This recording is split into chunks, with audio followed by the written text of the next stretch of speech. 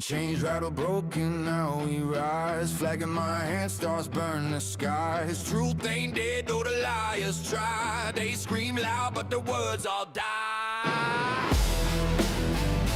Guys watching hands, raise to the throne. Freedom ain't free, blood built this home. Continue freedom, keep it alive. Red, white, blue, we bleed to survive. Continue freedom, keep it alive. Land of the free, ain't bending the knee. Truth in my veins, it's all I see. Patriots roar, no fear in the fight. Continue freedom, stand in the light.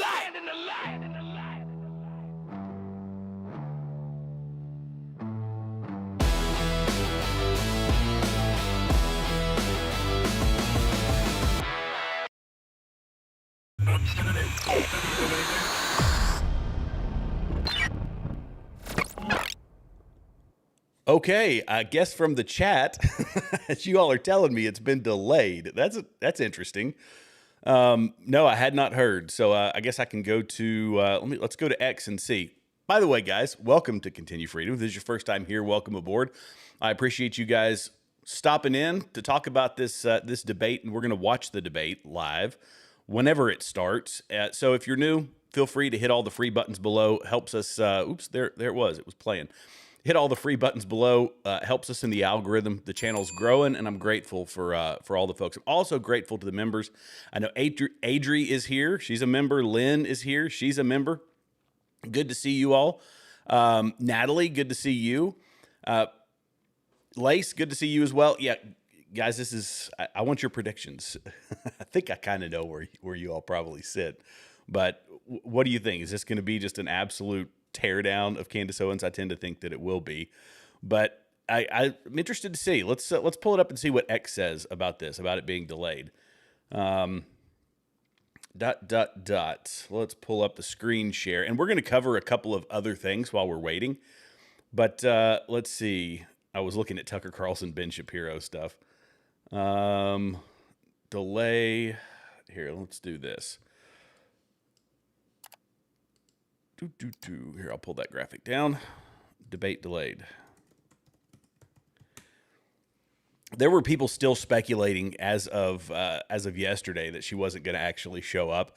I don't think that's going to be the case. You know, I think obviously she's backed into a corner. She's going to have to. And funny thing, I was watching these guys. I think it was on Trigger Smart. Was the channel that they were on, and these guys, it was the biggest betas. Guys that sit around and pretend to be, or that, you know, say, oh, we're alpha males. They were simping so hard for Candace Owens last night. It was nauseating. I listened to about 20 minutes of it. It was crazy, but all the I guess usual suspects for this. And some of the things, I'm going to go ahead and tell you this. I'm not seeing that it's been delayed, but actually, let's look at this thing here and see if the time has been changed. Let me refresh. Yeah, it's still showing at 11, but we'll keep an eye on it. But no, some of the things they were saying in their predictions for this debate, you know, what does Andrew hope to gain? And then they said every channel that bought the Fed slop narrative every channel that bought the Fed slop narrative, their channels are tanking. And then in the same time, they went on to say that they're just grifting for money. It's like, well, we obviously don't get the exposure that they get. The algorithm is pushing the Candace Owens nonsense, and we take a hit for it. That should tell you a little bit. You know, if we're not getting the massive viewership that these other people are, because they follow the narrative that is the divisive narrative, the same one that we're going to talk about here in a minute with Tucker Carlson. But it all plays into the same thing, and I think it still has the same political motives. It's while it's not, Candace Owens isn't outwardly political. It's very personal. Her attacks are very personal. These people have looped it in to a very political issue, which is Israel. That's why she keeps bringing it up. He can be foul at times, but let's pray. Let's pull up some comments here while we're talking about this. But yeah, to the point I was making earlier, people will loop it into the Israel thing. The Israel thing is a very political issue, and that is being used as a divisive issue. That's just kind of how it works. And in that vein, YouTube wants to make sure that they are pushing the most divisive narrative for the right that they possibly can, and this is one of them. It's not just this one, but this is one of them. And like I was saying on the last show, there's places that we can find some common ground, right? That we're focused on it. People have picked an issue, and they say that this is worth voting for Democrats. And we highlighted in the last show, everybody that was here, all the things that we stand to lose, could potentially lose. The things that are antithetical to our worldview should be as conservatives.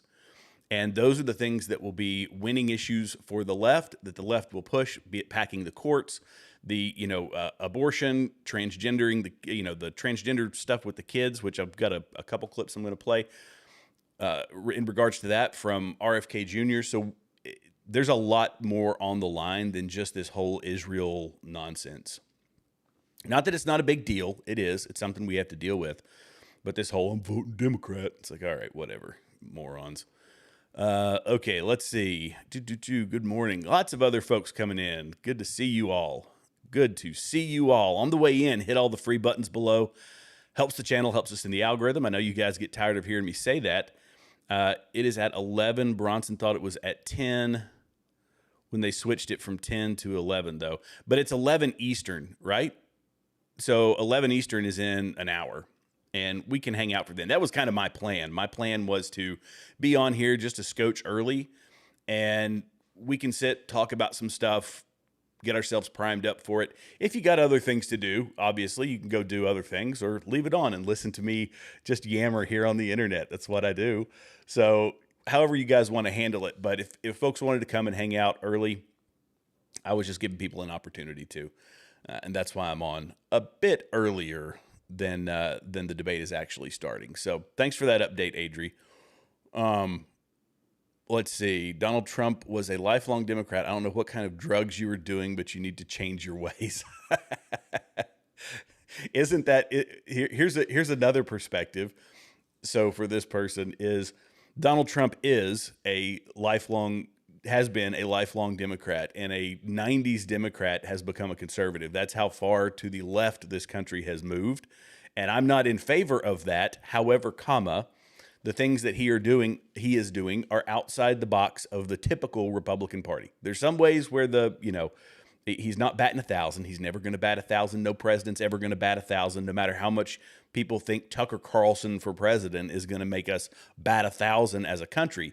Because National Socialism, which is what Tucker is, what these new wave people are, they are National Socialists when you listen to their policies. People think that they're going to bat 1,000 all of a sudden. I mean, good gracious, it's lunacy. If I was the benevolent dictator, this is the Tucker Carlson party platform. If I was the benevolent dictator, this is what I would do. Said every socialist ever. Hey, good to see you, Texas Mother Bird. Thanks for coming over. And I did open up the vertical chat. So for the mods, I appreciate you guys. Hopefully I'll have some of my mods over here in the chat. But I appreciate you all. And I'm sorry because I did open the vertical chat for this one. And we get a lot of trolls in the vertical chat. That's just kind of how it works. Let's do this while we're waiting. I'm going to pull up this latest Tucker clip, and if you guys haven't seen it, it's Tucker going after Ben Shapiro. So they've been in a bit of a tiff lately, unsurprisingly. I mean, no one should be shocked at that. But let's go ahead and play this clip here.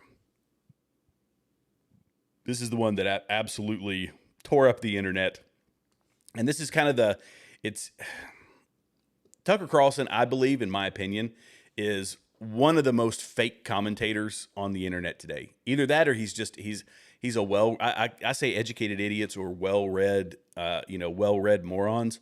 That's kind of where I feel like we are with this. But he is fake. He is not, he's a cosplay conservative. This is what these folks are doing over here on the right, people like Tucker Carlson. Yes, that Ben Shapiro was like a shaper of history, a mover in American politics. He's not. He's an employee. Like most everybody else, he's doing what he's told. He represents larger interests, obviously.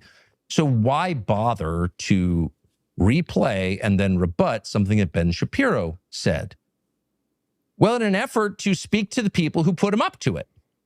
So the whole point of Ben Shapiro, and there is a point to Ben Shapiro, this is not like some organic phenomenon. Like Ben Shapiro was just so charming and brilliant that he somehow got into Harvard Law School and then, eyebrows and all, emerged as a social media titan. No, of course not. Somehow he got into Harvard Law School. He skipped 2 grades. He graduated high school at 16. And I'm not doing this as some massive defense of Ben Shapiro, because I disagree with a lot of what Ben Shapiro says. However, what Tucker Carlson's saying is fabricating a story of this young man who's brilliant. You got to give him credit. He is a very smart guy, Ben Shapiro. Graduated high school early, got into Harvard, got into law school on his merit. Was the youngest syndicated columnist at the time. At, I think, 16 or 17, he became a syndicated columnist. Ben Shapiro had a deal with Facebook, a deal no one else got. And so the point of Ben Shapiro was, here's a way to send a very specific message to outline and sell a very specific worldview to young people. Ben Shapiro is an old person's idea of a young person. He is a spokesman for a group of older people aimed at younger people. I have an idea. Let's get Ben Shapiro. This guy, Ben Shapiro, he's brilliant. He's a really promising young kid. And we'll get him to sell free market economics and a robust Reaganite foreign policy to the young folks. And by the way, it kind of worked for a while, thanks to the trans movement, which you suspect they also kind of concocted, this same group. But whatever, wherever that came from, for a while, Ben Shapiro seemed like he was on the side of common sense, and he's for free speech, and he's against the trans lunacy, et cetera, et cetera. But always, from day one, the point was Ben Shapiro is going to sell this very specific version of economics, not capitalism. It bears no resemblance to anything Adam Smith advocated for, but the kind of modern American monopoly arrangement where 6 companies can behave like countries, have sovereignty, unlike our own nation, and control every part of your life through debt. By the way, I should say, we can see how this is being pitched. This is being pitched as everything's an op, right? It's all an op. Everything's an op. Some things are an op. Some things aren't an op. We say that a lot of what they're doing is an op. I don't believe everything is an op, but we've got to make it. We have to tie. I mean, even though Ben Shapiro, obviously, he's a Zionist. He's a Jew. He's very interested in what's going on in Israel. He's very pro-Israel. Fine, but you have to make it seem like Ben Shapiro is simply a creation of the very thing that you hate. Therefore, it becomes very easy to hate it. And he talks about these, he ties the banks into it, obviously, the banking, and he's going to say the banking and the Jews and all of that. He's going to draw those lines, of course.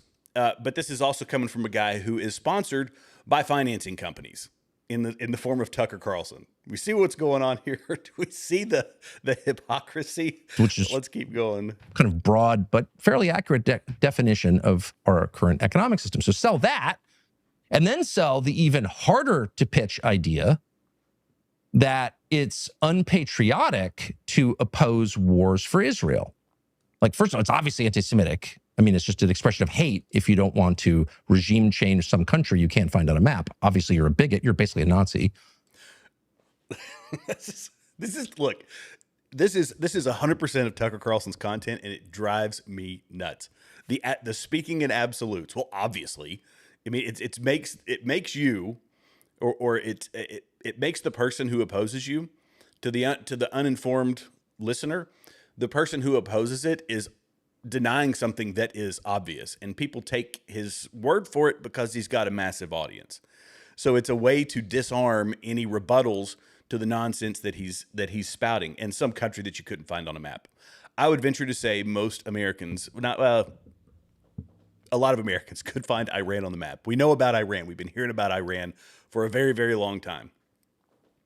But he's also pitching it as though this is just our war with Israel, and they discount any interest that we might have in that conflict. We can debate it, and I'm to the point now, it's been going on long enough. It's time to start pulling back from it.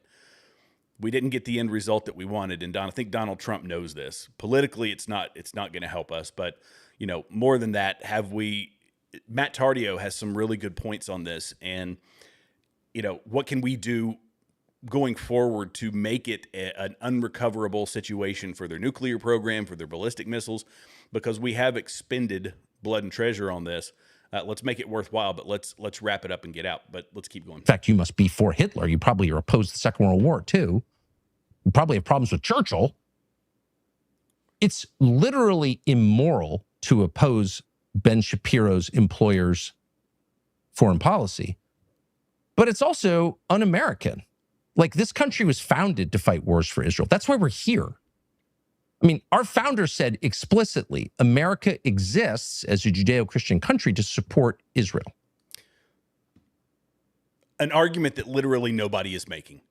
Literally nobody is. This is just pure hyperbolic spurging is what he's doing. He's just spurging out on the internet because he's mad that Ben Shapiro is, I don't know what it is, some silly personal tiff. And by the way, all this is coming from a rich St. George's kid who's, I don't know what his mom got from the Swanson family fortune, if anything, but a CIA spook dad. And now all of a sudden, this guy is some arbiter of truth. He's a cosplay conservative, he partied and lunched and dined with the DC elites. He says this admittedly, the same guy who's come out and started to revive the career of Hunter Biden, much like Steve Bannon was doing with Jeffrey Epstein. This is the guy. This is their guy.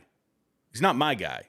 And the twist, and the psychosis is what drives me the most nuts, because I used to love Tucker Carlson. Everybody loves it when you take down a lefty, but it starts to become different when you're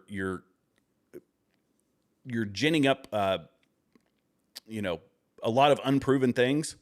And that's not to say that Israel doesn't have influence, by the way. I do, but they blow it way out of proportion, so that everything you get up in the morning, you stub your toe getting a cup of coffee, and it was a Jew that did it. You step on a Lego, it was a Jew that put it there.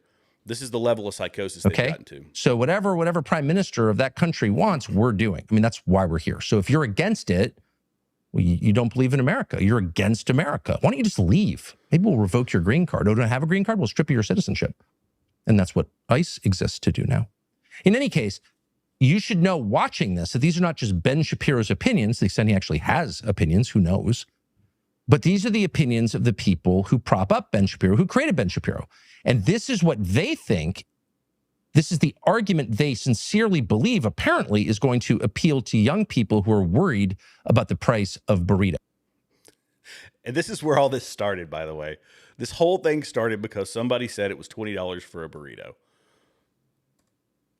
So Tucker's going to get his panties in a wad over Ben Shapiro saying, which, look, burrito shouldn't cost $20. But leave it to Tucker to blow the whole thing out of proportion. Ben Shapiro's argument is, if I remember correctly, it's like, work harder.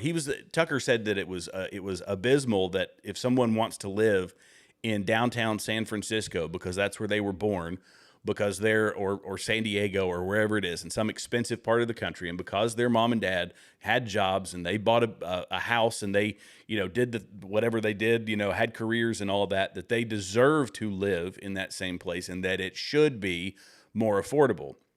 Well, the affordability problem in places like California or New York or whatever, you can blame a lot of that on Democrat politics. You can blame a lot of that on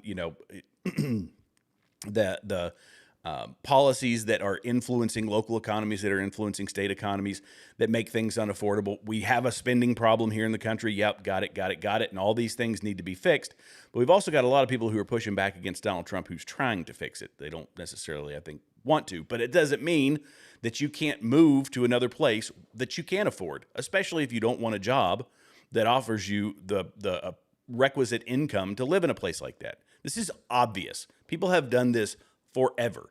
And Tucker thinks it's abysmal. Tucker has this vision of America that is just it's not realistic. And I've lived in expensive places, but you know what? I lived in expensive places because the military gave me a housing allowance. That's how I could afford to live in Hawaii.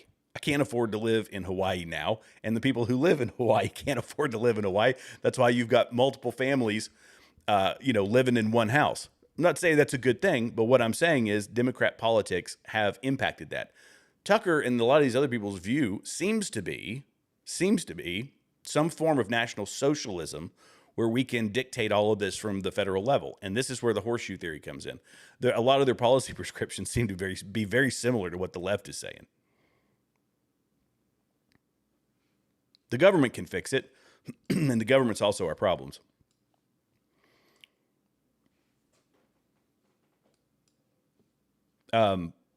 Nick Freitas, it wasn't specifically for that clip, but Nick Freitas has been coming out pretty hard. I love Nick Freitas. I really do.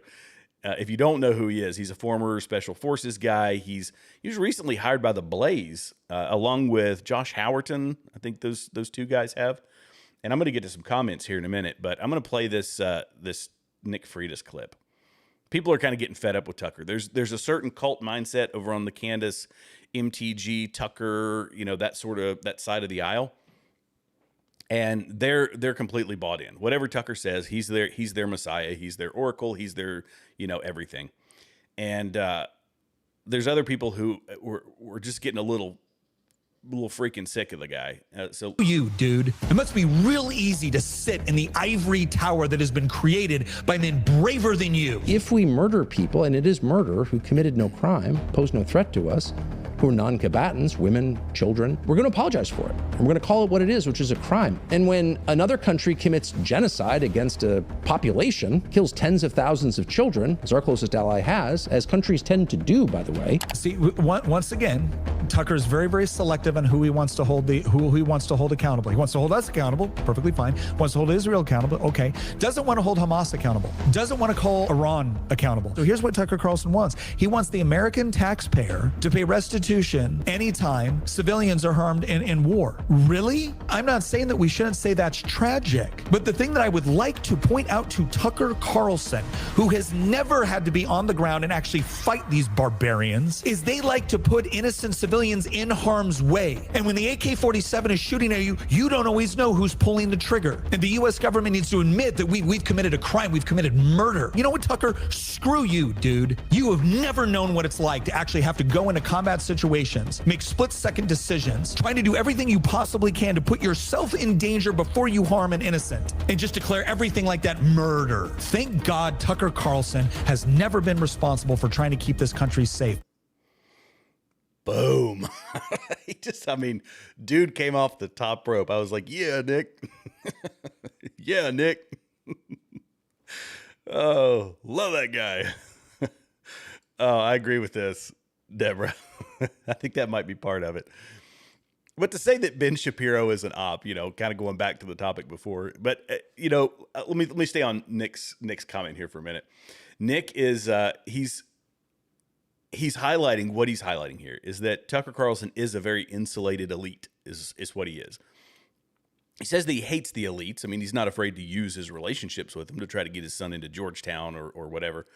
But he is an educated elite, and he talks bad about the educated elites while still hobnobbing with the educated elites.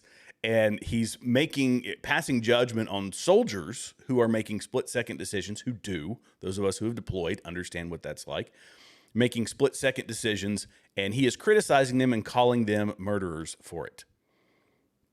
And then there's a separate video that I didn't pull up for this one, where he's talking about, well, I wonder why nobody wants to serve in the military. Maybe it's because everybody thinks that if you join the U.S. military, this is where he and Candace align, by the way, that, you're just serving Israel. That's actually what you're doing. You're actually serving Israel. And nobody wants to serve Israel. That's why we're not getting enough people in the military. Where do you think they got that idea? Mr. Carlson. Golly. Somebody had posted that, said that, I'm gonna look over here in the comments or the chat for a second. Let's see. All right, I'm gonna Fetty Slop. If you're going to, all right, yeah, I'm gonna go ahead and just, I'm gonna pop you out of here. There you go. When you come in here, by the way, and I don't think I can show this because the chat doesn't show up, but this when you make a comment over and over and you make every separate one just so you can flood the chat and try to get to the top of the chat, I'm going to ban you. Just FYI, make your statement and move on. That's for the trolls out here. Let's see. Yes, Lynn. Nick Freitas is great. Hey, we got a super chat.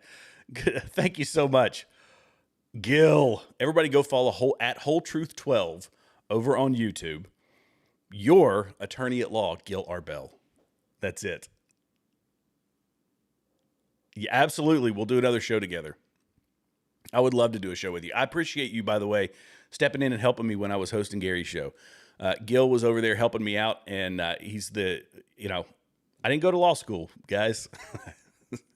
Sorry, not sorry. I did not go to law school.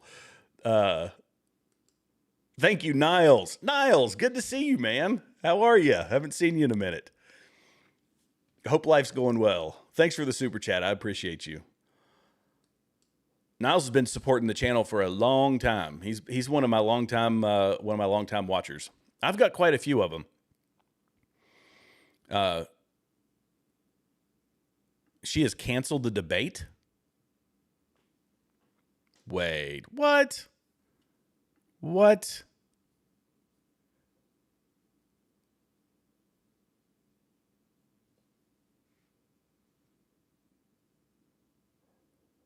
No way. Hang on.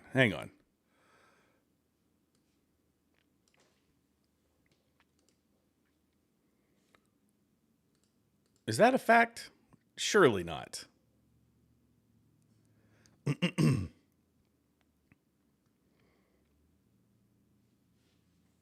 I'm not seeing that yet. Let me know. Let me know what the source is for that.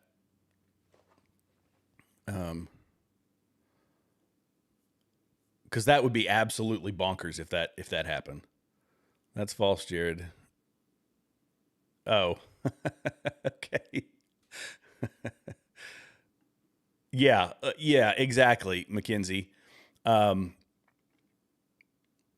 would have said it. It would be everywhere on the internet if that was the case. Yeah, I gotcha.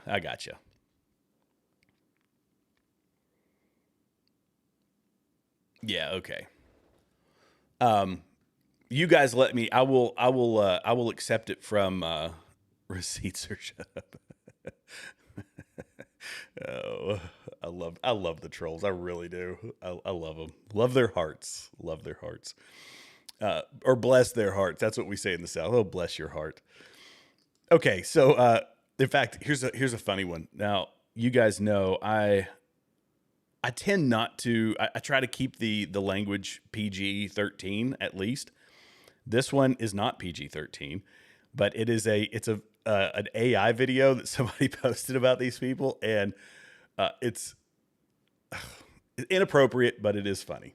So I'm going to play it, and it is not bleeped. Well, I'm not. I'm not. I'm going to try to keep it PG-13. I like that. I don't, what goes on the internet is forever. Every now and then it's, you're playing something that's like this. This is like repetitive, whatever. But actually, you know what? The heck with it. Let's play it. And I'm Tucker Carlson. And I'm Thomas Massey. And I'm Marjorie Taylor Greene. We are here to say that we aren't retarded. I know that you all think we are pieces of shit.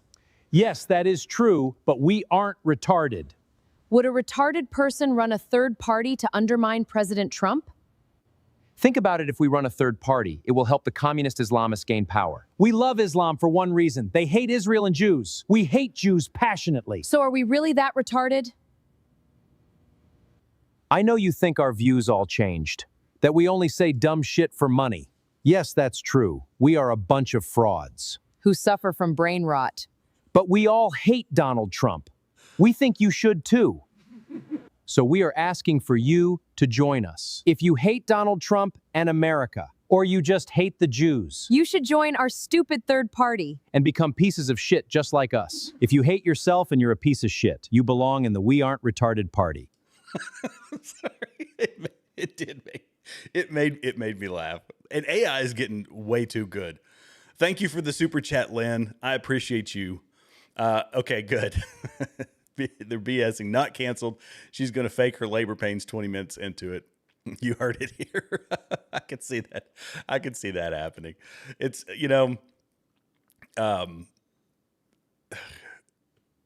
this is kind of back to what I was talking about before. These guys, what are their names? One of them was Valhalla VFT, and then Country something. I know the Trigger Smart guy. Admittedly, I haven't watched I've watched enough of the pod slop people, but whoever these okay, look, the people that follow this to the nth degree, they know these people much more than I do. Here's some of the things that they said, by the way. That with her, if she can get him to not ask her to prove any of her claims. This is something that they actually said, and it was like 40 some odd minutes into their debate. They were saying that she was taking too much risk. This is what I was highlighting before, that what does Andrew hope to gain? Every channel that bought, and this is paraphrasing, every channel that bought the Fed slop narrative is tanking.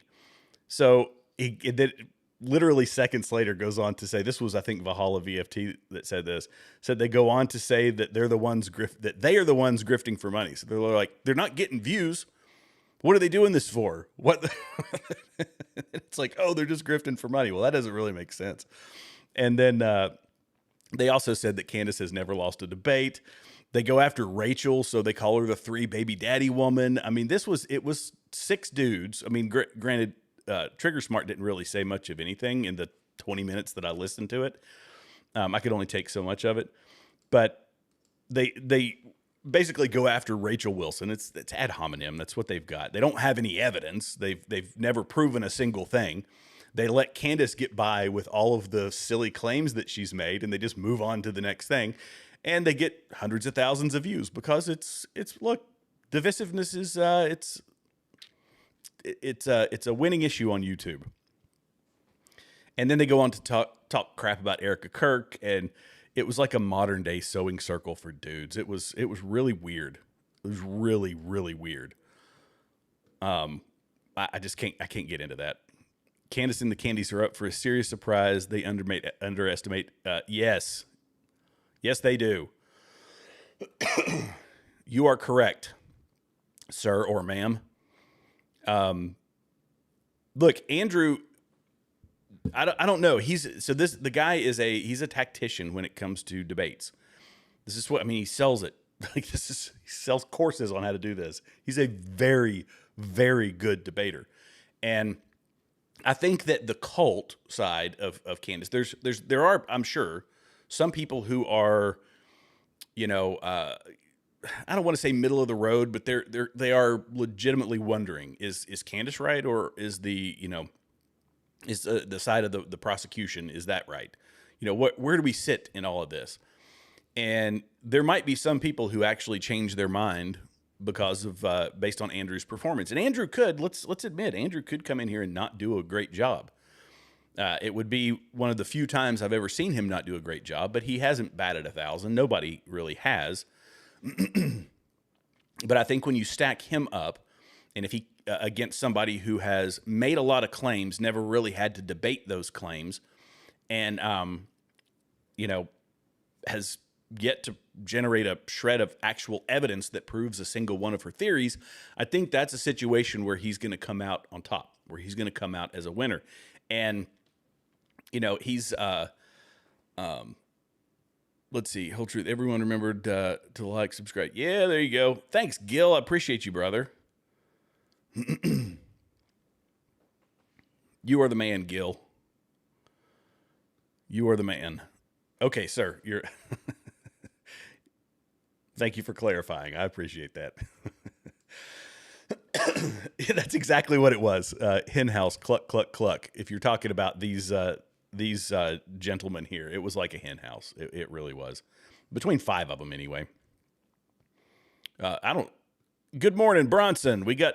Look, the great Rage Bronson has shown up. He's graced our chat. Thanks for being a member. I appreciate you, buddy. I've done some shows with Rage. He's you guys need to go check out his channel. And I will highlight, check out Rage Bronson.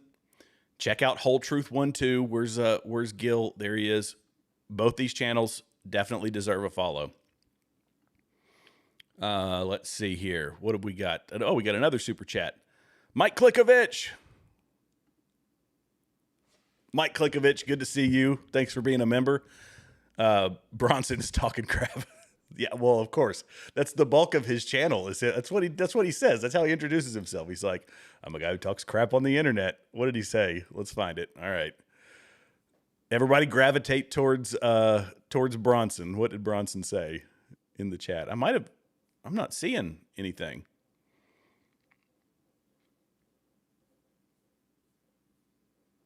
I just saw this one and this one.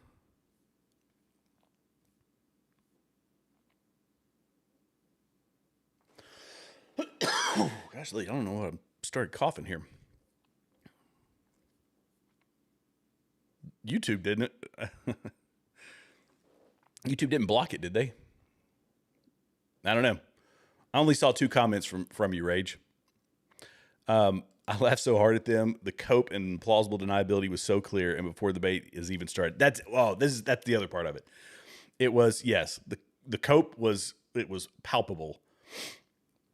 And then it was trying to find every conceivable out for her. I think knowing that she is not going to stack up well against Andrew Wilson. I agree. The Eclectic Journalist. Go follow the Eclectic Journalist as well. Good to see you. Welcome, welcome.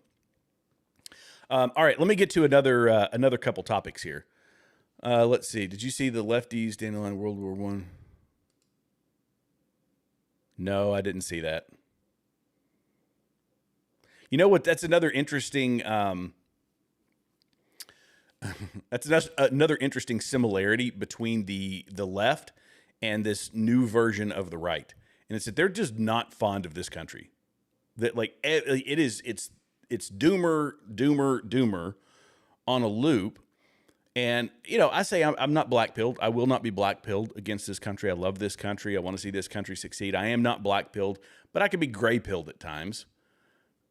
However, I've also come to a more, I think, a realistic, I've tempered my expectations, and I know that it's got to be incremental change. We thought that a lot of people thought Donald Trump was going to come in and it was just going to, everything was going to immediately change, just on a dime. And he started doing a lot with executive orders. He's shown that even though the wall hasn't been fully built in his first 2 years in office, that he can effectively shut down, and future presidents can effectively shut down the southern border and get us to net negative migration without it. Just using the resources at hand, the resources that they always said we didn't have enough of. He has done that. I like the idea of these saving the fund for the kids, where they put in money into the markets for kids that they can draw out once they're older to help give them a leg up. I like that, but immigration crackdowns too. By the way, these sweeping immigration arrests that they've been doing across the country. 1,200 in one immigration sweep in Atlanta. Is it perfect? No. But it's a campaign promise that he has followed through on. I'm going to pull up this one. This is kind of skipping forward. This has been absolutely cracking me up. I know this is like a hard left turn before we start getting into whatever Andrew and Candace are going to talk about. I am loving this. So if you haven't watched, I have, for whatever reason, I guess I searched the WNBA to find out about the Caitlin Clark and Sophie Cunningham. Those are the 2 big names, I guess, in the WNBA, because they are the ones who are getting just absolutely, I'm talking like broken teeth and everything, because it's turned into some silly blood sport. And these women are coming out here and let's just say that it is uncouth to say the least. It's gotten rough, and they're screaming, privilege, white privilege. What was the lady's name? Dejanay Carrington, brutally attacks Sophie Cunningham on court, gets ejected, and cries white privilege. But the fact that they are now making them, and they're having to have whole committees to decide what an actual woman is, because Royce White, I'm not a basketball fan, by the way. I've never really been a basketball fan, but Royce White says, I never thought I was a woman, but after further review, as he declares for the WNBA draft, and now there's whole committees set up to find out, to try to define what is a woman. And people are getting mad about it, but somebody put up let me see if I can find it, because it was really good. And it was Levinson, all these, let's see, hang on, let me find it here, because it's definitely worth showing. Royce White meme. It was like, if one of these is a woman, everyone is a woman, and it put up all the transgender people, like the well-known ones, including a couple of WNBA players, because allegedly there are some males in the WNBA, like already males in the WNBA, and that could be chromosomal deficiencies, or not deficiencies, but abnormalities. That those things do exist, where people carry sexual characteristics of both, but in some cases that gives you more testosterone. And here's what I say is, even if that's the case, it would be, it's a little wild that they still can't dunk. Maybe I shouldn't say that. But Royce White says that he's in the kind of the twilight of his career, but now identifies as a woman. And this came out a couple of weeks ago, I believe. Let me see if I can pull up the video. Sorry, none of my links seem to want to work right now, and I don't know why.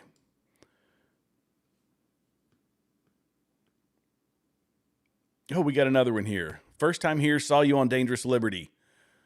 Well, thank you. Welcome aboard. I appreciate it. Yeah, it's been fun over there on Dangerous Liberty. They've been very generous to open up the platform and let me, as I like to say, drive the Ferrari, because his channel is significantly bigger than mine. And Gary gets to take a break, and that's that's a welcome thing for him, I'm sure.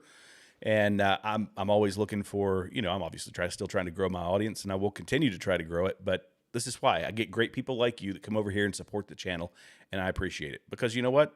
This is a place where we love this country. We're not black-pilled, and the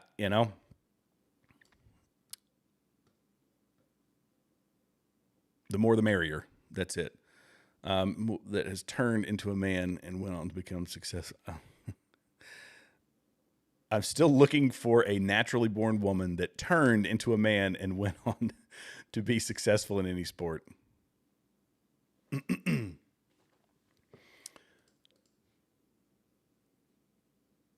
Yeah, okay. Somebody said it's all about gametes. Yeah, I'm not a biology major.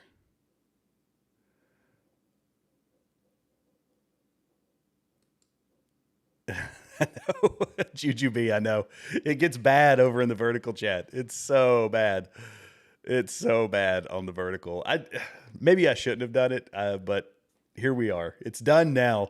The damage has been done, Juju B. Thanks for being a member, and thanks for supporting the channel. Let me see if I can pull. I'm still trying to pull this up. Good gracious.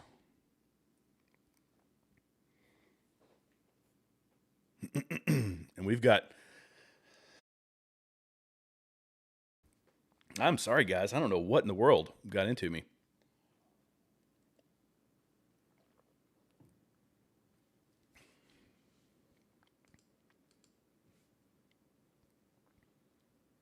All right. Now we're going to see if this thing works. Come on. Come on, Bessie. Do your thing. Here we go.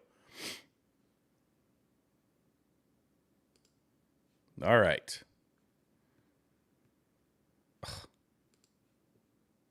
There we go. Watch on X. Now we got it. My goodness. Just so you've declared yourself eligible for the WNBA. I think I understand your motivations. You're leaning into ultimately Sophie's push for fairness, but yet the WNBA is now going to hold talks over this nuanced. Lynn, you just have to be watching it on your cell phone, but it's got to be in your. It's like people that scroll through and find it in shorts. It'll actually show up as a live stream there as well. So you're more than welcome to go over there and spar with whoever happens to be there.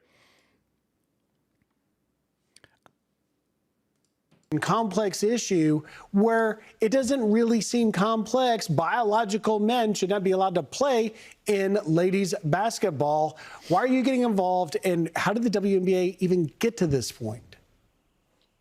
You know, right now I'm just having a blast in my feminine era. I never thought that I was a woman. You know, I've always trusted the science, and I thought I was a man my entire life. But you know, after further review, strong look at my personal preferences, it would appear that I am indeed sometimes identifying as a transgender woman, and I think it's only fair I get a chance to play with some of my queens here in the twilight of my career, my athletic prime. Well, and so exactly what you're saying, Royce, is just sort of pulls the curtain back on the lack of clarity in the WNBA's policies under Article 8 of their 2026 collective bargaining agreement. It simply says that only players who are women are eligible to play in the NBA, but in the over 400-page document, it doesn't define what a woman is. It seems the answer of what they do now is pretty clear. Would you agree?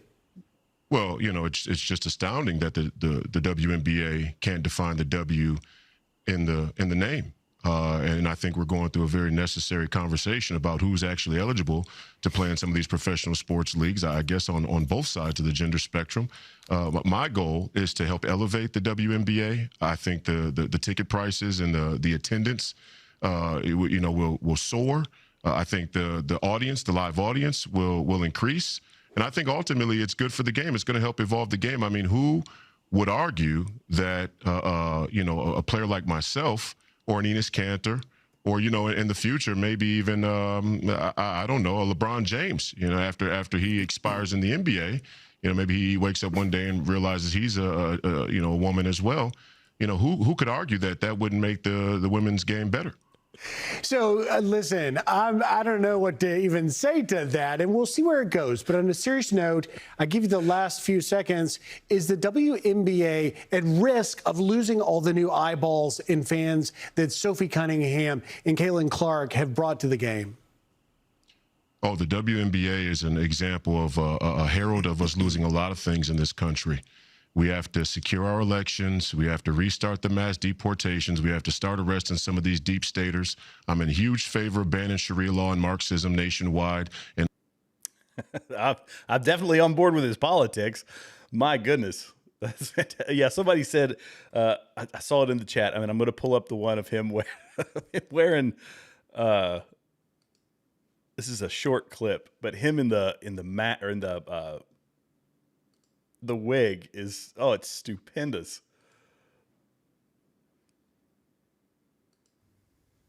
Could this culminate in you actually playing in the WNBA? It better. Why wouldn't they let me play? It's completely bigoted to deny my trans existence. I love it. He's so committed to the troll. You got to give the guy respect. So much respect for being this committed to the troll. Oh, I love it. We got another super chat. This was all right from user EL7. I can't repeat the whole thing because it's a long username. In my feminine era, some more shouldn't be said. But you know what? I love the fact he's doing it with the dapper suit, the nice, the soft lighting, soft dramatic lighting. I mean, it's epic troll. Epic troll. I love it. But it's true. Look, all it takes is you can't deny it, right? This is his identity. Who's to say? We see it as a troll. They can't question that. The left can't question that. We're not allowed to question it. They can't question it either. Let the man be. Or woman. Sorry, let the woman be. Oh, it's stupendous. But this is the other piece of it. The golly, because let me pull this up here. Oops, Here we go. So during a WNBA basketball game over the weekend, Chicago Sky G. Dejanay Carrington committed a flagrant foul against Sophie Cunningham as the Indiana Fever player was about to make a basket. After the call was made, the referees was made by the referees. Carrington was ejected from the game and proceeded to post white privilege to social media, tagging them. Let's see if they've got the clip.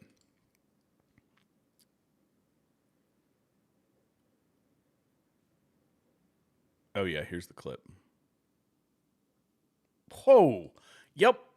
Janae Carrington and Sophie Cunningham comes down, gets her right across the face, coming down, trying to prevent the layup, but that is just a hard hit. That's definitely Janae Carrington and Good Sophie Cunningham. grief. What the heck? I mean, pow, right in the face, right in the kisser.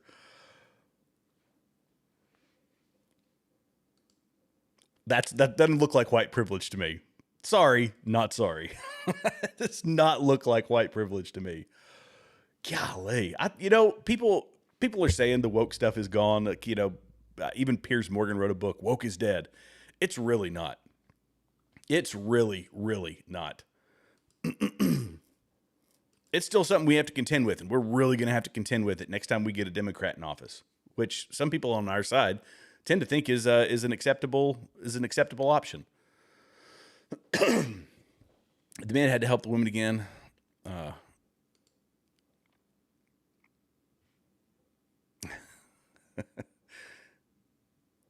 Isn't White a disciple of Steve Bannon? I have no idea. Is he? Royce White? I have no idea if he is. This is you make a valid point. People will come out and say all the right things. They will absolutely say all the right things. And if you don't dig deep, that's why we can't take anybody at face value anymore. We really can't. That kind of hit can easily cause a concussion. Yeah, I know. It's like turned into a blood sport over there. All because it's just stupid black versus white nonsense. I'm so over it. And I'd almost rather have it be like just out in the open. Yes, I hate white people. When if just come out and say it. A lot of them do. They say, "Oh, I hate white people." The left says it all the time, that white people are the problems. It's either Israel or it's just white people. Not a disciple, but has been.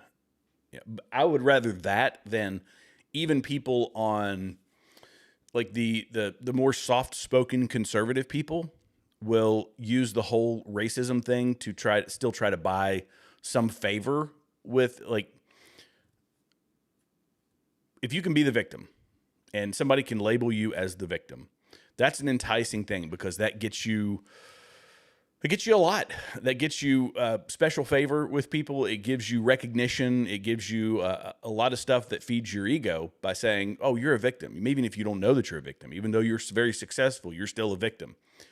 And that's it. People on the right, especially honestly in Christian circles, people don't want to be offensive to that or about that. So, they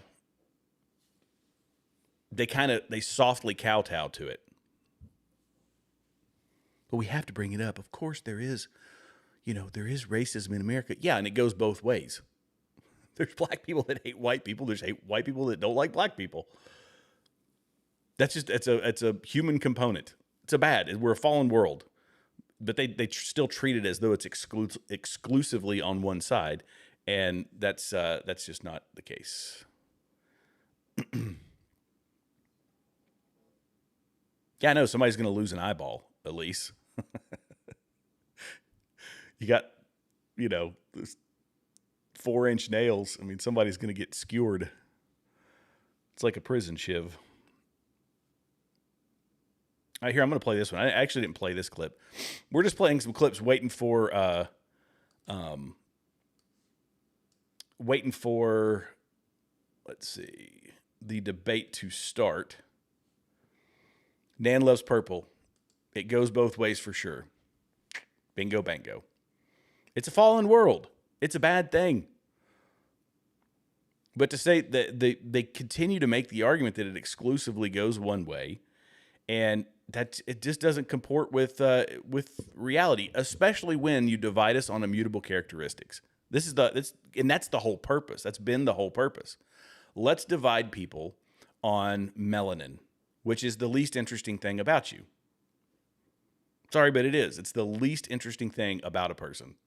It's the least meaningful thing about a person. Your background, your history, your heritage, all that stuff, that's where you get your life story, and that's what builds you as a person, and that's, all of that sort of stuff. But to just divide us on something that an individual can't control that's been the motive of the left, and it continues to be the motive of the left, and it continues to be, in some cases, a motive on the right in the, like, Nick Fuentes circles and in other places, which I'm not on board with. It's like, let's just stop. It's not that it's content of your character. Good gracious. It still stands today.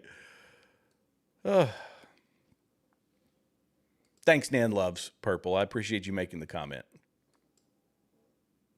And thanks for being a channel member for a long time. You were actually, I think, one of my first channel members, if not my very first channel member. Maybe that's what I'll do.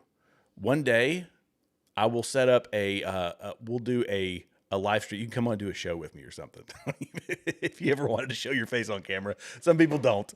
But yeah, like, you're my very first member. There you go.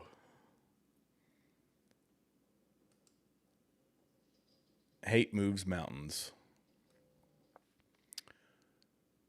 Yeah, in a bad way.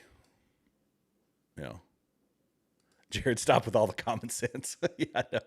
We're at a common sense deficit. I continue to say that. I will stand on that. We are at a common sense deficit. I'm going to play this one here. Last clip. And then we will, I'll get to some more comments, and the debate should be starting here in like 3 minutes. I guess some people are saying that it's going to be delayed. I don't know. We'll see. So the only answer might be Democrats getting in there and stopping this administration. Democrats getting in there and stopping Trump from all the damage he's doing to this country. It might be the only option. That's what people are realizing.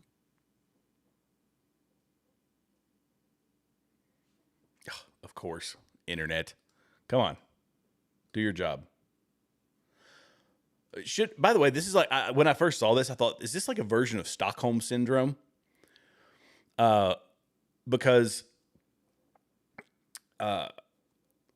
this is the guy who was thrown in jail, right? By the powerful federal government. And he's going, and it was in the hands of the Democrats. And now he's saying, well, let's just turn it back over to him. Just give it back to the Democrats. That's the best way to do it. Are you kidding me?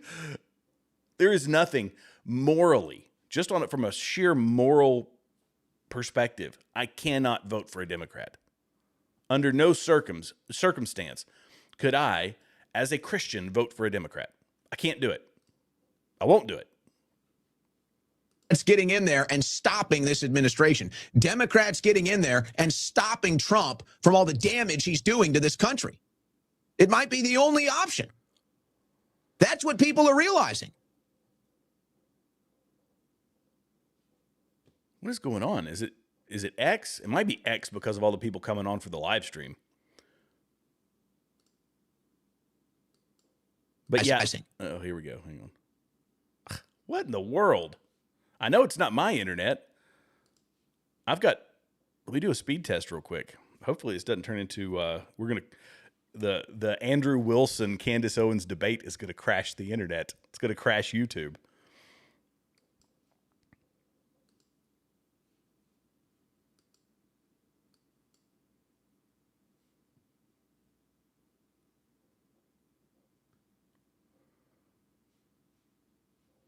What in the world? I hope I'm not losing my internet.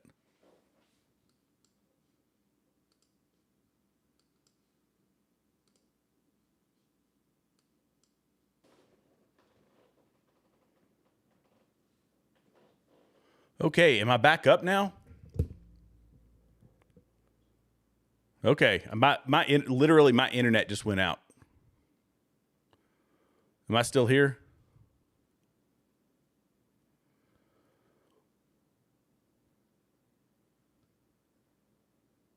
Okay, let me know, guys. I'm waiting on the chat here.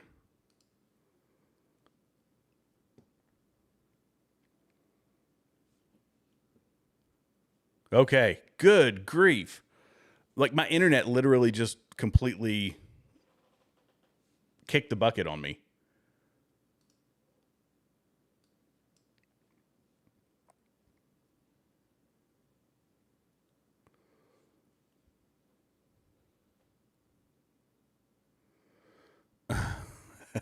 Two goats.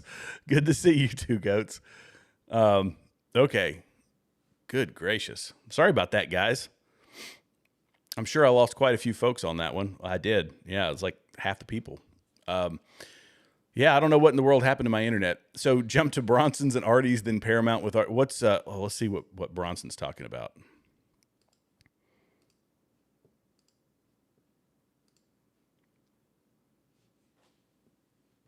Let's go in and we can bomb his we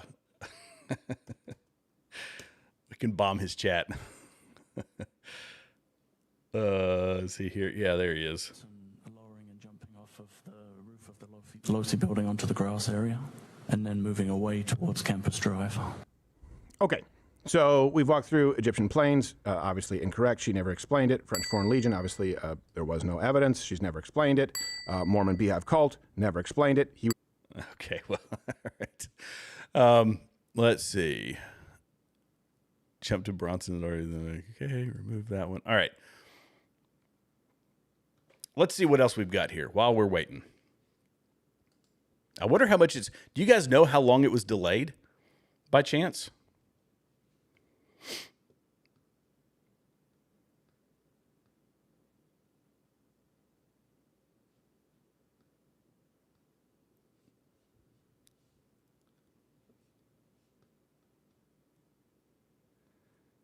Let's see. Oh, here. All right. While we're waiting, let me pull up another one here. We can treat this as another reason that we don't want to vote for the left. This is a massive crime. I'm going to play this one. Let's see. I think my this predecessor, Xavier Becerra, he when he came into my agency, there were only 80 people in program integrity. 80 people. This is for 50 states and 5 territories. These are the people who are monitoring $2.2 trillion in payments annually from my agency. We do 4 million transactions a day. There's only 80 people looking at those. Xavier Becerra came in and transferred 76 of them out. So that when I came in, there's only 6 people who are in charge of all program integrity for my department. And it was an invitation for the fraudsters to come in and steal everything. And that's why we have this hospice program. We've closed thousands of hospices here in Los Angeles because they didn't have patients. They were just billing us $6,000 a month for phony accounts. And the durable medical equipment fraud, tens of billions of dollars here in Los Angeles County. Autism services, tens of billions of dollars, all stolen because nobody was minding the store. Xavier Becerra came in and he instituted a program called Pay and Chase. What that means is when we get an invoice from a hospice that we know is fraudulent, we know that hospice is not treating patients. They've been busted before. We have algorithms that can identify that this is almost certainly a fraudulent case. His policy was you pay them and then you chase it. You go back and try to claw it back, which of course never happens. This was an insane policy. We shut that down. The medical fraud, waste, and abuse in general. You know, Doge has been a huge win because it brought a lot of awareness from the American people for the amount of fraud, waste, and abuse that I think all of us knew existed. We were all pretty confident that the fraud, waste, and abuse was rampant. And you're talking about hundreds of billions of dollars that are getting pumped out to people. And we've got these independent journalists like Nick Shirley. He's doing a good job of divulging some of that. People, because millions, they say, it's just $1 million. What, he uncovered $1 million? Yeah, millions make billions. Millions make billions. And, here we go. Hang on.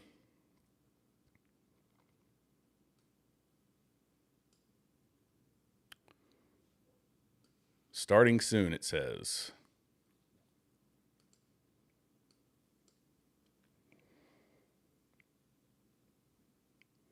You know, part of me says that it's kind of crazy we even have to have a debate like this.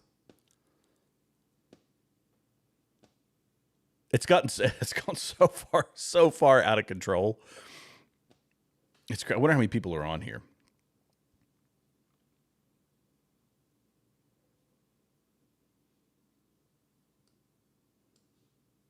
Let's see here. Hang on.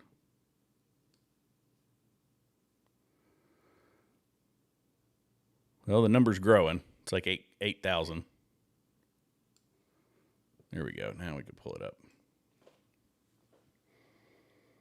The most super chatted, one of the most highly super chatted channels on the internet. It's really wild. Really wild what Andrew Wilson has done. And quite honestly, guys, I like him more and more. I really do. Back to what I was talking while we're still waiting. The fraud, waste, and abuse that we have found from Doge, that's a net positive, guys. It's a net positive for us. The fraud, waste, abuse, in the other medical clip, this hidden transgender medicine.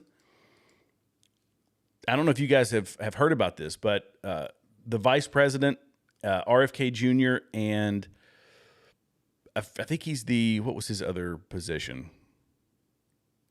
They only mentioned the two. Here, I'll go ahead and play it while we're waiting.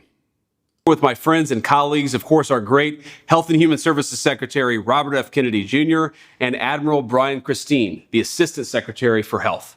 Parents bring their children to doctors because they trust them. They trust doctors to tell them the truth, and they trust hospitals to put their children ahead of ideology and profit. And by the way, jury is still out on whether I trust J.D. Vance, but nonetheless. But when that trust gets violated, parents deserve to have a government that will stand up for them and for their kids and do something about it. Today, the Trump administration is proud to announce we're doing exactly that. Today, HHS released Wolves in White Coats, a report examining pediatric gender medicine and insurance building across America. The findings raise serious questions about what families were told, what insurers were told, and how these procedures were built. Today, Secretary Kennedy and I referred hospitals and clinics identified by this review to the Department of Justice and the HHS Inspector General for possible violations of federal law. These allegations are crazy, and they demand investigation.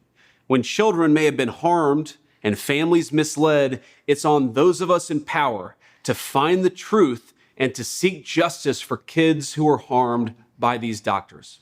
Under the previous administration, my predecessor, Richard Levine, promoted what he called gender-affirming care for minors. By the way, Richard Levine was the dude dressed up like a woman, and it became a meme for us over here on the right. And this is the person I think I like the replacement a bit better than a really, really ugly dude in a wig. And there's nothing caring about that. These are sex-rejecting, mutilating, transgender procedures promoted by the Biden administration, and thanks to President Trump's leadership, we're changing course. The Wolves in White Coats report, issued by my office at HHS, examines a medical system that subjected children to profound interventions while serious questions remained about evidence, about informed consent, and about financial incentives. The report found more than 225 hospitals and health systems established pediatric gender programs nationwide where they preyed on vulnerable children and told families that their kids needed life-altering medical treatments when what they really needed was compassion and counseling. So many of these people got rich, not by doing what was good for the patient, but by actually mutilating these kids. It was disgraceful. And if someone broke the law, we are going to hold them accountable. If the medical establishment failed children, we will confront that failure and restore the sacred duty to do no harm. And if our public health institutions lost the trust of American families, we're going to earn it back with truth, with transparency, and with gold standard science. Together, we're going to protect our children, and importantly, we're going to restore trust in public health. When you walk into the doctor's office, you have to know that they're going to do the best by yourselves, by your children, by your family. And we will hold accountable anyone who would betray that trust. We've got so many great doctors. We can't have a few bad doctors tarnish the whole lot. Thank you, everybody. So what are they saying here? They're saying that these doctors were essentially claiming that it was for other afflictions, illnesses, whatever, but it was actually for transition of children. And we're talking about the spending. I know you guys are having a conversation about that. If you're in the vertical here, if it's not, it's over here. This is the one, line item budget spending, not omnibus bills. 100%. 100%. Make them vote on everything. I want everybody's name tied to everything that they spend. If you voted for it, I want to know. If you can't plead ignorance. No more of that, we got to pass the bill to see what's in it. No more of this omnibus spending. I agree with this so much. Absolutely. People say, but everything's going to come to a grinding halt. It's going to come to a grinding halt. Yep. It probably will. Yep, it probably will. It will slow way, way down. And you know what?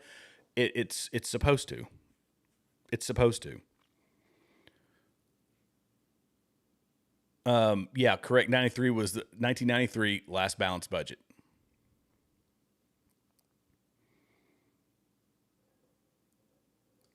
Yeah, under Bill Clinton. Yep. You guys know where it's at. Yeah. But essentially what they were saying is they were these doctors, which I think I posted on this and I believe it firmly, that every doctor who has been involved in that should have their medical license revoked. Now, I will say that there are some exceptions. I don't want to say exceptions to this, but there are doctors who are doing this because it's they actually think that they're helping. In fact, I spoke to I shot an interview of a plastic surgeon. He's a Christian plastic surgeon, and he said that that's a question he gets a lot, which is, oh, you're a plastic surgeon, you must be asked to do transgender procedures. And he said no, but he knows people that do, and that there are people doing it who think that because the narrative is it's actually going to help them, that they think it's going to do something in the net positive for the patient. But I've also sat on a panel, I recorded, again, this is just in my civilian job, or my regular job, I recorded a panel of people who were detransitioners. And they talked in, when I say excruciating detail, I mean excruciating detail. These are older people too. Some of them, I think the youngest one was in his maybe late 20s. But these are people who went through full-on medical procedures to do top and bottom surgeries, all that stuff. And they talked about the horrific experiences that they have had, the traumas they've had to deal with in life, how it did not help them. And this is why this is a good comment. God, please bless all those afflicted. Yes. And, it's a...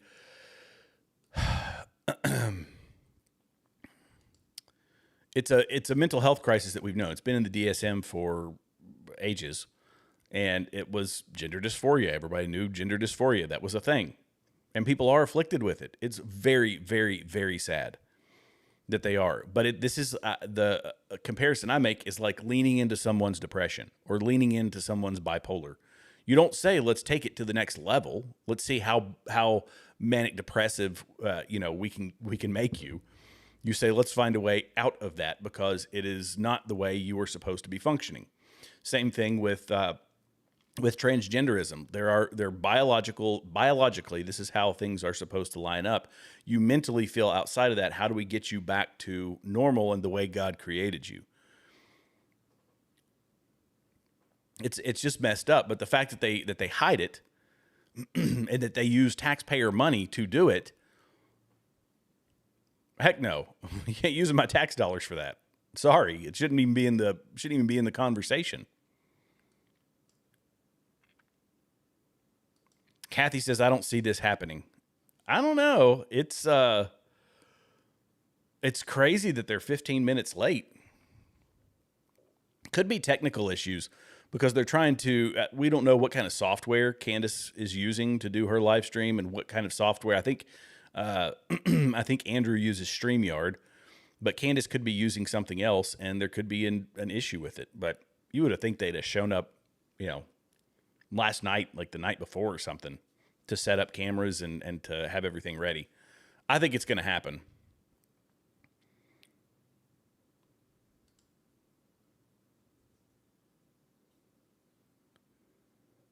Yeah, I mean, that's a very graphic way to put it, but yes. Or the other way around, inverting, taking parts of the stomach lining and doing all this. It's stuff that I can't even talk about actually on YouTube.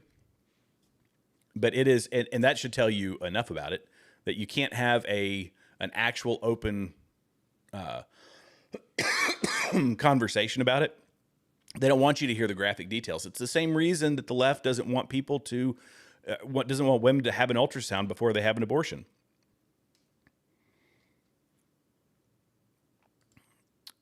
It is. It's become it's like a popular thing. It's like a trend. It's people looking for belonging. They look for belonging in a group.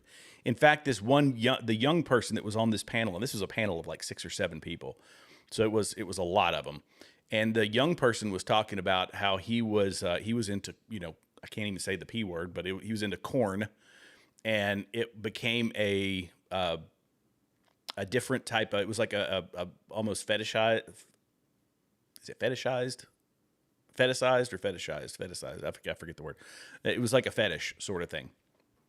And that's what led him down the road.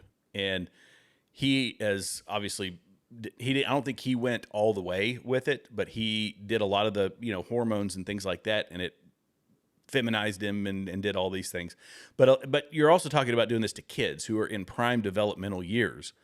And a kid who says that I'm can't get a tattoo, can't buy alcohol, can't buy cigarettes, can't, buy a vape pen, can't do any of these things, but we are going to try and push them towards life-altering surgery, even though we know most of them grow out of those early stage levels of confusion. And yeah, then you start adding social media to it, and social media is pushing it as though you can become a victim just like everybody else. You're part of a community now. And what's crazy, if you listen to Chloe, I forget her last name. Sorry, my recall's not working great today, but Chloe, I forget her name. She became very famous about this. She had double mastectomy and all this, and she said when she started to detransition, people were coming after her. They were absolutely attacking her. So it's not that they're friendly so long as you are the inside your echo chamber, but you start questioning these things, and people will turn on you because everybody's got, we say it all the time, everybody's got a God-sized hole in their heart, and they're going to fill it with something. And the transgender movement is a religion of self. It's all about me. It's very, very, very, very selfish. It's all about me. So is left-wing politics, by the way. Left-wing politics is, without a God, it becomes a religion of me. It's just very, very selfish. I deserve this, that, and the third.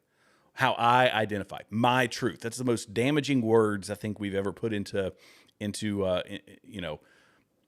public discourse is my truth. Nope, there is the truth. And the truth is you are not a man. You are a woman. You are not a woman. You are a man. Yeah, my dad said that at age 16, he said that's the closest he ever came to like taking me out. I have a very, very good relationship with my dad. But he said you were unbearable at 16 because of all the hormones and everything. Yeah. Yes, Lori, it has become a trend. What animal in nature chopped off its own? The sick or the injured. Well, there you go. Soullessness. And look, you feel it's like depression. If you've ever suffered from any mental health issue, if you've ever had any mental health issue, it can be this mental trap, and your mind is so powerful. It is so insanely powerful that it can convince you of things that just are not so, of circumstances that are escapable, but you feel like they aren't, that you are, in their case, you are something that you aren't. It's just so potent. And when you add, lack of communication or community with other people, and you're just on the internet, this is why I make a point to get out. And my business requires me to get out and talk to other people. You can't just sit and watch the internet. You've got to have relationship with people, and it's got to be, people of different worldviews, people of different, we're going to gravitate towards similar cultures and all that. That's just human nature and all that. But you're going to feel, it's the internet it holds you captive. That algorithm holds you captive, and you got to get out of it every now and then. And these kids don't. It's also the iPad generation where, and you see it all the time. The kid is they can't pay attention. They can't settle down. They've got hyperactive disorders. And what do people do? They put an iPad in front of them, and they withdraw into the device. And then that becomes a habit. See that too. Are we live? Okay, so we're officially live. Candace, Andrew, good to sit down here with you, talking to you guys about the conversation that I think started with you being on Joe Rogan when you said, hey, I'm offering $300,000.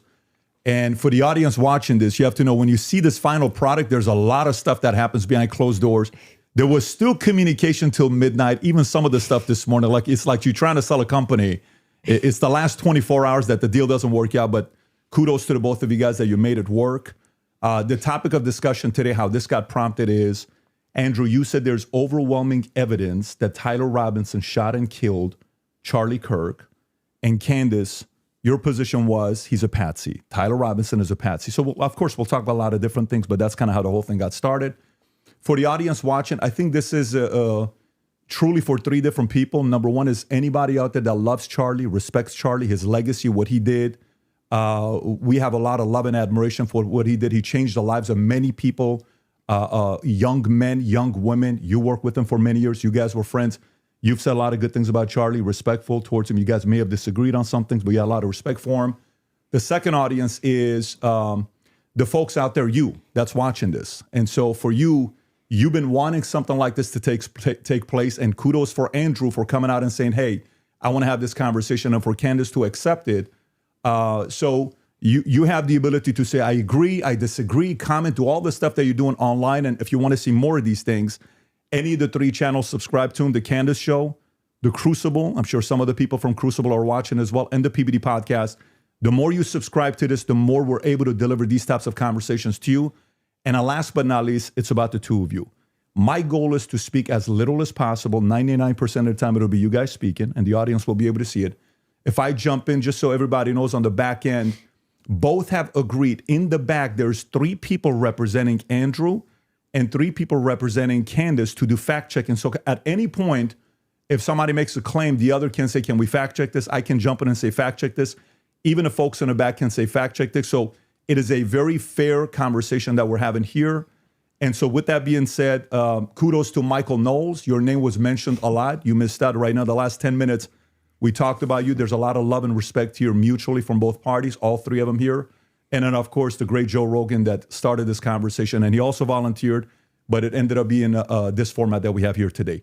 So with that being said, Andrew, your claim is overwhelming evidence that Tyler Robinson killed Charlie Kirk. Opening statements, opening comments. Sure. And what I mean by overwhelming is I just find it very convincing.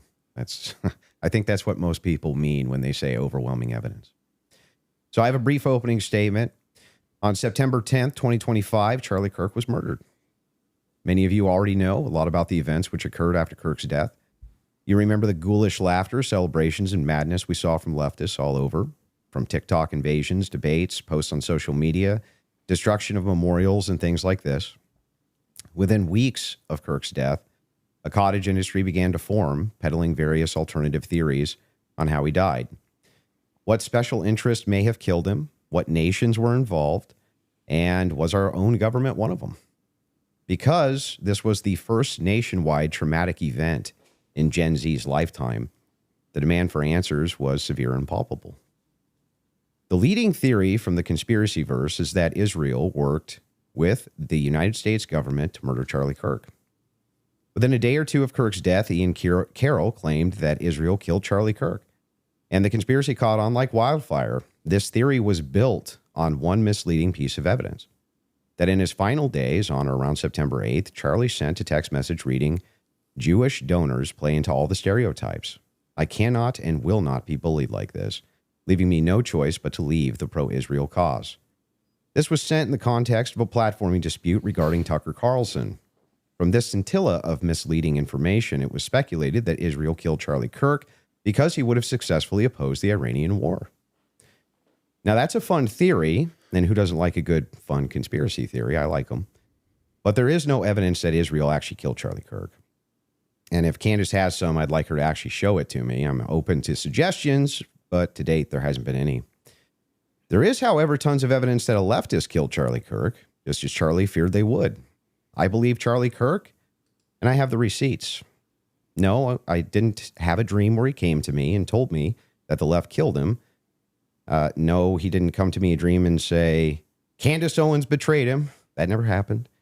In fact, I don't need dreams of any kind because I hold in my possession never before seen messages from Charlie Kirk to his security team on September 9th, 2025. I'm going to share the message with you today, which is the first time this information's ever been publicly revealed. On September 9th, Charlie's security team wrote to him, yes, law enforcement has been fully supportive and agreed to a security plan and posture. Tomorrow's event will be covered by both my team and the campus PD. If additional support is required, patrol units will be available. I have 11 on site. Charlie responded with this. Okay, great. Remind them that they are there for one person's security only, because I'm somewhat worried the left is trying to kill me. That was a message sent September 9th. Whatever could he have meant by that? Well, I think he meant exactly what he said, that he was worried the left was going to try to kill him. Now, we'll discuss this more later on in the debate, and maybe I have more never-before-seen evidence that exposes just how wrong and, in my opinion, idiotic many of these conspiracy theories have been. But that's what happens when you rely on what's called the evidence of the gaps. In other words, they don't have evidence, they seem to just make up evidence. And what did they make up? Well, in my opinion, kind of whatever lined the pockets. And I think it's ghoulish to profit off of the death of a good man. But we came here today to debate, and so let's get to it. The debate topic today is, 1, my belief that there's overwhelming evidence that Tyler Robinson killed Charlie Kirk, and 2, Candace's belief that there's overwhelming evidence that Tyler Robinson was a patsy and didn't kill Charlie Kirk. In sum, the audience is going to decide who has more evidence supporting their theory. My theory is that the state is correct that Tyler Robinson is the killer, at least based on evidence so far, and Candace's theory that Tyler Robinson is not the killer and he's a patsy set up by the feds. To be clear, this is not a question of reasonable doubt. If it was reasonable doubt, and that's all it was, and that's all Candace was proffering, I wouldn't even be here having the debate with her. It's fair to have doubts, as the trial has yet to occur, and the state hasn't even begun to try to prove their case beyond a reasonable doubt, but Candace makes a more forceful claim. She claims that there's more evidence that Tyler is not guilty of murder and was set up as a patsy than there is for the state's case, and I just think that that's absurd. And she will not be able to demonstrate that in any way.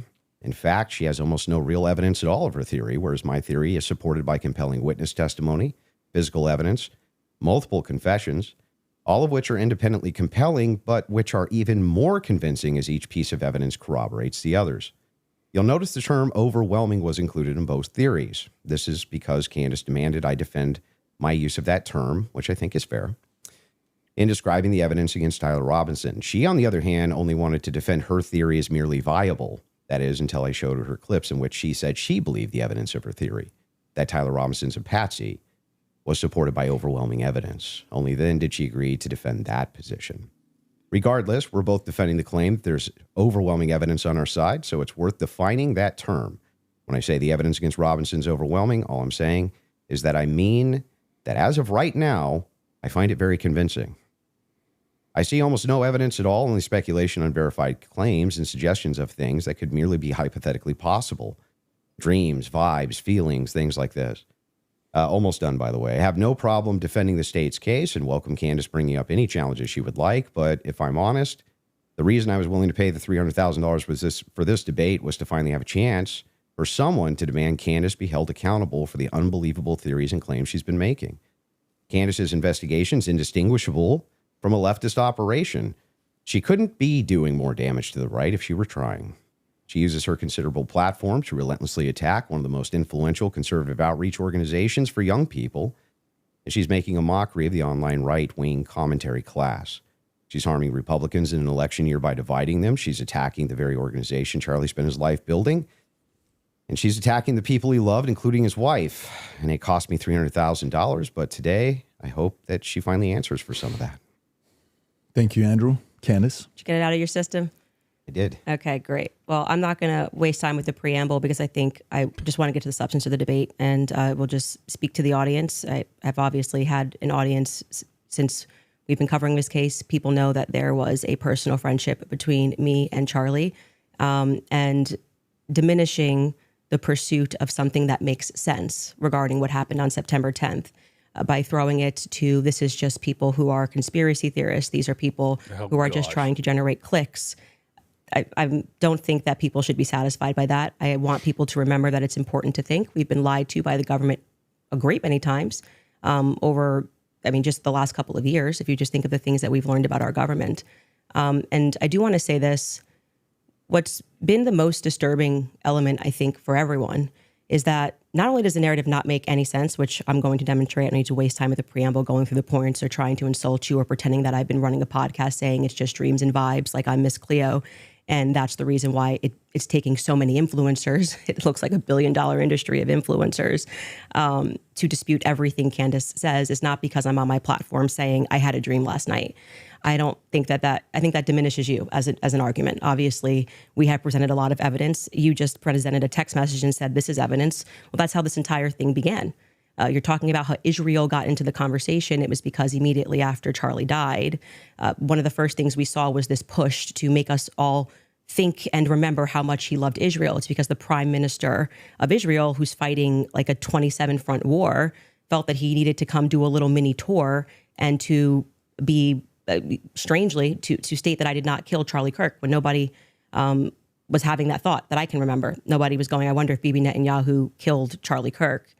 And then we had a round of influencers who lied and said Charlie was not changing on Israel, that he wasn't having any disagreements regarding that topic, that the day he died, he just loved Israel so much. And I demonstrated via a text message, which you just mentioned, and you're now contextualizing and pretending it was just about Tucker Carlson, which is not true. It was a part of a broader shift that Charlie was having over the last, I would say, actually, on your show, it began since October 7th, which is when I began asking myself more questions about Israel as well.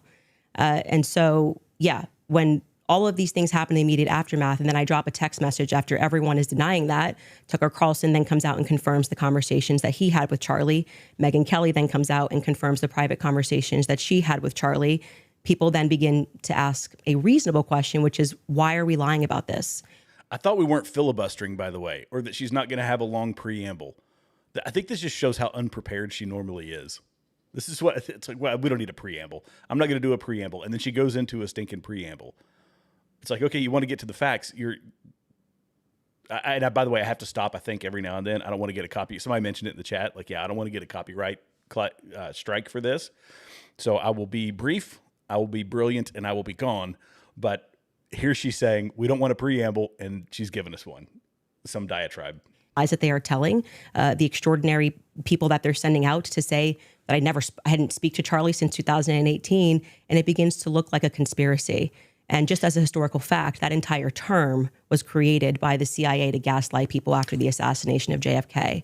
So it's not exactly one that makes me nervous. Like calling somebody a conspiracy theorist is essentially saying that they demand further answers and they're not accepting the Fed slop. So I'm grateful that you came today. I don't need to, like I said, take cheap shots and discuss your manner of debate or your strategy. And I'm also grateful that you shared that you had that text message today, because everybody watching knows that I have been demanding not a debate, just an open conversation with Turning Point USA. They should be here. It shouldn't be you in that chair. It should be the person that took Charlie's place, maybe Erica Kirk, maybe Andrew Colbert. He's a spokesperson. And rather than doing that, they send us another influencer. He's not working for TPUSA, lady. So here's what she's done. Conspiracy theories. Oh, that's just if you say that what I'm saying is a conspiracy theory, plays into the whole Fed thing. Oh, you're a Fed. You're Fed slop.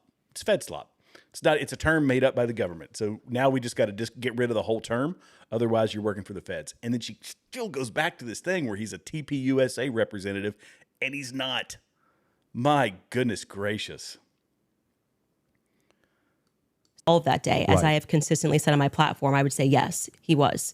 I don't know what role he played, but as the shooter, 0%. Do you have any evidence for it? For what? My percentage? The fact that he didn't shoot and kill Charlie Kirk. Yes, which I'm hoping we're going to get to, all of the evidence that he feels that he has. I mean, I'm not even convinced that Charlie was shot from the rooftop on Losi that day, based on the evidence that has been. Do you think he was shot? I do not think that Charlie was shot from a 30-06 from Losi. Yeah, but just shot at all.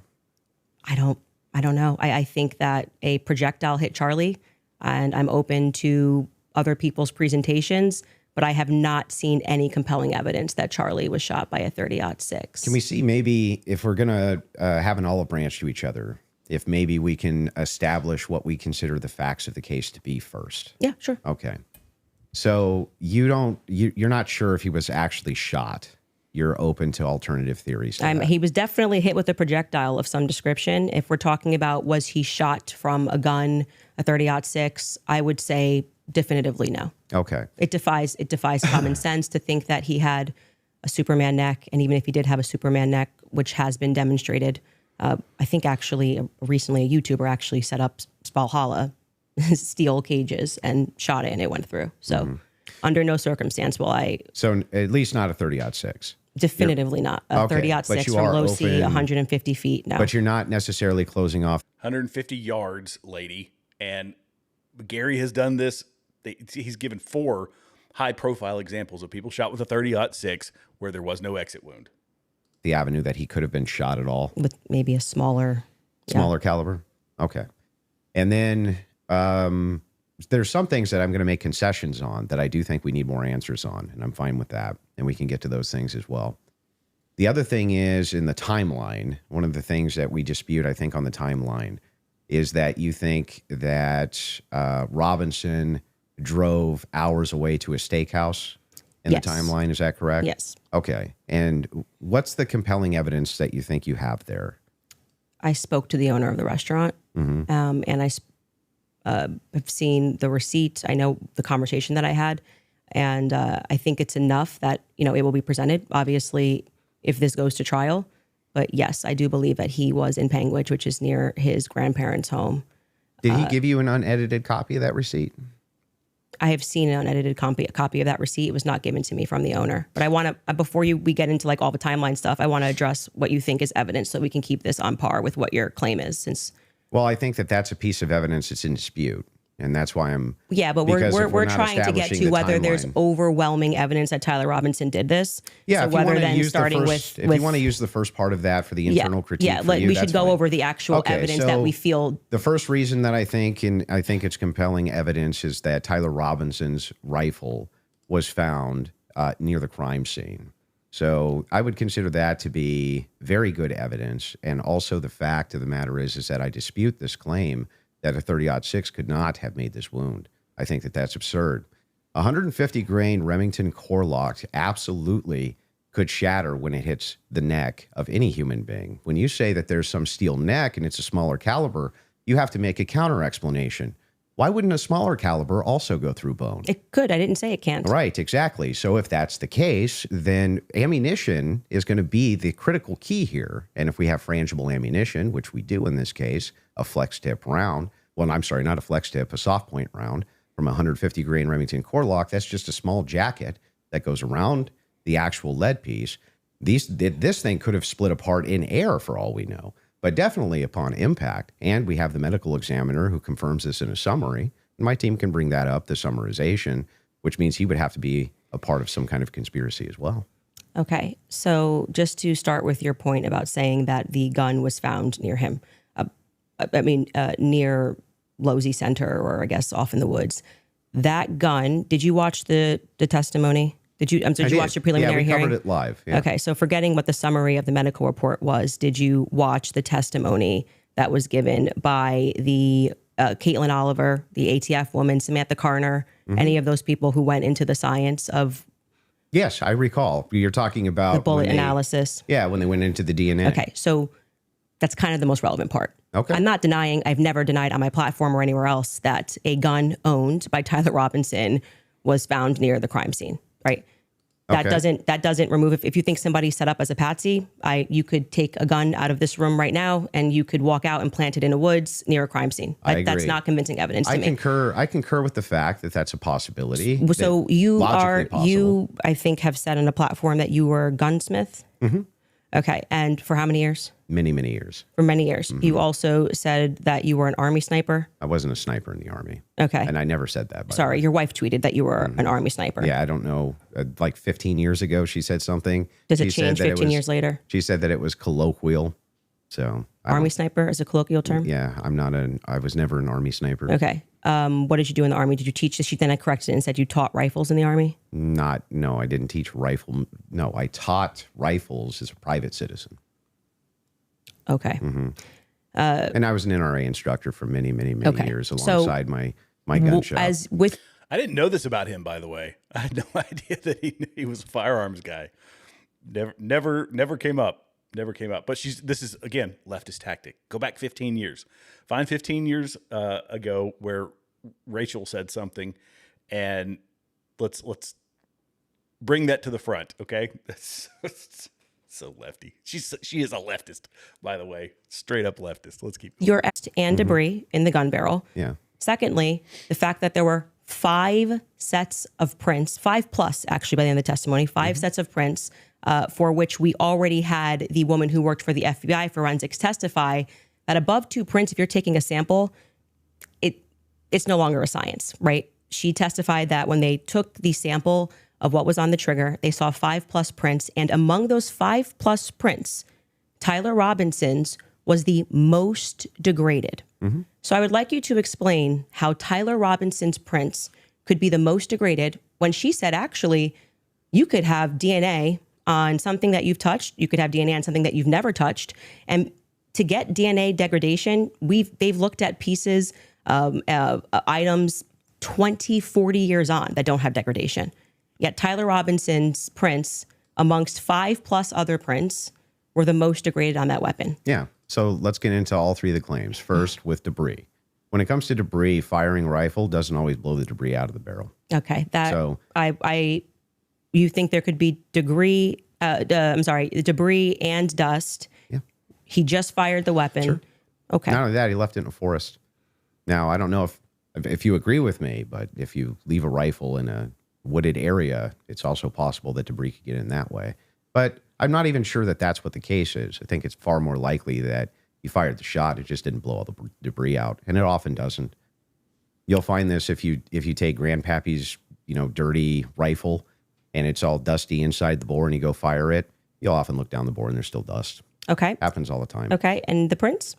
Yeah, so the prints, we don't know all of the details on just yet. We do. It was excruciatingly long testimony on the prints. We don't, because they haven't gone to trial, so we don't know on the print front. But Tyler Robinson's DNA was on there. You made the claim that Lance Twiggs' DNA was on there, and it was not. Well, when she gave the testimony, no, hold on. First, let's go to your first point, because that's wrong. We can get a fact check on that. What do you mean we don't know until it goes to trial about the degraded prints? She testified, and Yeah. this is the person who took the prints. Yes, but the problem is that inside of this particular testimony, you agree with me that there's going to be much more of the DNA analysis during the trial, right? But you also would agree that her fact is not going to change, that among the prints, his was the most degraded. So I'm asking you to address that. How could that be possible? Let's give it, let's just grant this for a second as a possibility that his fingerprints were degraded. No, it's not a possibility. It's a fact. The person who took hang it. on. I'm just granting it for the sake of argument. You should grant it because it's a fact that she presented. So now it's granted. So what? What do you mean, so what? Yeah, so what? What does that prove? It proves that if his prints were the most degraded amongst 5 of them, you're going to have to explain how that's possible if he's the one that recently fired the weapon. Yeah, so wait a second. You're saying that it's an impossibility that if his fingerprints are the most degraded, I'm telling you to explain it. You're the gunsmith. Well, so wait a explain second. How would a gunsmith give an analysis on fingerprints or DNA? Do you think that I work in a DNA laboratory So with your fingerprints? answer is I don't know. You can just say you don't know. But you I don't did. have to.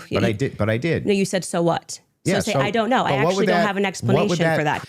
Just because he doesn't answer the question the way you want him to, like, get on with the freaking point, lady. Golly. Candace, is my question. Well, I think that what it would prove is that it is a more viable theory that people who had stronger prints on the gun may have used it more recently. Did they tell? Were the people that also had the fingerprints on the guns, were they also found in surveillance footage and have confessions and have DNA and have all the other components to the case? Nope. Did they say who else had fingerprints on the gun? They named Matt Robinson explicitly. Okay. And this was a part of the testimony where she was speaking about how they got samples of elimination samples from the home of Amber Robinson, Matt Robinson, and Lance Twiggs. Those are the 3 names they named. So are you saying that Twiggs Would you like me to fingerprints- finish my statement? I just want to make sure I'm clarifying. I'm trying to finish the answer, but it can't be clarified until the answer comes out of my mouth. Okay, So go ahead. this was a portion of her testimony where she was explaining how they got elimination samples from the home. And she named Matt Robinson, Amber Robinson, and Lance Twiggs as the elimination samples that she was using. And so she explicitly said, some of them, so we can assume 2 out of the 3, were their prints were found on the gun. She explicitly named Matt Robinson as someone who had prints on the gun, and then said there were 5 people that they had taken that sample from. And again, what's also relevant here is the earlier testimony, which came from the FBI forensics analyst, I believe it was on day 2, where she said that when you're using those mixtures and those samples and you get up to 5+, it's really hard to make any sort of a determination. So both of those things are relevant. If you can't explain why his prints are the most degraded and you're saying he is the shooter, it's not really a so what. It's an open-ended question that people have a right to pursue. It's not a conspiracy. It's actually proof of my claim that there is evidence that he was set up as a patsy. That wouldn't prove anything about him being a patsy. They said it's evidence to support the claim that he could have been set up as a patsy. So this is why I said earlier, so what? Because even if it's the case, this doesn't have an explanation for it yet. That doesn't actually give you any evidence in your corner for Tyler Robinson being a patsy. Okay, hang on. I didn't cut you off, right? You would need to actually explain how this would demonstrate Tyler Robinson. This is tied into Robinson being a patsy. Are you claiming that these fingerprints were Lance Twiggs or that he had any DNA there? I'm saying that it could be Matt Robinson. It could be Amber Robinson. That sort of information is going to come out during the trial. How would that tie into the idea that he's a patsy, Yes, though? because if his is the most degraded prints and the information that I shared on my platform is true, that this gun was given to Tyler Robinson as an heirloom. I had conversation with members of the Robinson family, Twiggs family, both of them. You know, like I said, we're not just dreaming. And if we're having those conversations and they told me that gun was only given to Tyler Robinson because it was a family heirloom. Okay, so it was his grandfather's gun or great-grandfather's gun. Okay. I don't remember the difference. I don't remember which one it was. And so he got it because he's the firstborn. So, but he's not much of a shooter, is what I was told. And so he has this because he inherited it, essentially. So if I get something from my grandpa and I put it up on the shelf and I own this, you could see that could be... How do we get to the patsy part? You don't let me ever get to the end of the sentence. So how could we get to the patsy part Okay, if I can't get to the end of the I'll wait sentence? patiently till we get to So the that patsy could be part. a reasonable explanation as to why there was dust in the barrel, because he doesn't often shoot this weapon and he is indeed a fisher. And it could also be a reasonable explanation for why we have Matt Robinson's prints on this. Obviously, Lance Twiggs, even if he has prints on things, they live together. That doesn't really mean anything. But that could demonstrate that somebody took his weapon and put it somewhere.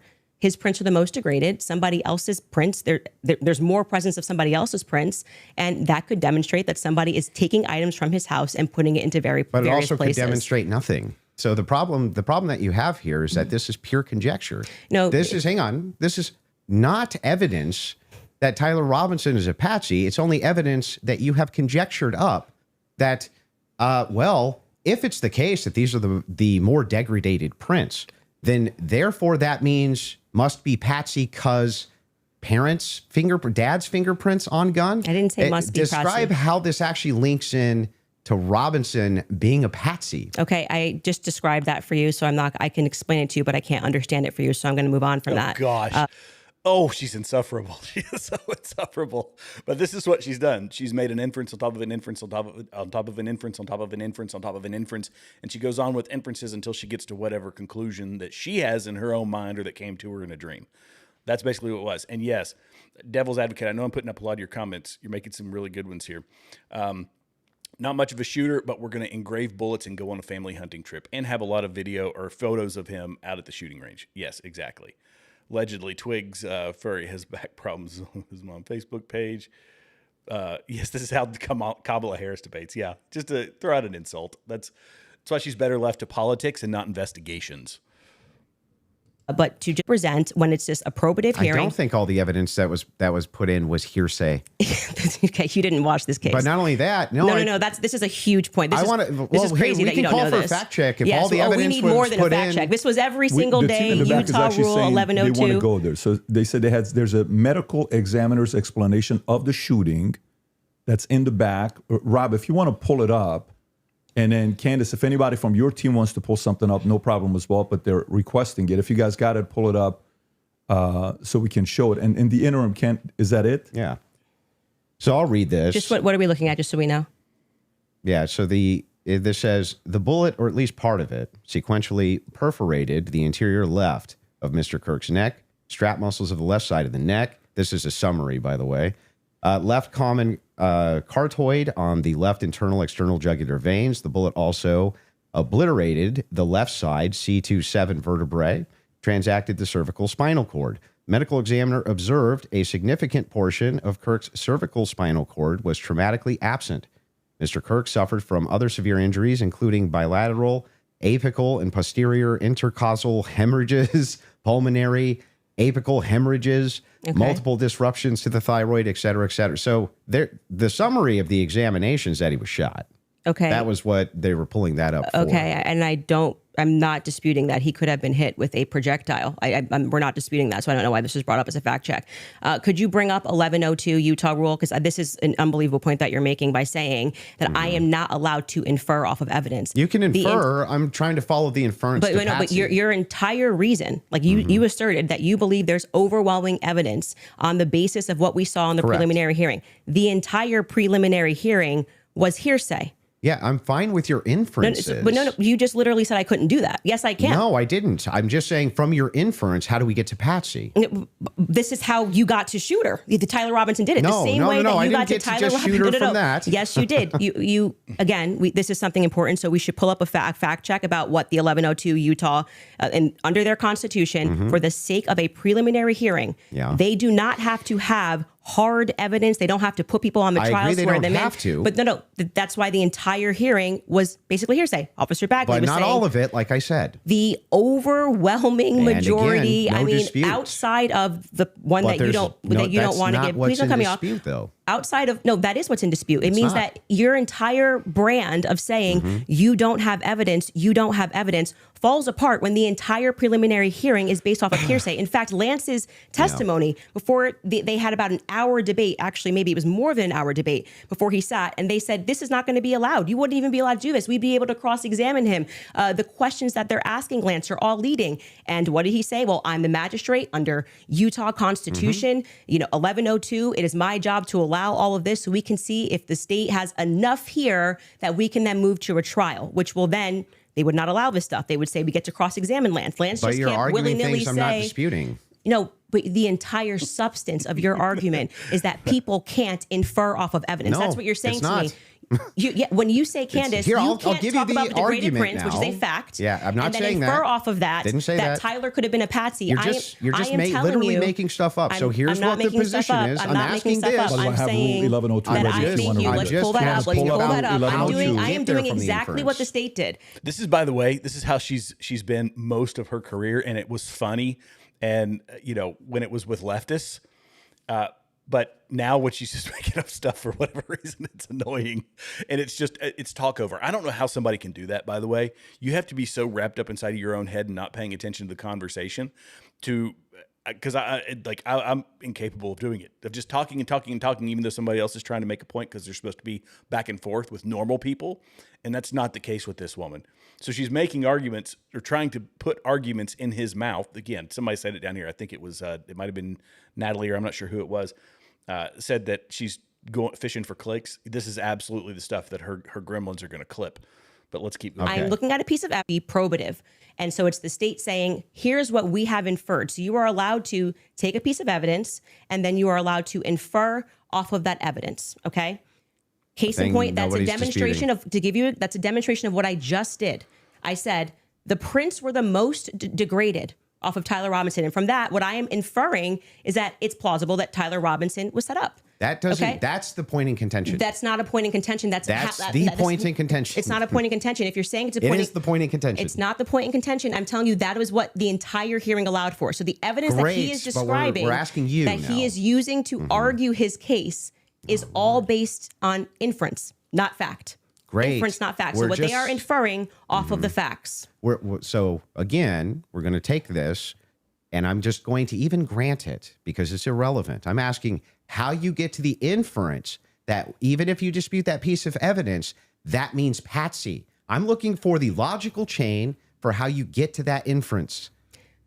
What I am telling you is it's the exact same way Going to even that grant when you it, tweeted, because it's irrelevant. I think I'm that asking, this evidence is overwhelming. When they say that looks like Tyler Robinson's car, he drives a similar car, okay? They are inferring that that's Tyler Robinson. Can you walk me through the inference so that I understand? It's not a fact. It's not a fact. When you show a blurry image, which you kept citing that we have images. I'm talking about your inference that the fingerprints, even if they're degraded, equals patsy. How do you get that inference? I didn't say it equals patsy. I think it is enough evidence that it should be explored, which is exactly what this preliminary was in the inverse. That's not in dispute. What's in dispute is when you said, I'm using this as evidence that he could have been a patsy. I'm asking, how do you get the inference to patsy from that? Because what I am saying is that it shows that somebody else had more DNA presence on that gun than Tyler Robinson did. So it is plausible, which is all they're doing. They're presenting plausibility based off of the facts, okay? It is plausible that somebody just took his gun and put it there. That's it. Is there equally... that's how it works. And is there equally 100 other plausible explanations? I think that's the reason why most people are exploring when things don't make sense. Got it. So yes, at the beginning of that, this is how the court process works. So just so we're clear. If there's 100 other plausible explanations, then Candace, why is it that we should go with this idea that it was a patsy? I'm not saying that we should go with the idea that it was a patsy. I am saying that there is. I thought that was the whole defense, your whole claim today. My whole claim was that there is more evidence that he is set up as a patsy. How does that equal evidence of patsy? I don't know how many times I can say this. Like I'm saying that I am using the exact same mechanism that you are accepting for some reason in the Utah courtroom. Yeah. Right. To say, I'm going to look at the evidence and I'm going to infer an alternative theory. So you just saw the states and you're accepting it. And they have not presented any concrete facts. You listed on your own Twitter that what you found to be convincing was something that looked like his car pulled into the driveway, a blurry image. No, I didn't. A standard white guy coming up the steps that could literally be anyone. This never happened. Can we get a fact check on that? Can we pull up his tweet where he goes over? I'm going to stop for a brief break. I'm also going to switch over to PBDs because the one over here, it's actually not letting me pause it. So every time that I go back to it, it is, let me pause here. It's actually stopping it. So, and then it skips right back up. So we miss like segments every time I open my Yapper for a copyright break. Is a mod maker answer? Yeah, I know. This is a very good point. Like, answer the stinking question because she's not. She's absolutely not answering the question. Like, I don't know how many times I can play. No, he's just saying, how do you get to Patsy? walk us step by step. You're saying he's a patsy. How do you take these inferences, which you are allowed to do, make inferences, and find your way to a patsy?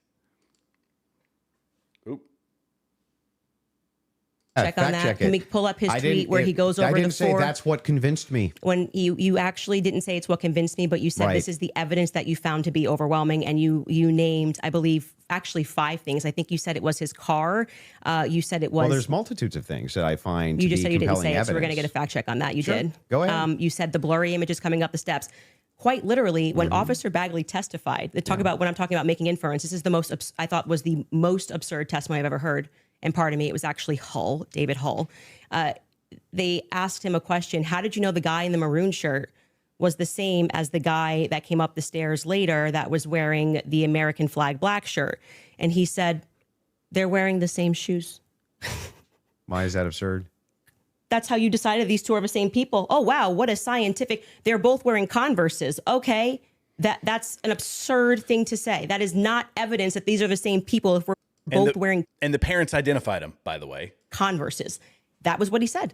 That's what flew on the stand. But I still don't understand how that would be absurd. If somebody, it's an absurd thing. For instance, if somebody were to change their clothes but keep the same shoes on, wouldn't you utilize the shoes to try to track that person? If The they were changing idea their that on a clothes? college campus, 2 people wearing this totally different outfits, but both wearing Converses can't happen is such an absurdity that I don't even. Yeah, isn't that funny that she'll accept just the parts that actually help her make whatever her wild theory is. I'm sorry, I just pulled your comment down.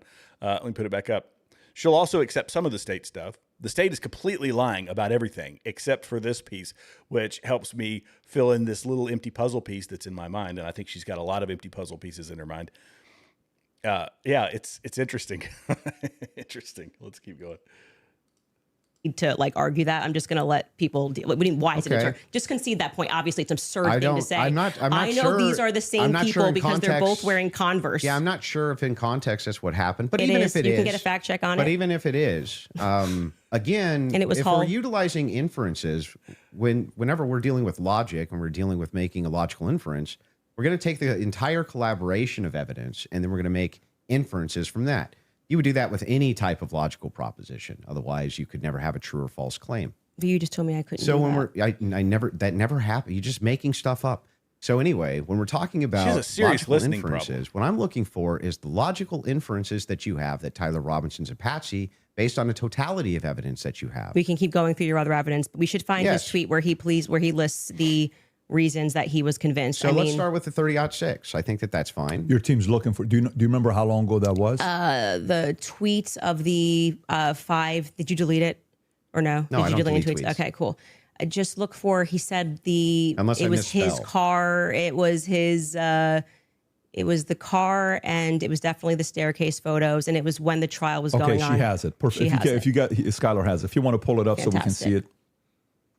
Somebody said, so give me the clear evidence right here. I want you to provide it right here. All I heard from the investigator was, we believe this to be Tyler Robinson. Is belief something you go as a fact? You wrote the car pulling in. That's a totally blurry image. Robinson getting out of it. You have no idea if that's Tyler Robinson. The fact that he is seen 4 other times on camera, the fact being just a standard white boy with brown hair was seen walking up staircase. The DNA on the roof, we should discuss that. And on the screwdriver that he left behind, it's overwhelming, man. Yeah, but that's not an exhaustive list. Well, just so we're clear, you did tweet it. But it's not an exhaustive. Yeah, well, but just you 5 said seconds ago, you should concede. You said I only said this one thing and said that was overwhelming, actually. That's not what I said. It is. You can even pull Patrick, your did own I clip. say that? Can you fact check if that was said or not? I did not hear her say So the this. thing that's funny here is we still aren't getting to any of these inferences. So Why are you pivoting? So Just say you were I'm wrong. not. It's cool to just say I was wrong. I just say it. I'm not wrong. So back to the tweet aspect here. It was really funny. That's not an exhaustive list of why I find it. I didn't say it was exhaustive. I just said you said it. And I think, by the way, she's looking over at her chat. I think that's what it is. She needs that. She needs that feedback. I'm just assuming that. But she craves that attention. That's it. Well, no, you didn't. You said that I only said this one thing, and then said based on that it's over. Well, I didn't. You didn't mention that I mentioned the screwdriver, DNA, all these other things. You never mentioned any of that.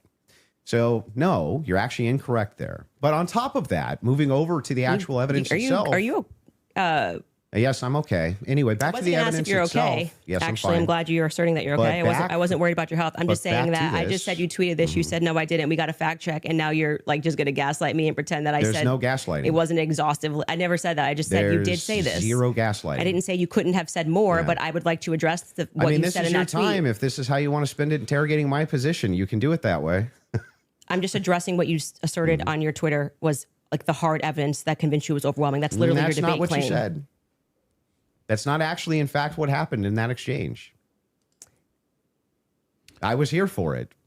So what's your position here? Yeah, so my position is that based on all of the evidence, which has been demonstrated, at least all the evidence to my knowledge, that I am actually not seeing anything that's compelling as an alternative theory. I'm not seeing anything which is convincing me of something otherwise than what the state is presenting as evidence. That's my position, if that's what you're asking me. So just going back to what you did actually tweet, is it fair to for me to ask questions about that?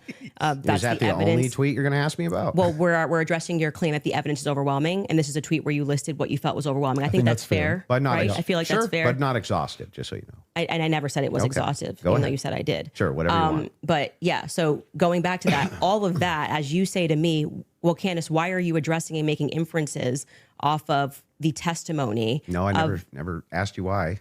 You're making inferences. I asked you how, with the inference you made, you got to the conclusion. Okay, so I would like to know how you got to the conclusion, and I'm just going to throw it right back at you because for some reason you permit yourself to do it, and that's what I'm demonstrating is that you permit yourself to do it, and then you say when I do it, it's a conspiracy, right? No. How are you able to infer off of blurry staircase images that is Tyler Robinson? Yeah, so in that particular case, what you do is you take that evidence, you combine it with other evidence. So it's not just that Tyler Robinson is seen in the staircase. Why are you calling him Tyler Robinson in the staircase? That's what I want to get to. Yeah, because, I mean, we'll just use this. If you don't agree that that's Tyler Robinson, then you would just have to humor me. I think it is, so I'm using the name. But why do you think it is? Because you make everybody, you call them conspiracy theorists. That's literally what I'm trying to explain to you. Okay. So if you're asking for my inference, why I think it's Tyler Robinson is because, A, Tyler Robinson said in his text messages, you'll be able to see me on security footage at the campus. Said it in his own messages. On top of that, Twigs, yes, you can pull them up if you want to fact check that. He did say. On top I would. of I'm that, sorry. I actually think I really did miss that. I'm not saying you're wrong. I don't remember him saying you're going to see me in. I'm paraphrasing, Can but we it was pull that close up? to Yeah, it. If you may have it. I think And that's by the not way, right. Twigs himself said that he You're had gonna see me some on the staircase? he had some maybe a tiny bit of doubt, but it sure looked like Tyler Robinson inside of this various surveillance footage that he saw. So Lance, sorry. Hang Go on. ahead. You're right. So there's multiple reasons why it is that I believe that that's Tyler Robinson, not just because of blurry footage. Did you have a dream? Just kidding. No, it's because I combined multitudes of evidences. Okay, so let's address those multitude of evidences. The first one we're working on a fact check on because I do not ever remember him tweeting. That's me in the staircase. I mean, or he didn't tweet texting. it. Texting that's me in the staircase. I think that I didn't say that. I said I literally didn't. What I said is that he texted over, you'll be able to see me in footage at UVU. And I'm paraphrasing, but that's what he said. Yeah, could we get a fact check on that? You can find it. Everybody knows that he said, yes, it's me. You're going to hear stuff about me, whatever it was. He's paraphrasing, and she's like, I want a fact check on this paraphrase that nobody disputes, and she doesn't either. It's just her saying, this is going to be the count. How many times did she say, can we get a fact check on that? Can we get a fact check on that? Thing you said was Lance's testimony, and actually what Lance says is, I'm not 100%. I agree. But in terms of what he wears, again, me pointing out the absurdity, he wears Converses. He wears sneakers. If his boyfriend is not 100%, I'd like to understand why Andrew Wilson is overwhelmed by it. That's what I'm trying to get to.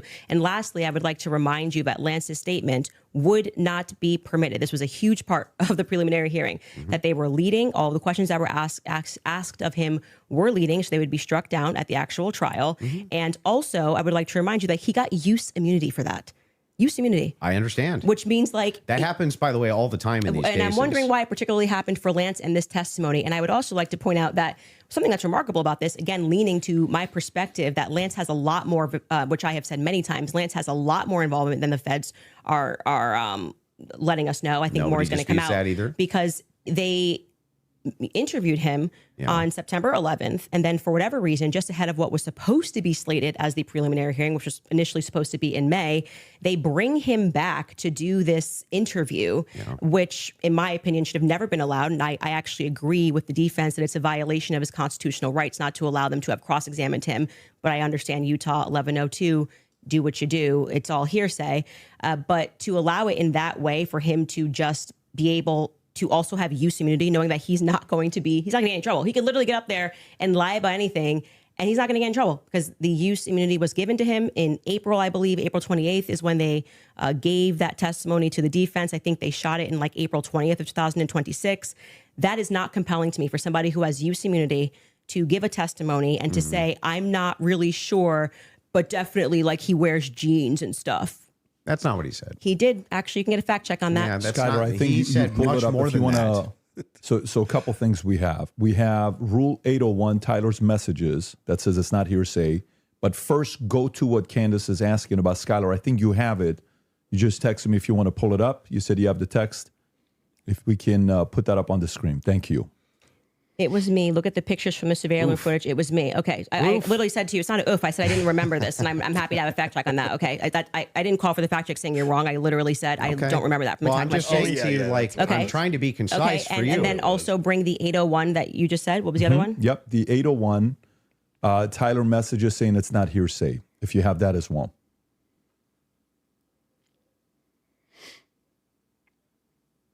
There you go.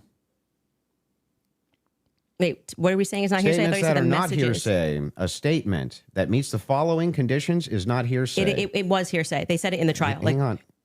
Okay. Okay. Is consistent with the declarant's testimony and the declarant denies having made the statement or has forgotten, or is consistent with the declarant's testimony and is offered to rebut the express implied charge that the declarant recently fabricated or acted in recent improper influence or motive in testifying. So then, wouldn't that mean that a bunch of this wasn't hearsay? So the issue with his I just want to make sure. Yeah. Would that mean that a bunch of this wasn't hearsay? So the opposing party, which down the line, like I said, they talked about this for about an hour and a half, and they discussed how if Lance was in court and he was giving his first party, giving his testimony as the opposing party, whatever, all of this would be fine. They had an issue with how the questions were being asked and that they were not allowed to cross-examine him. Mm-hmm. So that is why his video testimony would not be accepted in the main trial. And what I said to you is this entire preliminary hearing is under Utah's 1102. So they are allowed to just use hearsay. And no, so you didn't say that. You said most of it was hearsay, actually.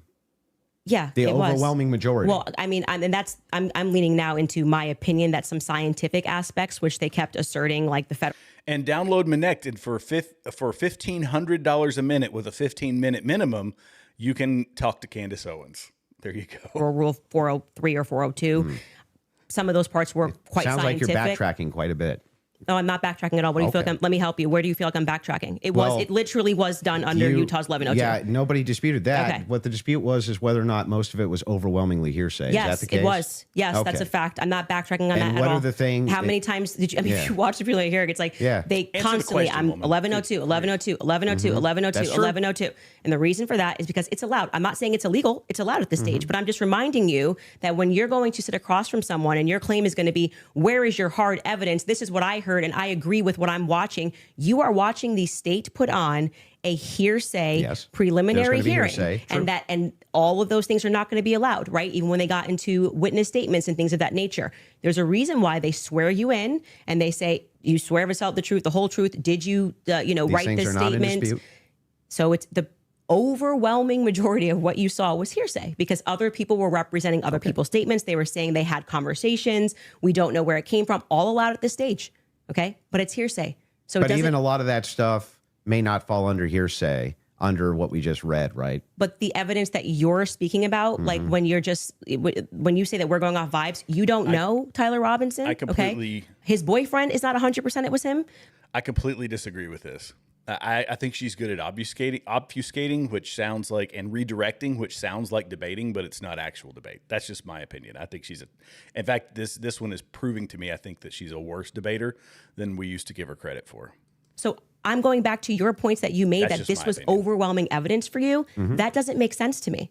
Well, overwhelming just You, means you can't convincing. consider another option that there Well, could have been hang another on. Do you white agree guy with me wearing that Converses on campus? Yeah, do you agree with me that I said that what overwhelming means to me is that it's just very convincing to me? Yeah, and I find it to be completely unconvincing. And that's fair. I Because understand that I you looked can at those find- blurry photos Yeah. that they presented and said, your statement on right now is that Yeah. he's wearing Converses and he also wear, like, that's just But crazy these aren't to me. the evidences that I find the most convincing. Well, you said that in your Twitter. That's not the only thing I've ever said on my Twitter about this case. Right, but the question that was asked of you was pretty direct. Yeah. Right? What And did you and find this to is be... not an exhaustive list of all the things well, that I that's find not what you said convincing. in the tweet. You can tweet longer, too. It's not like we're limited now to 240 characters. So basically, when you're sitting on the sofa and you're responding to one random post and you throw down a couple of lines and you go back to watching something on TV, if you don't answer it effectively, Candace Owens will go back and tell you that this is what your entire position is going to be tied to. She's not willing to go look at everything else. She's only going to look at one. Let's find a short one. Or there's a really short one. I bet he responded to 15 or 20 of them. Let's not compile all those together. Let's just look at the one. Just this one. It's short. He doesn't mention everything. And let's tie him to that one. What a stupid debate tactic. Oh, wait. So anything that I tweet and all other tweets that I've ever made are now excluded because I used the word overwhelming in this one. Well, they even wanted- though all of this information I've said so publicly over and over and over again is what informs my position for why I'm convinced on the case. That's bizarre to me. I feel like this is Andrew versus Andrew. Somebody asked you a question. What are the points that you find to be the most overwhelming? And you answered. You mean from that day, from that particular day of the hearing that I was responding to? Okay, this is something you find to be more overwhelming? Let me ask you that question. Yes, okay, that's what do I you? was saying, Okay, go ahead. yes. Go on. What do you find to be more overwhelming? Can we do this? Do we want to get into it, or do we want to do a quick ad break? Are you guys good to keep going, or I'm fine to keep going, but we can also. would you like to take a quick break? Doesn't matter to me either If way. we're going into a different topic, that may be another 30 minutes, 40 minutes. I don't want to stop you Yeah, guys in the middle let's of it. end So it what on would you what like you to find do? to be more overwhelming. Yeah. So if we're for me, it's the confessions, the text messages, all of that is what I consider to be, from my opinion, that's the most convincing for me. Okay, we should discuss the text message confessions when we get back, if you'd like to. Okay. I think that's a good idea. Folks, we're going to take a quick ad break. We will be back in 3.5 minutes. Thank you.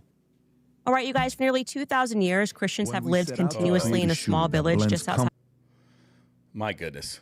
In fact, I might actually take a break. Let me get to TFC. Good to see you. Just found out about. Please accept scientific aspects from Candace that just found out about thunder and melting ice temperatures. Oh, text messages are not hearsay. Lance's testimony was. Aha, there you go. From the lawyer. For those of you who question it, the whole truth. 1 to your attorney at law, Gil Arbel. Here you go. Thank you for the super chat, brother. I appreciate you.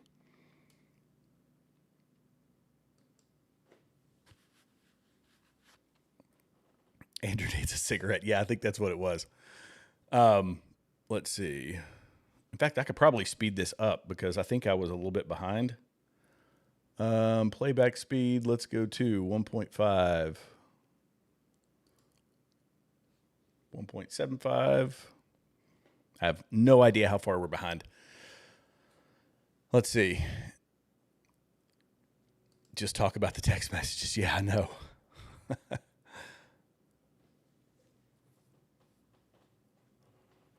Blah, blah, blah, blah, blah. Yeah, the Minect thing, I think I played that on Gil. I think when you were on with me, I showed that one. I might have. I don't know. But yeah, $1,500 a minute with a 15-minute minimum. That's what you get from Candace.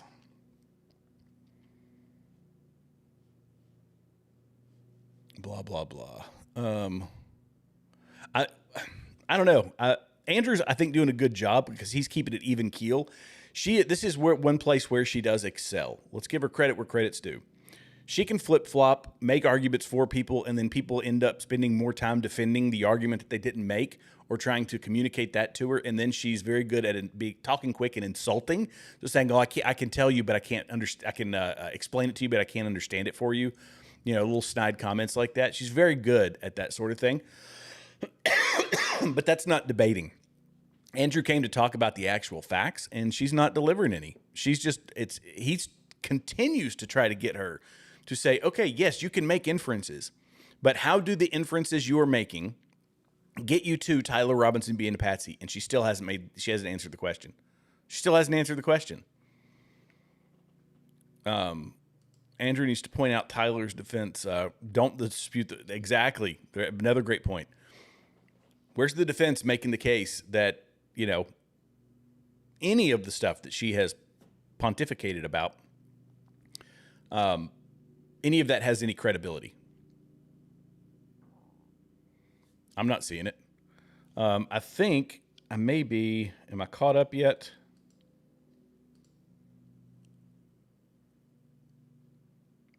No, I'm still not caught up. Still not caught up. Okay, good. All right, you guys, you take a break. I'm going to leave this up. I'm going to go full screen here. Let me, it's just because I've been drinking energy drinks. So give me 1 minute, guys, and I will be back. But it's playing. Let me make sure it's unmuted here. So if it does come back on, you guys can hear it. 1 moment.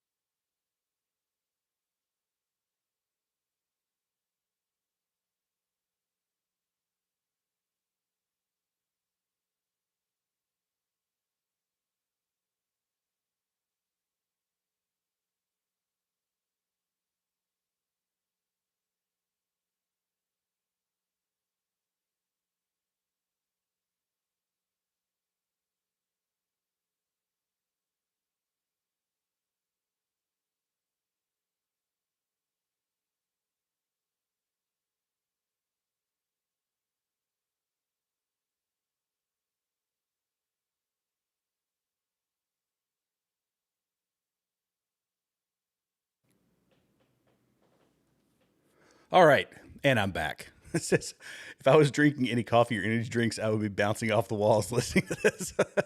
I know. I've got a problem. I actually do have a problem with energy drinks, and I have slowed down on them a lot. I've rolled back quite a bit, but I can't help it. The problem is, her people only care that she is owning him. They don't care about the facts. Leftists never do.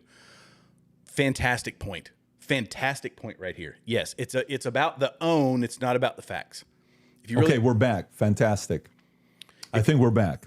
By the way, just an FYI for those of you that are watching The Crucible, there's 30,000 concurrent there watching. Support Andrew Wilson.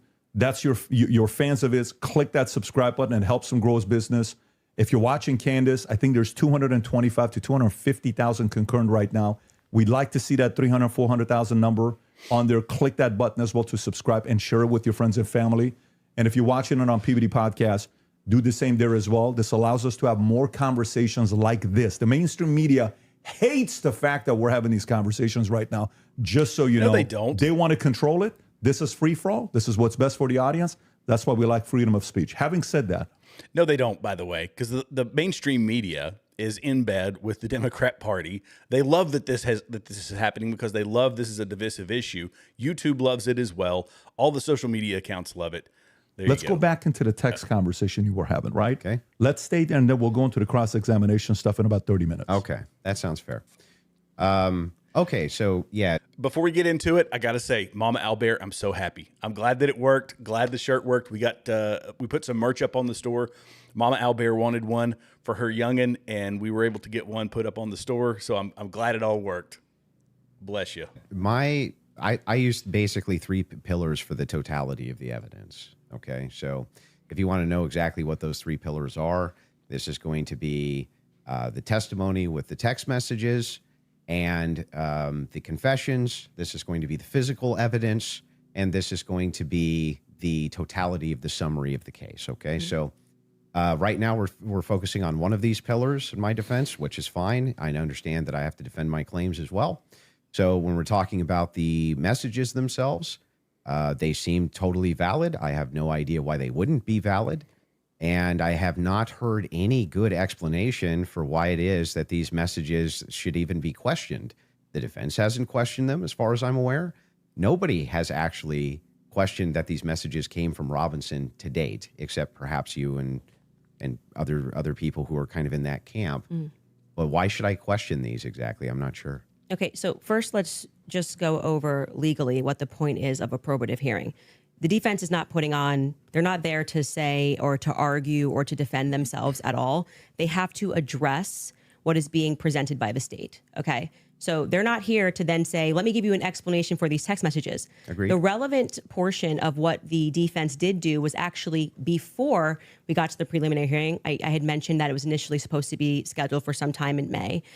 They asked for an extension. That reading through those filings of why they were requesting an extension and why I actually believe their extension should have been granted because they did not receive discovery on their text messages. That was one of the reasons. There were many reasons why they wanted to have an extension, but this was crucial, right? So forget just the general sense that these messages feel off. And yes, you are allowed to have an intuition. You are allowed to have a sense and just go, this is very weird. Yeah, pretty good, but not as aggressive as a lot of people would like. Lily. We're being told this kid had like above a 4.0, Tyler Robinson.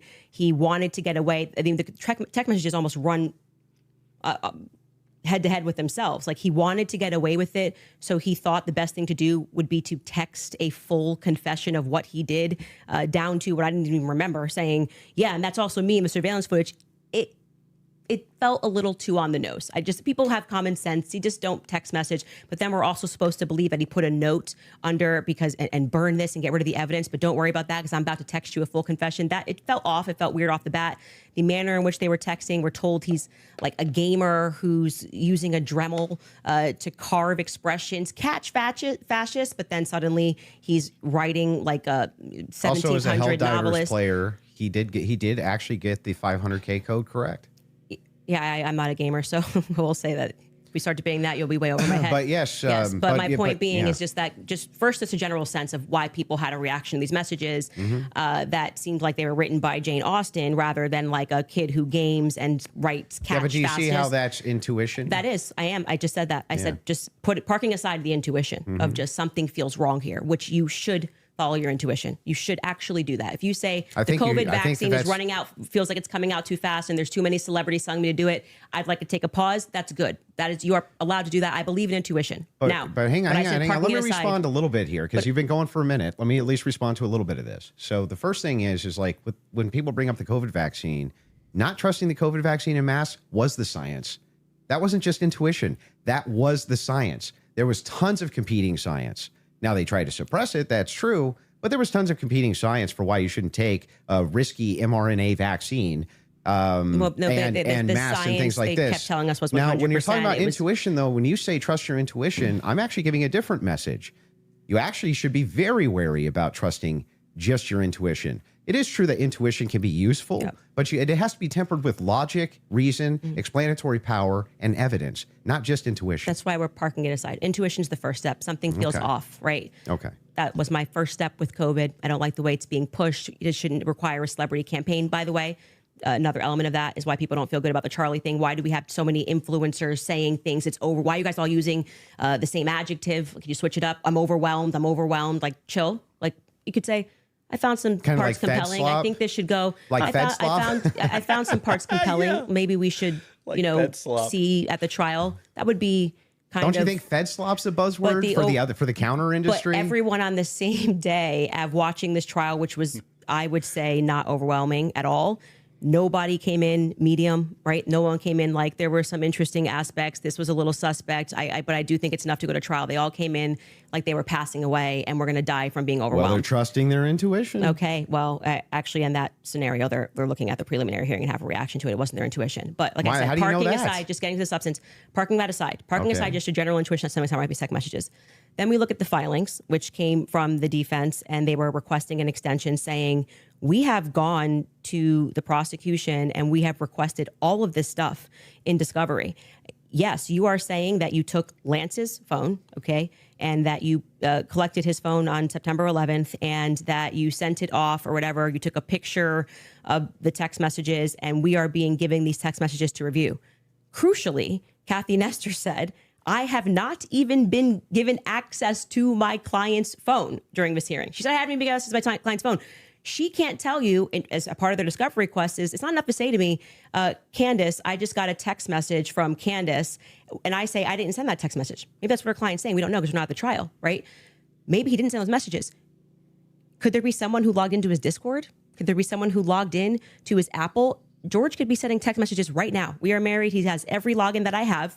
And remember, he's up for a death sentence. So if I'm able to sow reasonable doubt with common sense, he may come during the trial and when they actually have to address these points, say, I did not write those messages. I was here. Lance, my boyfriend, was logged into my phone, logged into my Apple ID and my iCloud sending messages. I know that we have the capability because my husband does it. He has the capability to send messages from my phone. It is not convincing to the public when, for whatever reason, the FBI combined with the SBI, it was not the prosecution's fault. They made that clear during that hearing, would not allow them that discovery request to be able to see where did that message come from? Because you're saying my client was here, right? I want to know if that message actually was generated from his iPhone. Yeah, this is it. She tries to speak so fast. This is it. Fast talk does not equal correct. You can speak as fast as you want, but that doesn't make you right. Some people think it does because they're, they speak like normal people. They think, oh, because she can, yeah. Let me keep going. When he was waiting to retrieve his, rifle, hoping that the pooch doesn't have a bad sniffer, like just weird messages. I want to make sure that, yes, it was actually him. He was holding his phone and his boyfriend didn't just log in to his computer when he was home. Lance was his boyfriend. That is a crucial fact here. That discovery was not met by the time we got to preliminary hearing. So I remain unconvinced by these text messages. Just as you feel convinced by them, I feel unconvinced by them. Okay. So then the idea here is the reason that you don't think that these are valid text messages, and you don't, right? It has not been proven that these messages are valid, and they don't sound valid to me. Mhm. I don't think anyone, even if someone was selling like a, I don't know, pot on the corner, would be smarter than to write a full-fledged confession. He even writes, I thought I would get away with it, and I was hoping never to tell you until old age. And then we're being told that he wanted to commit suicide. And okay, but he just said he wanted to get away with it, but he's not smart enough to, I don't know, maybe not text it's such a confession like we've never seen. I think this would be like the first time ever somebody has start to finish written an entire, I'm in this surveillance footage and I'm here and I'm wearing my Converse. I'm being a little facetious here, but it was a little ridiculous. It didn't pass a sniff test for me. You have kids and you love them more than anything. I do. If it was the case that you thought that your kid was innocent, wouldn't you be out telling everybody and their brother that you thought that they were innocent? And also, wouldn't you maybe recant and say, hey, he didn't actually confess to me. He didn't actually, none of this happened the way that the state is presenting it. What would have prevented the parents from testifying? Well, two things I can answer that. And if you watch my show, I keep telling you it's not vibes. So right after the shooting happened, Lance Twiggs, the FBI put him into a safe house they paid for.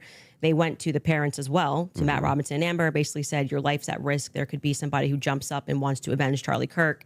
And, we're going to watch you. And they went into a federal safe house. What happened next is that they started thinking that the feds were maybe gonna, like, maybe not as honest as they thought. And how do you know any of that? You gotta watch the show, right? Yeah, no. How do you know that? You said it on your show. Now give us the evidence for what you're saying. I had a source within the Robinson family. You have a source, an anonymous source, of course. So there's no way for us to verify that what you're saying right now is actually even true. Do you find it to be reliable hearsay?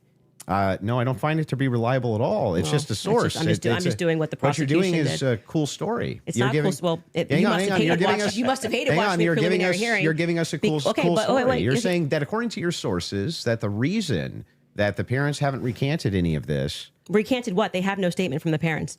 Wait, I just want to make sure that if it was the case, it was being reported in mainstream media that your father came to you and said, "Hey, is this you? What's going on here?" And then he and one of his buddies took you in where you turned yourself in. You wouldn't go out and be like, "No, that's not what happened." That isn't what happened, though. You're just wrong on this. Okay, maybe I'm paraphrasing. What am I wrong on? So what is your? Sorry, just so I'm clear. Where is your evidence that the parents turned him in? Well, no. I didn't say that. You said there's the mainstream media? I said with a sheriff friend. Yes. But the father did confront him. The father confronted what? Tyler Robinson. And where did you learn this? That the Tyler confronted him? That's part of the official documents. Our fact checkers can pull that up. But yes. But I'm saying, but when you say official documents, do you mean you saw this on CNN or you saw this play out in the hearing? No, this was one of the things that I went through and fact check pre-debate. Are you talking about like the charging documents? I think it was it could have been in the charging documents, but we can pull them up. No. And yes, are you disputing this? Do we have that in the back to pull it up? I can already tell you what you're talking about, the charging documents, because this is where we had to figure out where this story came from, because everyone was operating under the assumption that Matt Robinson turned him in. Until we got to the preliminary hearing and we understood, like I said, even for that, when you are charging someone, you can use hearsay. It's all probative, right? Sure. Nothing. So they didn't have statements. It's not like Matt Robinson, even though he was interviewed that night. Amber Robinson was interviewed that night by a Fed, separate rooms. Tyler Robinson was interviewed by a Fed. They did not produce statements saying, my son did this. I believe my son did this. But what happened was they did interviews, but also the crucial person here who you just brought up is Mike Mitchell. Mike Mitchell is the biggest unknown in this entire case. Everyone keeps saying they heard from Mike Mitchell this, they heard from Mike Mitchell that. So when the person wrote up the report that night, and it was Brian Davis who wrote up what became the charging document, he after they transported Tyler Robinson from the Washington Sheriff's County office up to, I think it's Salt Lake City. I think it was 4 a.m. in the morning that they got up there. He then writes the what becomes a charging document. So he's basically saying, we all spoke to a bunch of people and here's the information that we got, right? We've not seen that. So it could have come from Mike Mitchell. Mike Mitchell could be saying, I don't know how this negates the point, though. Why wouldn't truly negates the point, because you don't have a statement from the parents. Yeah, you are going. Why wouldn't they just correct the it's not correcting. That doesn't negate the point. The point is that we now got the preliminary hearing. If the parents were the ones who said, I'm turning my son in because he's guilty. I didn't say they turned him in. I think you're talking about you said it's been the narrative. Everybody's known this. The narrative initially, which I think you agree with, was that, Matt Robinson knew his kid was guilty and turned him into the police station. What actually happened in terms of Sheriff Brooksby, who was present there and gave a press conference, what happened was this Mike Mitchell character essentially peer pressured him, and we can get a fact check on this. We can find Sheriff Brooksby's press conference. And he said, they know it's you and you're going to come in peaceably, or people are going to be banging down your door. He was a undercover cop, which I don't like that. I don't know what he did undercover. It's very hard to find anything about Mike Mitchell, but he worked with them for 20 plus years, the police officers.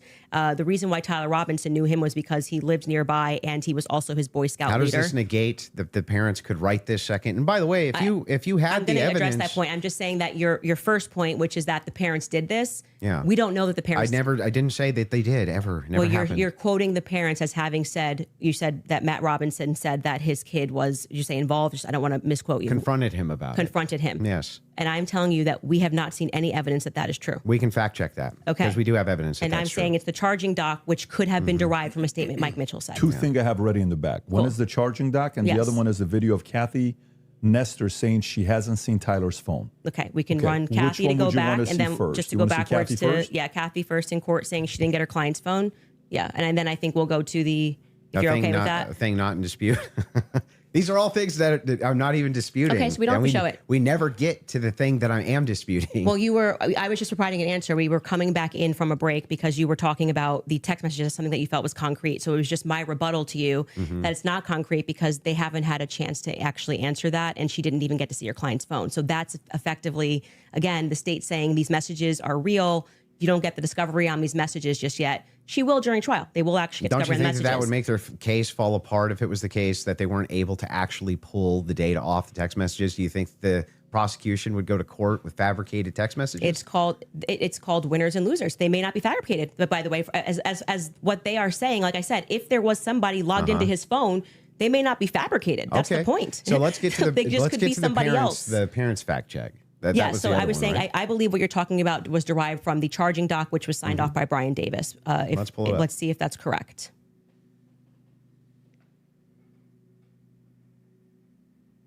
What are we looking at Robinson's here? mother explained that over the last year or so, I'm sorry. Can you zoom in a little bit? Is this the charging I doc? can't see it.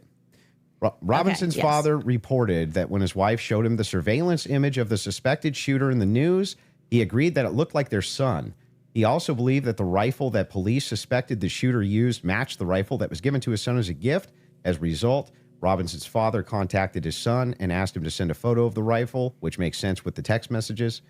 Robinson did not respond. However, Robinson's father spoke on the phone with Robinson. Robinson implied he planned to take his own life. Robinson's parents were able to convince him to meet at their home. Yes. So this is proving my point. This is from the charging document, correct? Yeah. So what I'm saying to you is that 3 people got interviewed on that night. Mike Mitchell got interviewed, Amber Robinson got interviewed, and Matt Robinson got interviewed. Of the 3 of them, only one of them actually wrote a statement, which was referred to in this preliminary trial. He came in, I believe, in March, Mike Mitchell, and he wrote a statement, which I find to be very shady that they decided to bring. But why aren't the parents disputing that? No.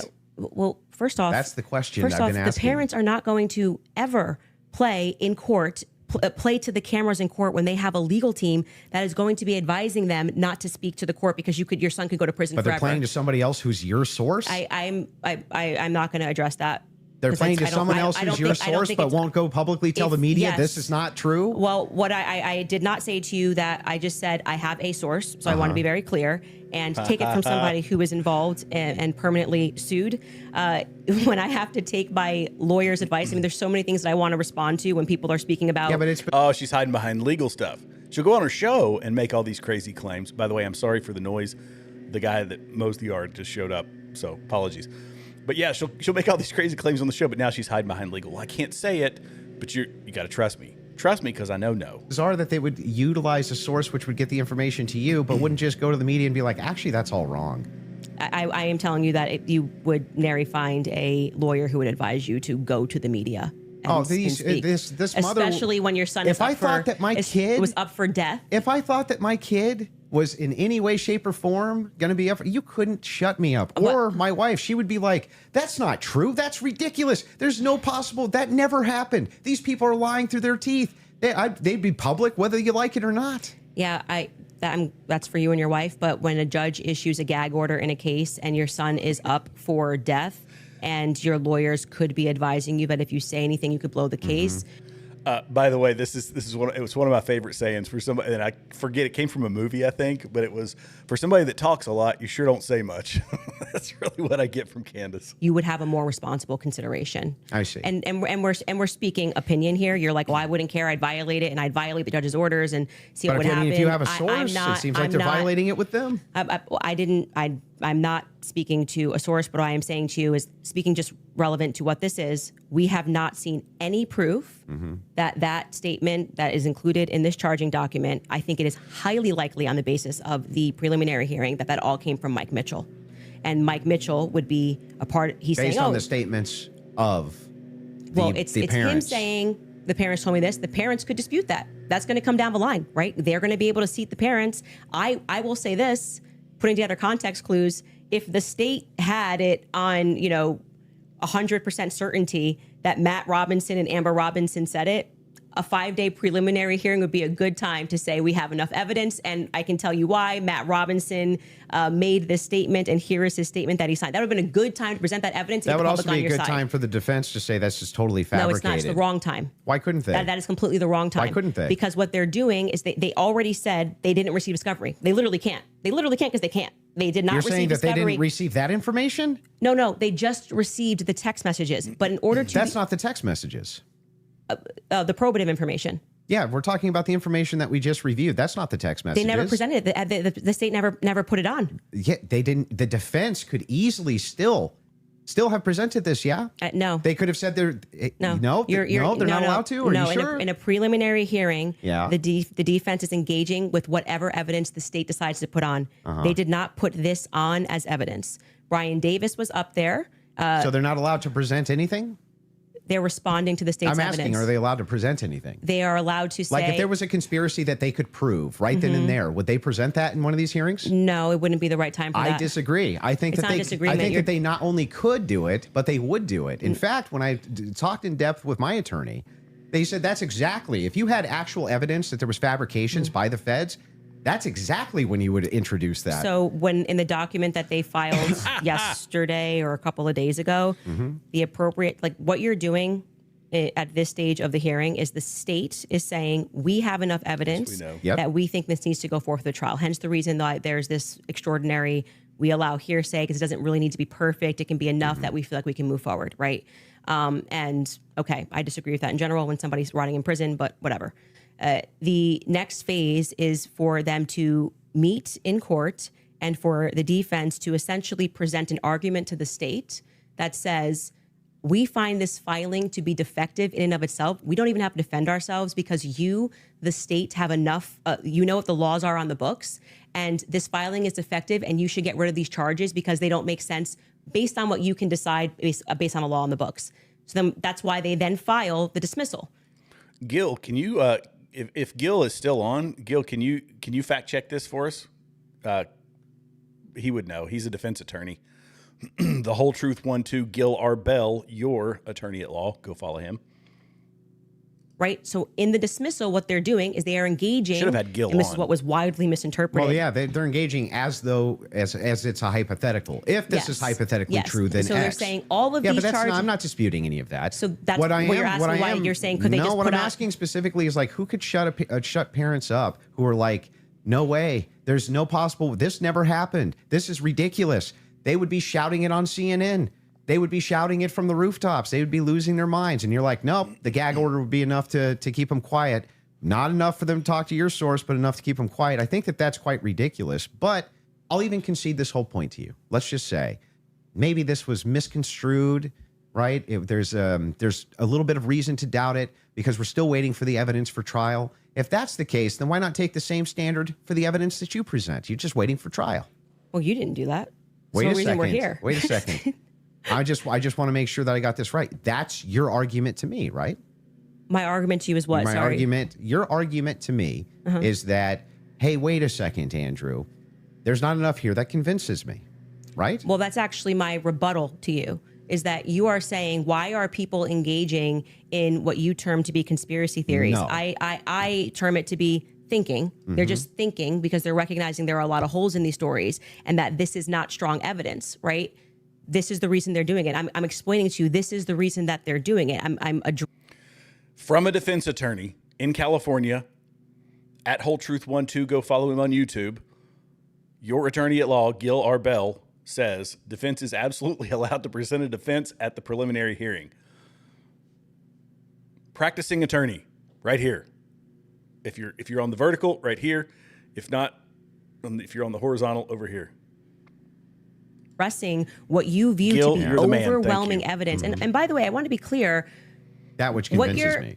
But thus far, every point that you've brought up, every point that you've brought up, did you feel like this is beyond a reasonable doubt? I mean, you realize remember what I said in my opening. Going to be. It's not beyond a reasonable doubt. It's just what I find convincing is what I find overwhelming. So why are you so upset when people say they don't find it convincing? If that was the limitation of the claims that you made, if it was just, wait a second, There's a little bit of problems. There's some problems in this case that I have questions for that I want answers to. Nobody would have a problem, actually.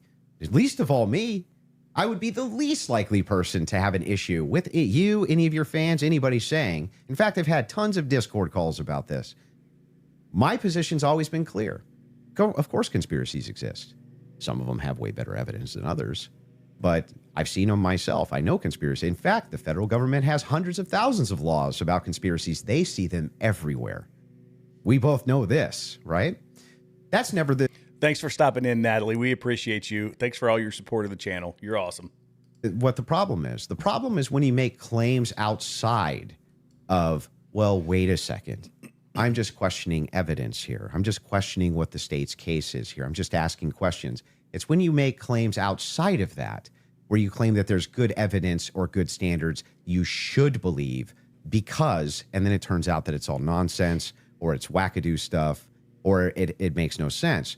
And when we have a chance to cross-examine your evidence that you've presented, I'm going to show a lot of that. A lot of this conjecture that's based on literally nothing, that leads from no inferences whatsoever. Like you couldn't even infer it logically. That's the problem. The problem has never been whether or not you just said, you know, there's not enough in this case so far until we get to the trial. I remain unconvinced. I'm sure there's tons of people who remain unconvinced yet until we get to the trial. I think that's fine. I think it's fine. There's people who are convinced too. That's never been my problem. My problem is the claims which are external to that. Okay. I'm not sure I really care if you have a problem with what I think in my own spare time. I don't understand this like lecture that you just gave. But beyond that, what I'm saying, because you are leading millions of people,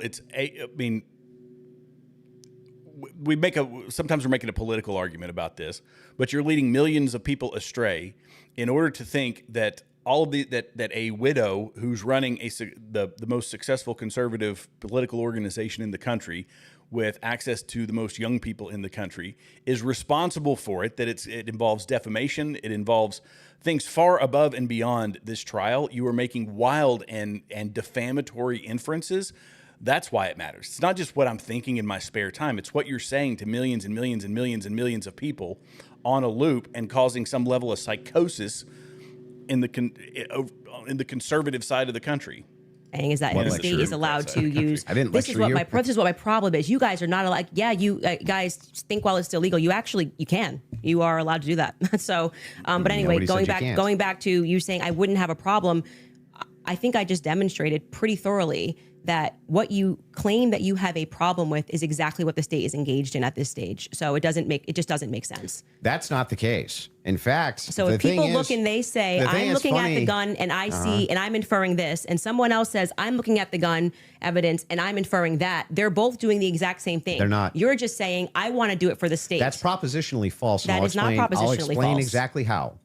It is the case that every proposition is going to have a true or false conclusion, period.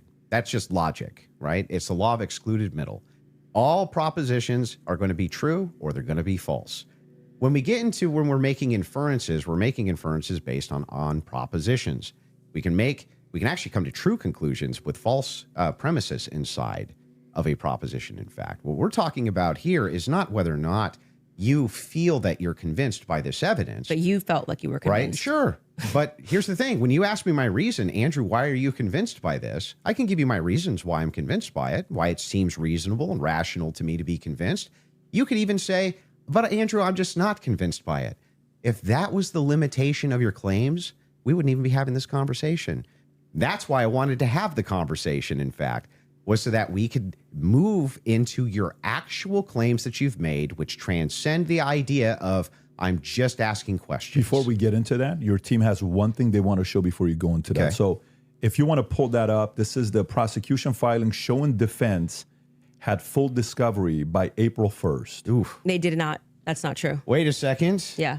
To date, the state's prosecutors have disclosed all evidence that is presently and reasonably available to them as required under Rule 16 Utah R Criminal To be more precise, as of April 1st. Yeah, that was not 100%. That's why they're caging that by saying what's reasonable. There was an entire, and we can pull this up. Like, we should now play the Kathy Nestor clip because that's from there. So, and they were basically saying you don't need it at this stage, meaning it's not reasonable that you're asking for this when we're going into a hearing that's just going to be based on hearsay and stuff, things of that nature. But of course, by the time a trial comes, you're going to get all the discovery Where it's just show documents. cause. Yes. Yeah. So that's what they're saying there. Yeah, I understand. Okay, so that's I'm even fine with yeah, it. that we all know. And then, by the way, just now that the hearing is over, and you can also fact check this, they now at the end of the preliminary hearing dropped like an insane amount of the discovery stuff they gave to them like the week after. You guys can give me the exact amount. I don't want to say because I don't know my I don't remember how much it was. It was an absurd amount of stuff that they gave to them right after the preliminary hearing that they had been asking for. Because that was one of the things that I kept saying on my show is as we were watching that preliminary of the preliminary, why not just give them the stuff now so they can engage in these arguments? Because I feel like you, it's like, I want to hear what they have to say about the text messages. Why can't you just give them what they're asking for so that they can actually engage you? And it didn't happen. So, but the judge ruled that it wasn't necessary at this stage. And that was the whole point of that because it's preliminary to the preliminary. Yeah. Would you like to play the Kathy video? Well, he's saying he's not disagreeing, so I don't think we need to. There's no disagreement that she said that. Yeah. So so I guess the disagreements now would move into the evidences that you have stated on the record, which transcend elements of reason. Why are we having a transcendental conversation now? Because they're all related to this case. Your entire thing was about looking at the evidence, which never made sense to me, again, because all of the evidence that you felt to be overwhelming was hearsay. That was bizarre to me. You told me that I could take as much time as I wanted to question you on these things. I'm just asking you just to lay the groundwork of what you're saying is because problematic, that many, you decide many that claims, it trips into something else. And I do still want to hold you for going through, because we've discussed the gun, we've discussed your... and you can hold me to those things, but I would like to get into the things that you've said. And we should discuss the screwdriver as well. So, and I'll explain exactly what the groundwork is. When you make claims which pass the idea of I'm just asking questions because the state's evidence is not convincing, I think you have to answer for those claims because they are in regards to this case. You're saying, I have a claim. It is in regards to the assassination of Charlie Kirk, which is what we're talking about. Not just the case of Charlie Kirk, his assassination. You should have to answer for the claims that you've made in regards to the assassination itself. This is a common sentiment, by the way. PBD, for as big as his channel is, a lot of people they're kind of frustrated with the guy. And I mean, it's obviously the case over here in the chat. People, not a fan. People are not a fan of PBD. And I think PBD knows that probably the best thing he can do is just watch, honestly. Okay, this is interesting, and then I'll get back to it. What are people going to say about him? Because he really worries about what people say about him in a lot of ways, I think, just based off of context.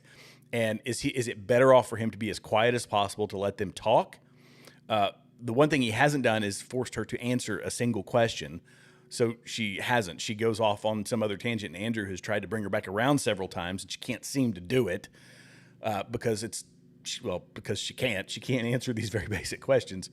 So it's kind of a balancing act for PBD. Maybe it is better that he's being a bit more quiet. I do want him to force her to answer a stinking question. Which she still hadn't done. How did she get from the inference to Tyler Robinson's a patsy? She still hasn't answered it. Still hasn't. And we're 2 hours into this debate, or an hour and a half. You should, agreed. So if that's the case, then I would like to finally dive into some of that evidence and dive into it. Well, just to be clear, and I'm happy to have you talk about, like I said publicly, you want to engage in some conspiracies, but I said I want to make sure that we get to the substance of our debate. The substance of our debate is the major is me demonstrating that all of the quote unquote evidence that you feel that you have, which demonstrates that Tyler Robinson shot Charlie Kirk. You don't find convincing. I get it. It's been invalidated by the testimony that we saw, and in your answer for when I explained to you that he had the most degraded prints was, I don't know. Okay, well there lies my ability to process that. It's just fine for you to not be convinced up to this point. All of your viewers, everybody watching. You're conceding. Nobody's giving a dispute that if all your claims ever were just up to now, the evidence that the state's given, I'm just kind of not convinced. That is not what's been happening. What's actually been happening is that you've made tons of claims in regards to this case and in regards to the Kirk assassination, which are far above and beyond, I just doubt, the state's theory. Okay, yeah, I mean, sure. those are I the do things doubt. I that do doubt the state's theory. I also am I get welcome it. to say what I think. If you want to move into opinions, if you want to talk about Erica Kirk, if you want to talk about Turning Point USA, I'd like to talk about all and of get it. into it, I'm Yeah. totally happy to do that. But I just want to say that, like, I do not feel, because I've said what's important to me is that we exhaust this topic first of our actual debate claims. I do not feel that you sufficiently have argued that the evidence is overwhelming. Candace, question for you. That What- Tyler But I am Robinson- sorry you feel that way. Candace, one question. What evidence do you need to see for you to say Tyler Robinson killed Charlie Kirk? That's a great question.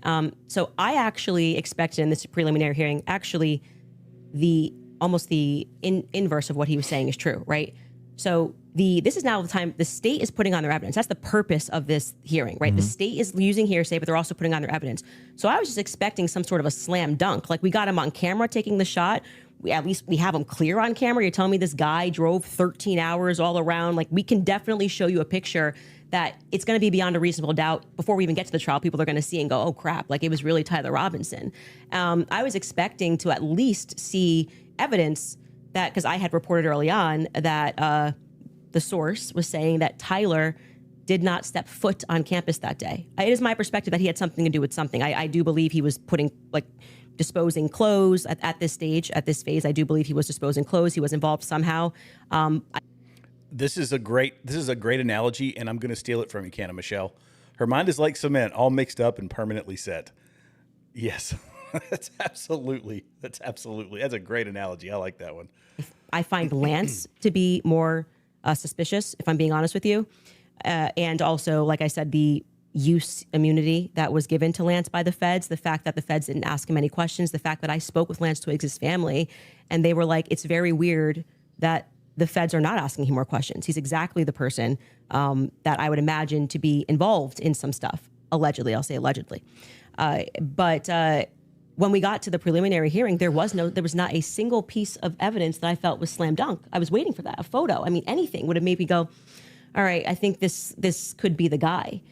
If they had handed over the discovery on the text messages, since that was their big ta-da, we've got the text messages, that would be the first thing that I would hand over. But actually, who was holding them up? Like I said, it wasn't the prosecution. They're right to say we were handing things over, and we heard the defense argue on behalf of the prosecution, saying it's not them and it's not the SBI, it's the FBI that's holding on to things. As the FBI took everything. The FBI took the gun, the FBI took initially the screwdriver. And then when I heard testimony about the things that they found that were suspicious, example being the backpack, that's something that really bothers me, that they say they traced the shooter, they traced the route that he went on, and then there was an abandoned, we know it looks like he's wearing some sort of a backpack.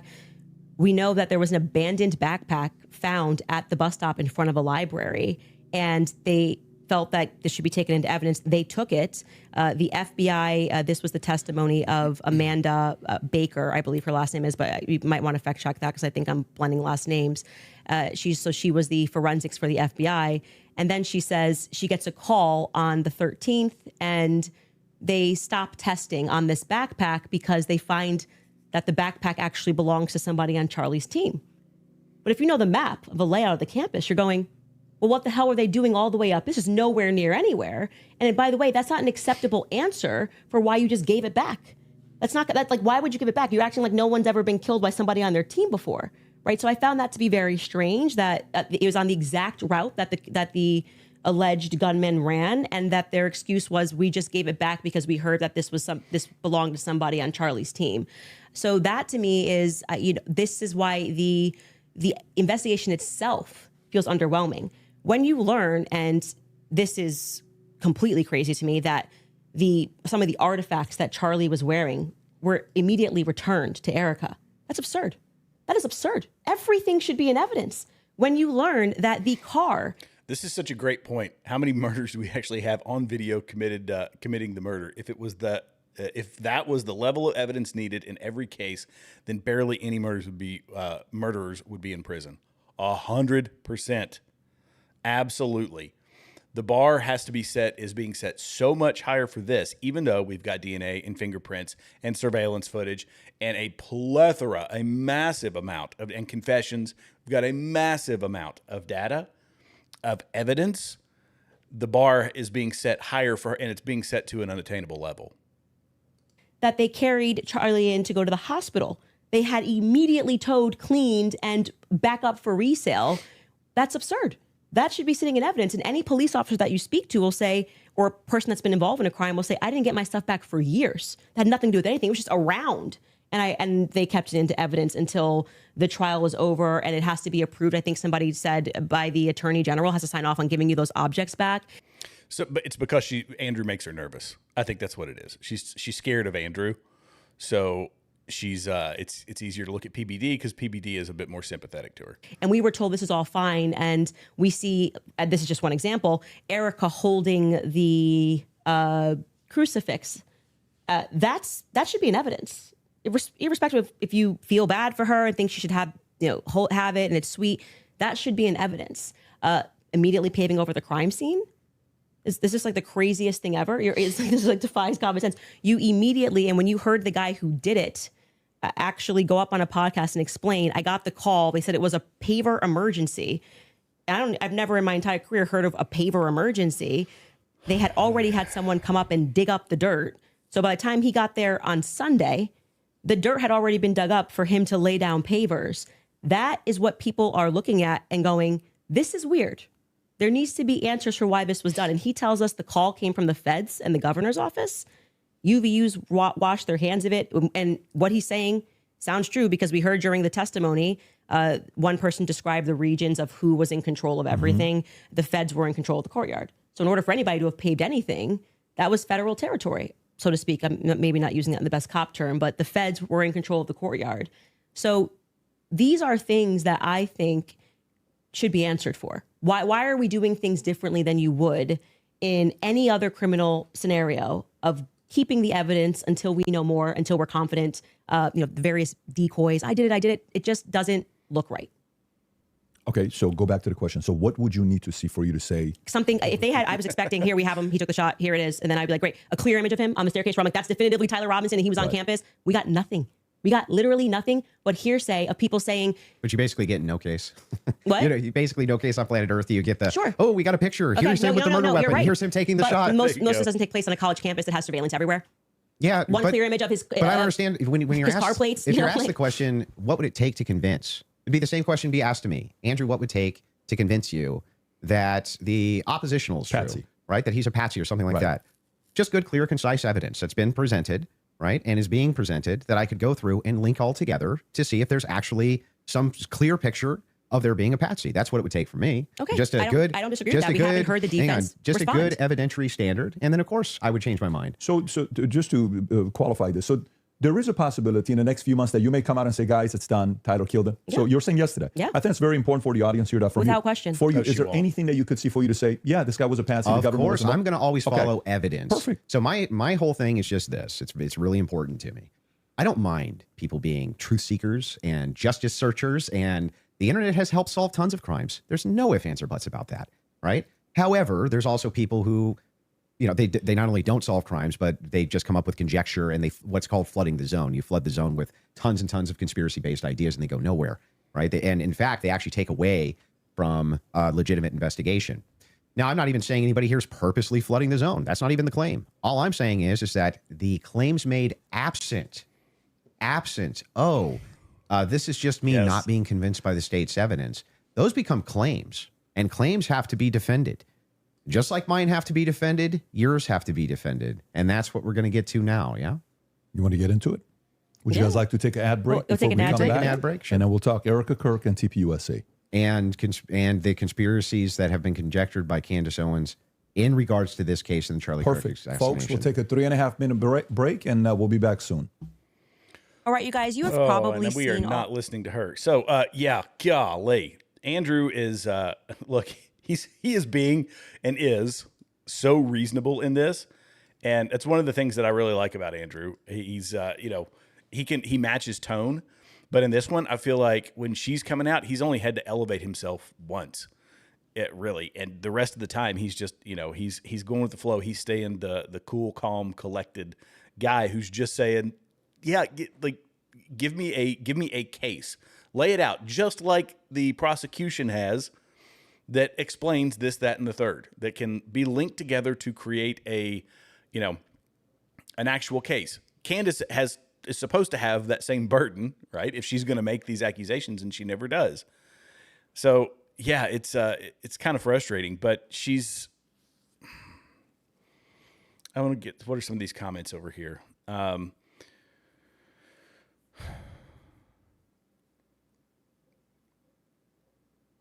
Candace had some new ads for some reason. I wonder if some of her sponsors dropped her.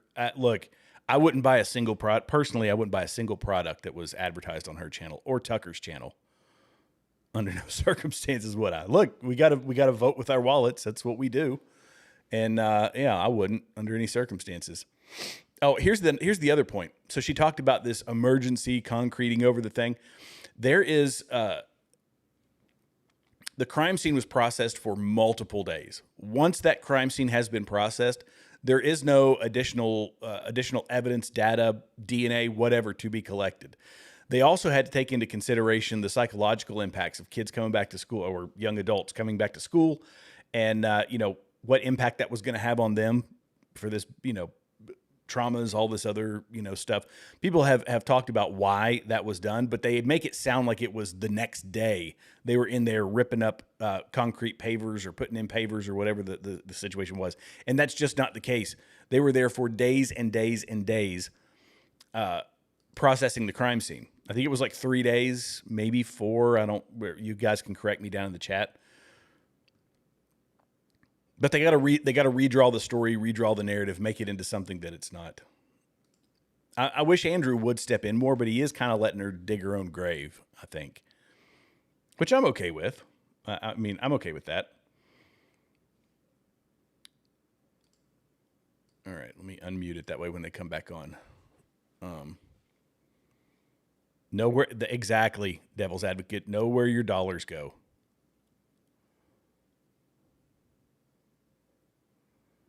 She does. She talks in circles. I agree. Yeah, he's he's pinning her down on stuff, but as a for us, like we're interested in actual information, just not like word vomit, and she's word vomiting a lot. So he's he's using 5 words where 5 words are necessary. She's using 20 words in conjecture where she should just be answering the question. So, he isn't pressing her that hard, but it's kind of letting her make her own, word salad, which is really the bulk of what she's doing here. They should have used a timer in this debate. Yeah. Well, she kind of upended the whole timetable because they were going to do multiple, what is it, like 1 hour, each person was going to do like a 1 hour intro or, opening statements and all that stuff, and she just skipped over it.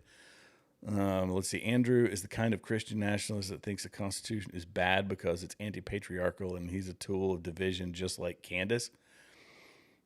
Old mean lady.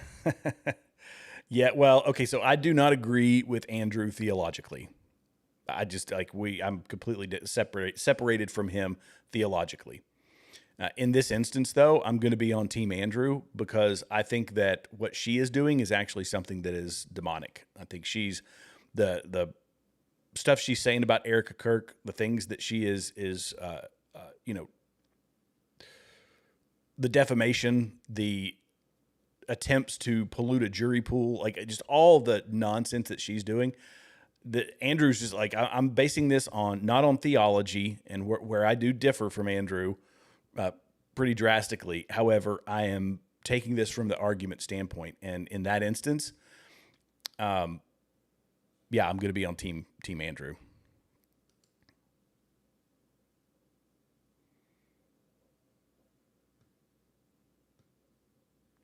Someone today,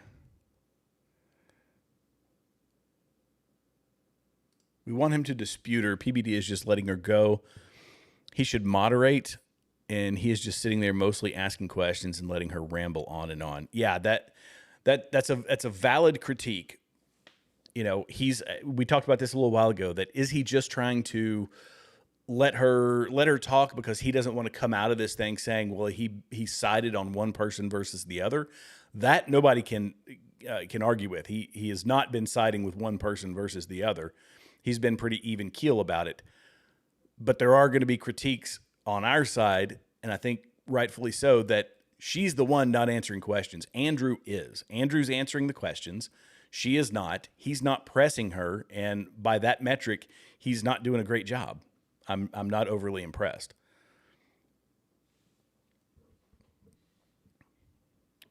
Let's see. I just had someone today, a Candace cultist, tell me everyone is in on it in every department, framing Tyler: the police, FBI, coroner, medical examiner, his friends, his wife, other countries.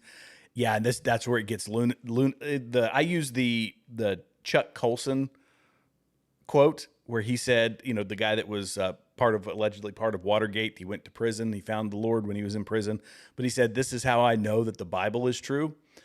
And that he said, this is how I know that Christ rose from the grave, is that these men went to their graves believing this and saying the same thing with consistency. And I'm butchering it. I'm paraphrasing here. And, you know, saying that Christ rose from the grave. And yet I was in the room with whatever it was, 12 of the most powerful men in the world, and we couldn't keep a secret for 2 weeks or 3 weeks, something like that. I ought to bring up the quote just so I'm not absolutely tearing it apart, but let's see. I'm still waiting for the Mitch Snow Fort stuff to pop up again. Yeah, I know. Well, I always enjoy your input, by the way. Yes. We like Mama Owlbear. She's good.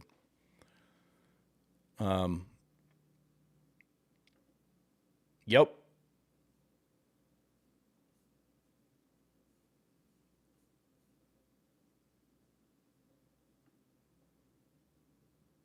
There you go.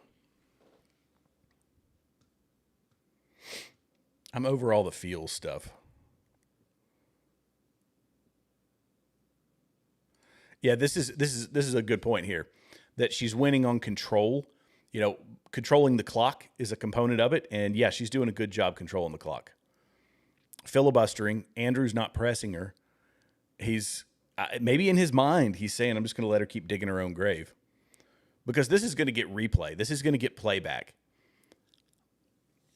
It's going to get clipped and cut and torn apart 10 ways from Sunday. Her people are undoubtedly sitting there saying, she's spitting facts. Look at her go. Watch her go. Yeah. All these guys. Let's see if I can pull it up without messing with the program. All these guys. Oh, they're whooping and hollering. They're like, yeah, baby. Yeah, you go, girl. That's why. That's what they're doing. Oh. Oops. Oh, here we go. What happened? Hang on.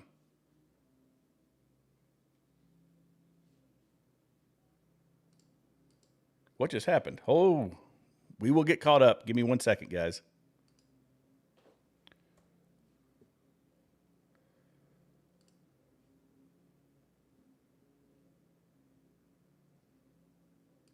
Did we lose our audio?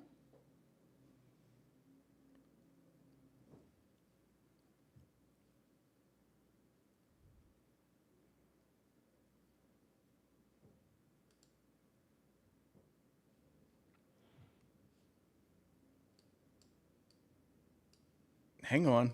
What in the world just happened?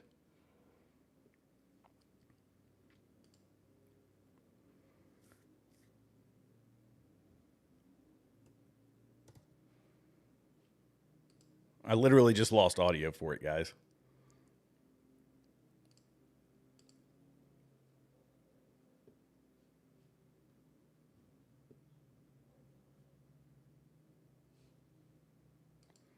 Oh, shoot. Hang on.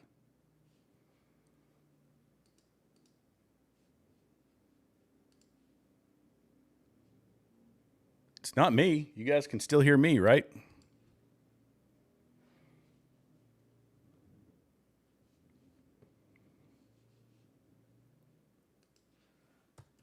Going back to YouTube.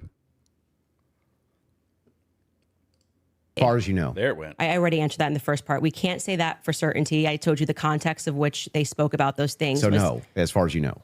We can't say that for certainty until we know what other the 5 sets of prints were on So that there. would be no as far as you know. We can't say that for certainty. You can say no as far as I know. Issues with because it. I'm not. I get it. Yeah, I okay, get it. just so we're clear, 'cause- Usually in the meta conversation, Right, we're having but a meta okay, so debate. now we're transcending. Like, let's use other things that I've discussed that were outside of the court hearing and things like other evidence that's come across our lap and things that we've been speaking about. Okay, now we'll get caught back up. Sorry, guys. I don't know what in the world. Okay, happened. so we're officially back. Andrew, before we go into the other issues you want to talk about, is it fair to say you're good defending your position of the overwhelming evidence? Yeah. Okay, beautiful. You take the lead. Go for it. Yeah, so I have a bunch of questions for you, and I want to make it super painless, right? So no traps, no gotchas. I'm just going to ask them direct, and I think that as long as they're not loaded, if they're loaded, you should not respond yes or no. But as long as they're not loaded, if I just directly ask them, I'm hoping that you'll just give me a direct answer. So here's the questions that I have. Wait, before we get into that, I would like to just reply to that. So just to be clear, we agreed to debate our claims, and then I agreed publicly that I have no issues having a conversation with you about other things that I've discussed that were outside of the court hearing and things like other evidence that's come across our lap and things that we've been speaking about. But I just do want to make it clear to viewers that for whatever reason, you think that you have a right to sort of depose me. I'm not deposing you. I just want to ask you some questions. You literally said that I want to be able to question Well, this is a meta conversation. Right, We're having but a meta okay, so debate. now we're transcending. Like, let's use a I mean, word there's no- to there's use a no- word nothing that you're saying. transcendent. But this is what you're doing, right? So Okay. this part to me feels like a So bit of am I a. allowed to ask the questions? I've already said you can ask questions, Then but I let me made it ask very them. clear to you Yeah. via email and with you in conversation that we should be speaking. This Yeah, I isn't know, like but you I get to wanna- sit. I wanna If ask said you if you some want to questions. depose me, you should join I'm not Brigitte deposing Macron's you. defense team. This But is you're part- like, I'm this just is going a to ask questions. legitimate Can you part- answer it? Blah, blah, blah. Yeah. It's like, I don't know what you're going to ask. And I I'm know. going to answer And if as you I have see issues fit with it, because I'm not. I get it. Yeah. I okay, get it. Just so we're clear. 'Cause- Usually in the debate, if something's not loaded, I'm just direct with because the you kept question, saying with I'm the Joe answer. Rogan. They have no evidence. They have no evidence. And now you're like, let's move away from the evidence. You Let's talk about transcendentals. yeah, okay. Anyway, so direct question, super easy. Was Lance Twiggs DNA on the rifle, as far as you know? We can't say that for certainty. As far as you know. I already answered that in the first part. We can't say that for certainty. I told you the context of which they spoke about those things. So no, as far as you know. We can't say that for certainty until we know what other the 5 sets of prints were on. So that there. would be no, as far as you know. We can't say that for certainty. You can say no, as far as I know, for certain. We can't say that for certainty. I actually You can I, say just so that you for know, certainty. if your energy here is going to be like you're my God, dad and you can tell me how to speak or what I'm supposed to say, you're just going to come up against the wall. I'm Okay, familiar with but- this debate strategy. but I like, am just yes or no, telling yes or you. no, yes or no. We're not debating anymore. We're having a conversation. So I already addressed that in the first half of this about why. No, we're still there's- definitely debating. This is still no, it's not a debate. This is Now inclined this to is you your, saying I want to probe Yeah. things that sit outside of the evidence. I actually That already you've addressed this. stated. You asked me. Uh-huh. You're not going to go like where you're Okay. sitting and I'm on trial. I'm not on trial. Okay, great. So let's you talk can about have a the, conversation let's as talk we've about the agreed French, to. Let's talk about the Foreign Legion. Sure. Was the Foreign Legion, do you believe, trying to kill you? Yes, that's why I reported it to Mm-hmm. the correct officials in government. That's what I was told, and I handed over that information to Tulsi Gabbard's office. What's your best piece of evidence for that? Well, it was Positive evidence. It was told to me Mm-hmm. by somebody who is high up in the French government. I passed off that information to Who? Tulsi Gabbard's office. I also passed it off to Trump's office, Donald Trump's office. Mm-hmm. And that's all I can tell you. I wouldn't be able to probe any evidence because I don't have the power to do that. I'm not the federal government. And I would also like to say that this becomes this other piece of what you do, She can't which is probe- when people say She can't this, probe evidence because she's not the federal government when it comes to that particular instance, as she is saying now. But she can when it comes to Charlie Kirk's assassination. Interesting. I was told this, and this is the evidence that I have, and I'm willing to have that conversation and write the email to the correct government body that deals with this. Like, I can't hack into Emmanuel Macron's bank accounts and say whether or not the information. I agree. But then you go, well, well, where's your evidence? It's like, well, my evidence is that I reported it. I did the right thing that you're going to do. So if somebody calls and says, hey, Andrew, there's a viable death threat against you, and that person definitively has the rank to be able to tell you this, and you say, well, what I'm going to do now is I'm going to report that to the feds. And then I go, what's your evidence? It's like, well, I got the information, and I gave the information that I got from who I got it to the right body of people. And that's what I did. Got it. I just want to make sure. And so I'm not trying to trap you. I just want to make sure I got it clear. And that's why I say I want to know what you're doing now, because this has always been the thing. It's like, we actually can't win on the overwhelming claim. So we're just going to go and bring up everything that I think can try to embarrass her. I reported exactly as I received it. I'm not trying to embarrass you. I just want to make sure that I get your positions clear. I have not said, yeah, go ahead. Now, you have stated multiple times that you believe that Israel's involved in the death of Charlie Kirk. Can you give me... Yes, we can pull up the clip. I'm sorry. I'm just saying. Can I finish the sentence? Go ahead. Can you give me the context for what are you talking about? Like when I say, generally speaking, why people think that Israel's involved? Mm-hmm. Okay. Where's your question? Yeah. Do you have any positive evidence whatsoever that Israel killed Charlie Kirk? Well, I couldn't say Israel was on the ground and shot and killed Charlie Kirk. I would say that there are various things that we're trying to establish, one being a motive. And since I don't believe that Tyler Robinson and his transferee is a convincing motive because he was fired up about politics, which Lance testified that he never spoke about with him, nor do I believe that he was, so into LGBTQ issues, since Lance testified they never spoke about LGBTQ issues, that he stopped and ate at Chick-fil-A, which if you are into LGBTQ issues, wouldn't be your lunch before you go kill Charlie Kirk for LGBTQ issues, because... Yeah, but do you have positive evidence? I'm answering the question as I feel like I want to answer it. Like I said, you don't get to for an hour and a half pepper. But the question I'm asking is about positive evidence. I'm telling you that in any case, establishing a motive and and again, I already explained this at the top of the show, but the reason why people find Israel to be an interesting question is because truthfully, Charlie's perspectives were changing on Israel. Sure. And he was starting to realize how much pressure was being put on not just our government to constantly fight their wars, but also being put on his organization personally.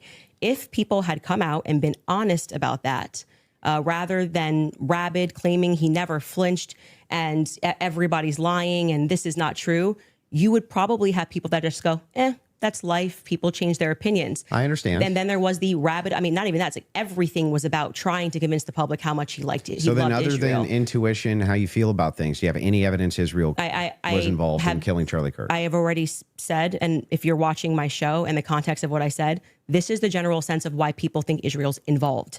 Nobody has made the claim. Nobody thought they were until she said Israelis, there were also, obviously Ian Joe Carroll Kent. made the claim. Well, Joe Kent, who I think would have the right to assert it, noted that there were 12 Israeli cell phones on the ground that day. I think most people would like to probe that. Now, it could be maybe they were students, and they were Israeli students in Utah that day. But we'd like to probe that narrative because what we've seen after coming from the Israeli government, the Israeli prime minister, kind of denying that he did it, which wasn't really necessary. He was quite busy. The phone call that happened, which no one wants to discuss in the Hamptons the week prior, or not the week prior, I think it was around August 5th or 6th that took place. And again, the almost desperate lies about Charlie shifting opinion on Israel lead us to believe that there could be an Israeli angle in this. But we cannot say for certainty that Israel called the shots and this is how it happened. But it is definitively, I think, a thread that a lot of us would like to see pulled. We cannot say for certain or with certainty. We cannot say for certainty. Positive evidence. Whatever you want to say, however positive, negative, however you want to say it. Well, positive evidence I can just have a conversation. Material evidence and other evidences, which would what point we've said you to is on our show is what we said, which is this feels like a conspiracy building. There's no reason to lie about these things, and yet people are lying. BB ain't acting right. The Hamptons thing was weird. And the way they tried to shove the Israel narrative down our throat immediately. The day he died, posting a picture of him with an American and Israeli AI'd photo on the president's feed doesn't feel right. So, do you have any evidence that Erica Kirk or TPUSA participated in the murder of Charlie Kirk? I've never said they participated in the murder of Charlie Kirk. So how could I say that I have evidence they participated in the murder of Charlie Kirk? Okay. So then you don't believe that they did? I never have said that statement. So I'm not going to get you to ask me personal questions about things that I've never said on record. Okay, won't commit to her own. Your team is sending messages in the back saying they have a video they want to play. Okay, go ahead. I don't know what the video is. her saying that that Erica Kirk was responsible. Yes, you said that there's a video you want to play that Candace said she has full confidence Israel was involved. Yep. Yeah. He said evidence that they killed him. I said this is why people think they're involvement. So if they have the clip, they can play the clip. Yeah. They're referring to a clip. Yeah. Via whom? My guess is Pierre. Erica. I think that there's a reason Pierre knew that Charlie was dead first. I think there's a reason he was a priority. How? Why? I think France and Israel are involved in Charlie Kirk's assassination. And I'm going to put that out there with full confidence. Okay. I also involvement. I understand. Yeah. So you think you with full confidence you think that I think that Israel's France involved. and Israel. Yeah. She's showing, by the way, she is throwing her people under the bus by doing this, by saying, "Oh no, just involvement." They are saying that they did it. That they are convinced that this is that's what they ran with. I mean, the person that gave me that thing that I reported Maybe not throwing them said under the that bus, but French Foreign Legion were on the ground that day. Again, this would be at a professional limitation for me to then go and probe that information that I handed over. I can't do that. I'm not But the you United don't have States any government. positive evidence of that. Okay. Right? Liz, I don't. Can you just stop? It's actually just like annoying to hear you keep saying positive evidence. I've just asked me what I think, and I just tell you, yes, I think they are that's involved. a claim. No, I said here's Oh, what great I point. think. I have every right. think- How many exchange students from other countries were there? Perfect. I would like to probe Russian, Chinese, and Iranian cell phones, or whatever. Pick your country. How many exchange students do they have there? It's Utah, which is a very Zionist part of the country. How many people from Israel are there? Yeah, absolutely. To ask you about your claim. Yeah, but and if there's I positive said, evidence in for this your statement, claim. I literally just said, I think, and I am allowed to think. And Yeah, you you're keep allowed to saying, think, do you have but you're making positive a evidence? claim. I have tons of positive evidence that I'm allowed to think. Yes. I agree. You're allowed to think. Okay. So, nobody's disputing whether or not Candace Owens is allowed to think. What I'm asking is but you have what's your issue positive then? What is your issue with the statement? evidence. I think that Israel is involved. That's not just what you said. You said I that did say it's with full confidence. Yes. You would think that if you had full Can you have confidence to think when you think? If I said, for instance, I think I'm going to be late to work, right, with full confidence, I would say my evidence for that is that I'm 20 minutes away and I need to be there in 5. Andrew, that's how you would know whether or not you had full I'm just going confidence. to tell you something. Hang on, let me finish. Sure. If it was the case that I said I have full confidence I'm going to be late to work, I would say my evidence that I'm going to be is that work is 20 minutes away, right, and I have to be there in 5. So I have full confidence. That's why I would think that. So I'm asking, if you think that Israel and France were involved in the assassination of Charlie Kirk, and you say with full confidence, I'm just asking for the evidence, or at least walk me through the mindset of why it is that you could think that with I actually evidence. don't have to walk you through why I think. I can give you something that I think with full confidence. I think with full confidence that you lost the substance of this debate, and now you're moving toward things that I have said that I think, which I can do. I'm They're allowed to think pertinent to this debate. It's not exactly pertinent to this It's debate. 100% pertinent. It's not pertinent because our debate These are claims made about Charlie Kirk's assassination. That's the complete substance of the debate. No, actually, would you like to remind him of what our debate claims actually were? And would you like to remind you said I could ask you about any of these things to my heart's content? Feel free, but you do not get to structure how I'm allowed to reply or ask me why are you allowed to think. I'm not structuring how you're allowed to reply. I'm just asking you direct questions. I have full confidence that you do not feel that you represented your claim well. And so now what you came prepared to do is to present yourself like a professor of fallacies. I just want to know. And to say, you're not allowed to say that. You can't. You can say whatever you want. Nobody's disputing that. I'm asking. It seems like you are disputing I'm asking it. specifically I think that when this why is you all think said that. and done, I've already explained to you. I explained at the beginning of this why I think Israel is ultimately going to be proven to have involvement in this. I just explained to you in the middle, and now you're wanting me to structure the sentence or provide evidence. You don't have to. You're just allowed to think, and I've explained to you my thought process. I don't need to structure it in a sentence. If you feel like a professor today, you picked the wrong day. Don't you think that like tens of thousands or hundreds of thousands of people would want to know what Candace Owens' positive evidence for why it is that Israel and France were involved in the most traumatic public assassination of Gen Z's lifetime is? That's why they watch my podcast. So you're just going to drip to them? Like, here's why it's I not think dripping. that? Every time we come across any of these discussions, they're watching this in context and they know why I'm saying it. So, for example, Then when explain you're it. bringing up what We don't Candace, watch your podcast where's your all the evidence for France doing this? I just told you someone who was high ranking in the French government, right? Who's nameless? Of course. Of course. Of course. Of course. But so there's good reason so to it's not a doubt this. conspiracy, though, if I then took it to the federal government. Like, you can't just go out there making a claim to the federal government. You get in trouble for making false statements and things of that nature. So, and then you go, well, I'm going to probe that. Well, how can you probe that? This happened I to can me. ask you, well, This that's is not my what I'm probing podcast. specifically. This is my podcast. I am sharing my life and my experiences and what has happened to me. And you're Sharing a basically load of coming in nonsense. like you're going to, regulate how I'm allowed to say Nope, it, if I'm I'm not allowed trying to to regulate say it. anything. I'm asking you're, very you're pertinent sounding a bit questions. like a professor trying to regulate and say, Candace, You sound you very can't say, I defensive think. and like you just don't want to answer questions. I did answer your question 3 You times. I just didn't literally- say it in the way that you wanted me to just say kind it. of obfuscate and you run away from it. But I would like for you to let's actually just go through focus every on it. clip that you guys have prepared, because it's pretty. I think with full confidence, people will recognize the strategy that you're trying to employ. So let's get to the next clip you have prepared. Sure, they can pull up whatever clips whatever they want. it is that you guys have prepared. So let's go. But I would still.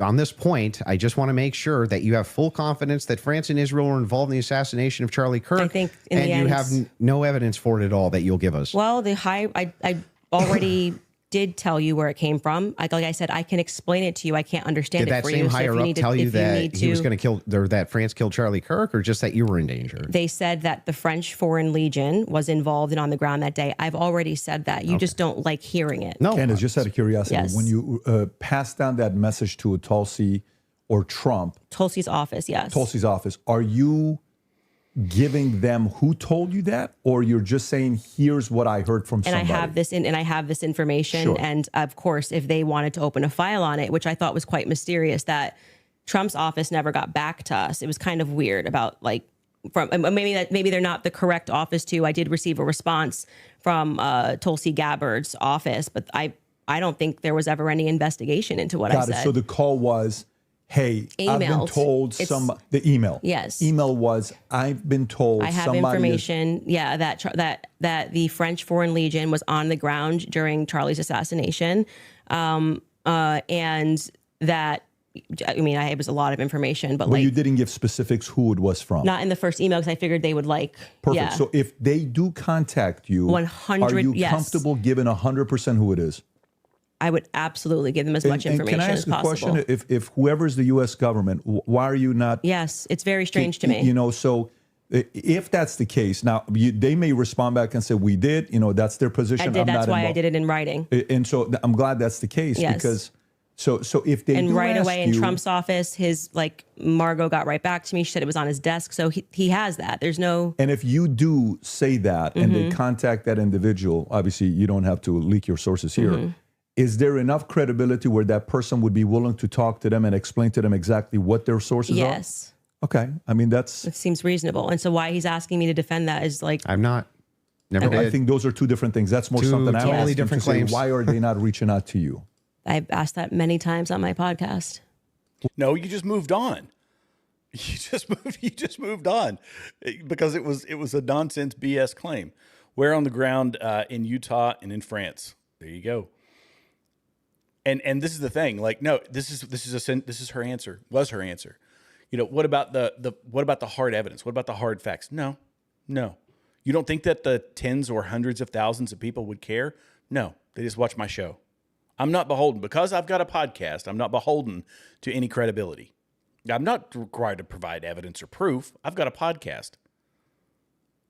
If you're watching somebody who believes that, you're watching the wrong person. And there's a lot of them, by the way. Some of them I'm going to start bringing up a little more often. Dee got a podcast, kid. He's a menace. What do you think about that, Andrew? What? The fact that she emailed, she gave it, and nobody reached out to want to contact the They source that she's probably willing didn't think to it was share. actionable, is my guess. But even if they did think it was actionable, great. Every lead should be followed up on within the confines of what's rational and reasonable. Is it fair to say that this is maybe a different individual because this is a person that was involved with TPUSA Well, we and had a don't- relationship Wait, with Charlie? who? No, her relationship. Like Yeah. this isn't just anybody. So if an average person sends it, yes. Yeah, but I mean, we don't know who the source is. We don't know any Well, of then this. if you were in that department, wouldn't you want to even you assign it to one of your There's guys no to guarantee say, they didn't look into it. How do we know? We don't know. How could they No, if how they didn't could they come if get she didn't give it the to them? information, more of the information, because it And was a by the way, long file. Yeah. This is a separate. This has Did got you send nothing to them do the with the guy's debate. name? This is more on. Well, I sent the email assuming that you kept saying like you go and you make a report. You think they're going to come back to you and say, hey, what's more information? We're investigating this, and that didn't happen, and which is what I raised. No, I I'm found asking, that, did you send them the especially source of because the this was at claim? a time where they. Oh, that's interesting. Thanks for the super chat, user. Yeah, her eyes blink wicked fast when she gets stressed. That might be a tell. Let's pay attention to that more.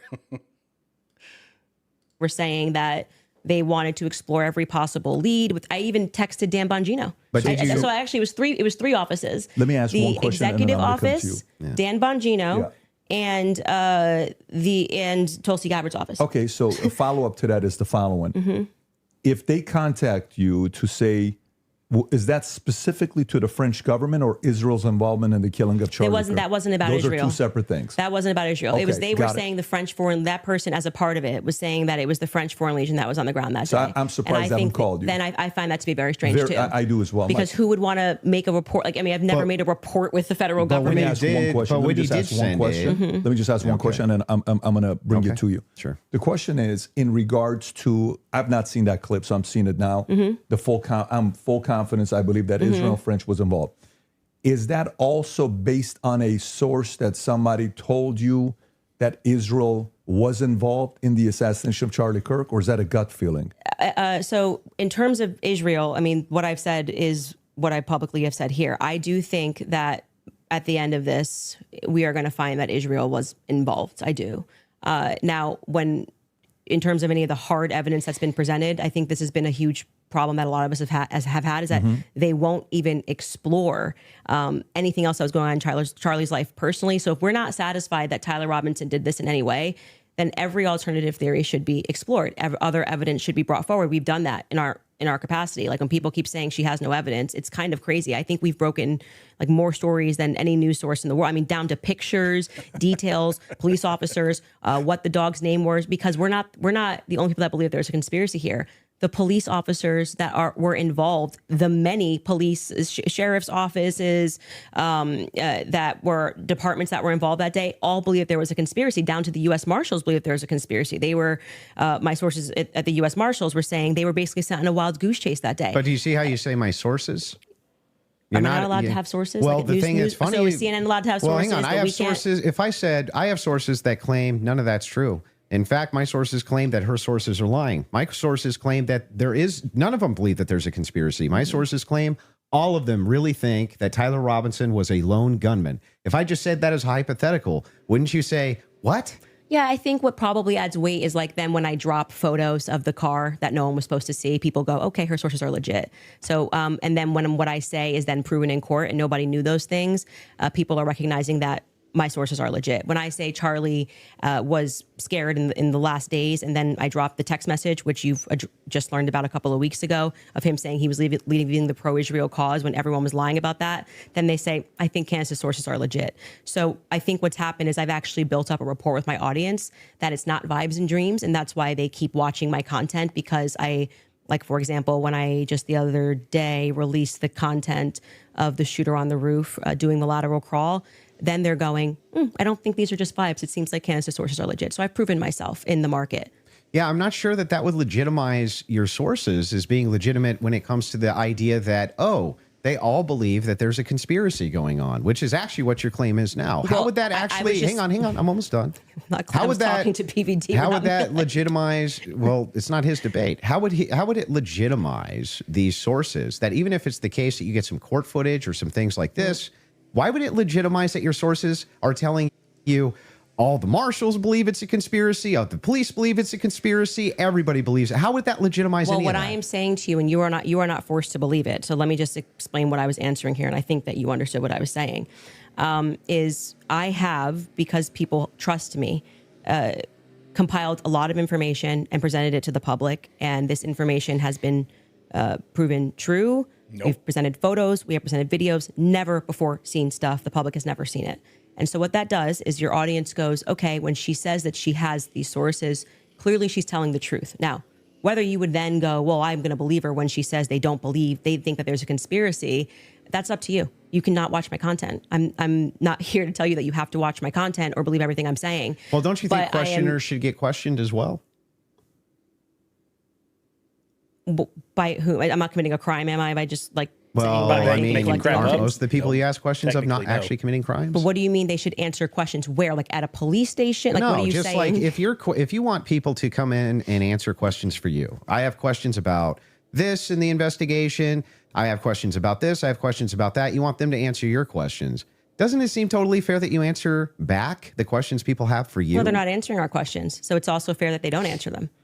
So you're That's why I okay. said So I just Andrew want Colvett should be in this chair. He's not. But That's isn't his that a double? prerogative. But isn't that a double standard? No, it's not because he's not doing it. Yeah, but what that would still be a double standard. If you're requesting that he does do it, then that seems to infer that you think he owes you answers. Oh, so inferences are allowed again? And they never weren't. So that seems to infer that you think that he owes you answers. If that's the case, then don't you owe answers? Yeah, well, I feel like I'm answering your questions and his questions about, I mean, I'm talking about Andrew Colvett. His position is he's a spokesperson for Turning Point USA. So when the crowd turns against Turning Point USA on the basis of a lack of information, or they turn on Turning Point USA because of the nonsense that you've been spitting on your channel to a bunch of hive-minded cultists, I guess is the best way to put it. This is where she is a genius. I will give her this. She is a genius at saying a whole bunch of crap and never answering a freaking question. It's a simple question. If you expect everybody to give you answers, don't you owe something in return? And she's not even answering that. She said, no, people just watch my podcast. That's it. That's it. Like I'm learning. This is so revealing to me. More and more and more, I understand just how big of a stinking grifter she is, and she is a very, very talented obfuscator. She's very talented at doing cheetah flips and somersaulting her way out of a conversation or out of giving any answers. This is about how I expected this was going to go. I don't know, seeds sown of distrust. I would imagine, and forget answering my questions because it doesn't need to be me. But aren't you sowing a lot of those seeds of distrust? Well, I think they're doing a pretty good job themselves, if I'm being honest. You can blame it on Candace all you want. Well, people love to do that. The thing is funny is people act like I'm ground zero. I'll be fair with you. Ground zero of people not trusting Turning Point USA. I think that there was some PR there. I think there was some PR there. Sure, they could have done better. Nope. Absolutely. I'm not disputing any of that. Lily. One thing, though, that I want to just directly ask you is, do you actually believe that anybody in TPUSA or Erica Kirk or Erica actually participated, had foreknowledge of, or facilitated the murder of Charlie Kirk? I'm not going to get myself into a legal pickle here. Everything I've said is on my podcast. I think firmly that if I was the investigating officers, I would seat them all and I would ask questions. I would at this phase. I would. Okay, so what does that hypothetical, mean? Does that mean that you do think so? I think it was not a sufficient investigation into what we know to be true of 80% of homicides. It's usually conducted by someone you know, right? And the fact that was never even considered, that like I said earlier, the backpack was returned. How do you know that was never considered? Because they gave back the backpack, as just one example.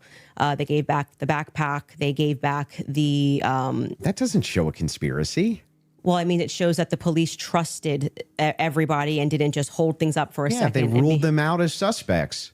That quickly, I'm not comfortable with that investigation. It's a pretty big organization. There's a $100 million incentive.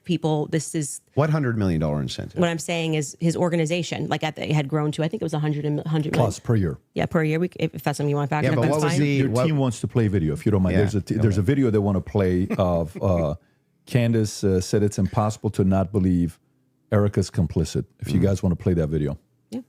Could also just ask and them, so right now, their guys are going out and they're going to look for evidence. And then by May, which is fortunately around the corner, then she'll see what they found. So what the F is that performance? How could you sit up there and say, yes, I 100% believe Tyler Robinson did it? That right there is why it is impossible for me to think that Erica Kirk is not complicit somehow. Because what? Those two thoughts actually don't even follow. How would it be the case that even if Erica Kirk did believe that Tyler Robinson was 100% responsible for the death of Charlie Kirk. Let's just say she believed it with every fiber of her being, believed all the evidence, because she did. She just actually did. Would it then follow that somehow she's complicit in his death? I didn't say complicit in death. You added those two words. Okay, so what's she complicit in? Yes. So sowing this narrative that Tyler Robinson is guilty. So you're chopping up clips. Like I said, you didn't have the confidence to Okay, hold well, the tell debate. me, So what now does you're that mean? chopping What it does up. complicit mean? We are showing a clip of her on Barry Weiss, which I can't remember the date that she did that interview. And Erica, when she is asked, "Are you one? You know, do you feel with 100% certainty that Tyler Robinson did this?" And she says, "I do." Then again, context matters. I sit down with Erica for 4 hours under the assumption that she had some evidence, right? Like I'm like, I actually, this is why I did not engage in any like Erica, everyone's questioning. This is why I know another reason I know she's a leftist, but or she's better at political commentary than she is at any of this other crap that's making her, made her $300,000 for this thing, is because it's, what I actually meant. This is what they all do. Oh, what I actually meant. They should have played the full clip. And there's plenty of other clips out there. It's just so infuriating. We know exactly what she meant. She knew exactly what her sycophants were going to run with, which is that she's complicit in the assassination of Charlie Kirk. That's it. She say, no, complicit in, and then goes on with another narrative. Something else. So you're just clipping me out of context. What she's As wearing. if people hadn't been sitting watching this for a year. And all this stuff. I was like, I'm going to wait here. And by the way, I'm going to play this or read this one super chat here. Thank you so much, user, for your super chat. FYI, the government will usually confirm the intelligence through a different source before coming and getting information from the person who reported it. Yeah, this is talking about what she reported to the DNI and all these other people, these other agencies, Dan Bongino, President Trump, all these folks. They're going to confirm it through other sources, and they have access to other intel sources. If they thought it was credible, then an investigation would have ensued. Because I don't know, just it feels weird to think that did I think that some of her mannerisms were weird and stuff like that? Yeah, but that's not, you can't convict somebody on weird mannerisms. And then when I sat down with her and I was expecting for her to say, well, I'm obviously the victim on the case and we got to see the shot, taken or this or that, whatever it is. Great. That's why she has that much confidence 2 months ago. And when I sat down with her, it was nothing. It was nothing. Okay, so this is a conversation. How would that make her complicit? Complicit. And again, you said complicit in the death of Charlie Kirk. Complicit in what? Yeah. Well, if you let me finish my sentence, I could tell you that. But my point being is that then you take a look at this and you go, okay, well, this is weird. Why would you have this confidence? And then when you sit across from somebody and you say, okay, great, I want to go out there and defend you now. I want people to know that you can't say this stuff publicly, but you know more things. And she just blanks. And then she says, well, I'm going to call the lawyer. And she called the lawyer. Again, all of this is on my show. So out of context clips is not going to work because I know what I say on my show. Okay. So we call her lawyer and her lawyer says to us, she calls him on the phone, pardon me. And it's me, her, and Justin Strife. And I'm like, okay, great. What do you guys have? He goes, well, we don't have anything yet. We're not at that phase yet. And I'm like, well, what do you mean you don't have anything? And he says, well, don't you know how it works? It's a probable cause hearing. So basically the state says that they're going to bring this forward. And now our people go out and they look for the evidence to assert that Tyler Robinson is guilty. And so I asked her directly, her lawyer directly, the phone's in between us. I'm like, wait, so just so I'm clear, you haven't seen anything that the public hasn't seen? And he says, no. So I'm going back in my head and I'm going, okay, so why is Erica saying with such a degree of certainty, like she was sent out to convince the public and people bit, by the way. I remember even Megyn Kelly was like, let's wait. She's going to have access to things. I did think she had access to things that we didn't have. Why express that confidence to the public as opposed to just being like, we don't know yet. I feel confident he's involved. They made an arrest. I don't understand. How would any of this make her complicit and in what? Well, I've already told you. She's complicit in trying to fool the public into thinking this is some open and shut case. How is she trying to fool the public into this? If she believes don't look anywhere else. If she believes that Tyler Robinson killed Kirk, if she believes that, how would that be complicit in anything? I do. Are you saying that you think she doesn't believe it? I don't believe that at that stage she sat down with Barry Weiss that's what she believes. No, but that's my opinion. Right, but so when you just say complicit, you just mean she believes that Tyler Robinson killed Kirk? That's it? That's what we were talking about. That's why I said if your strategy was to dice up clips and take it out of context and make it seem like I said she was complicit. Everything. Yeah, but then why not just play the full thing? Like why? And Because we don't have like infinite amounts of time, I'm guessing. You probably don't want to well, watch.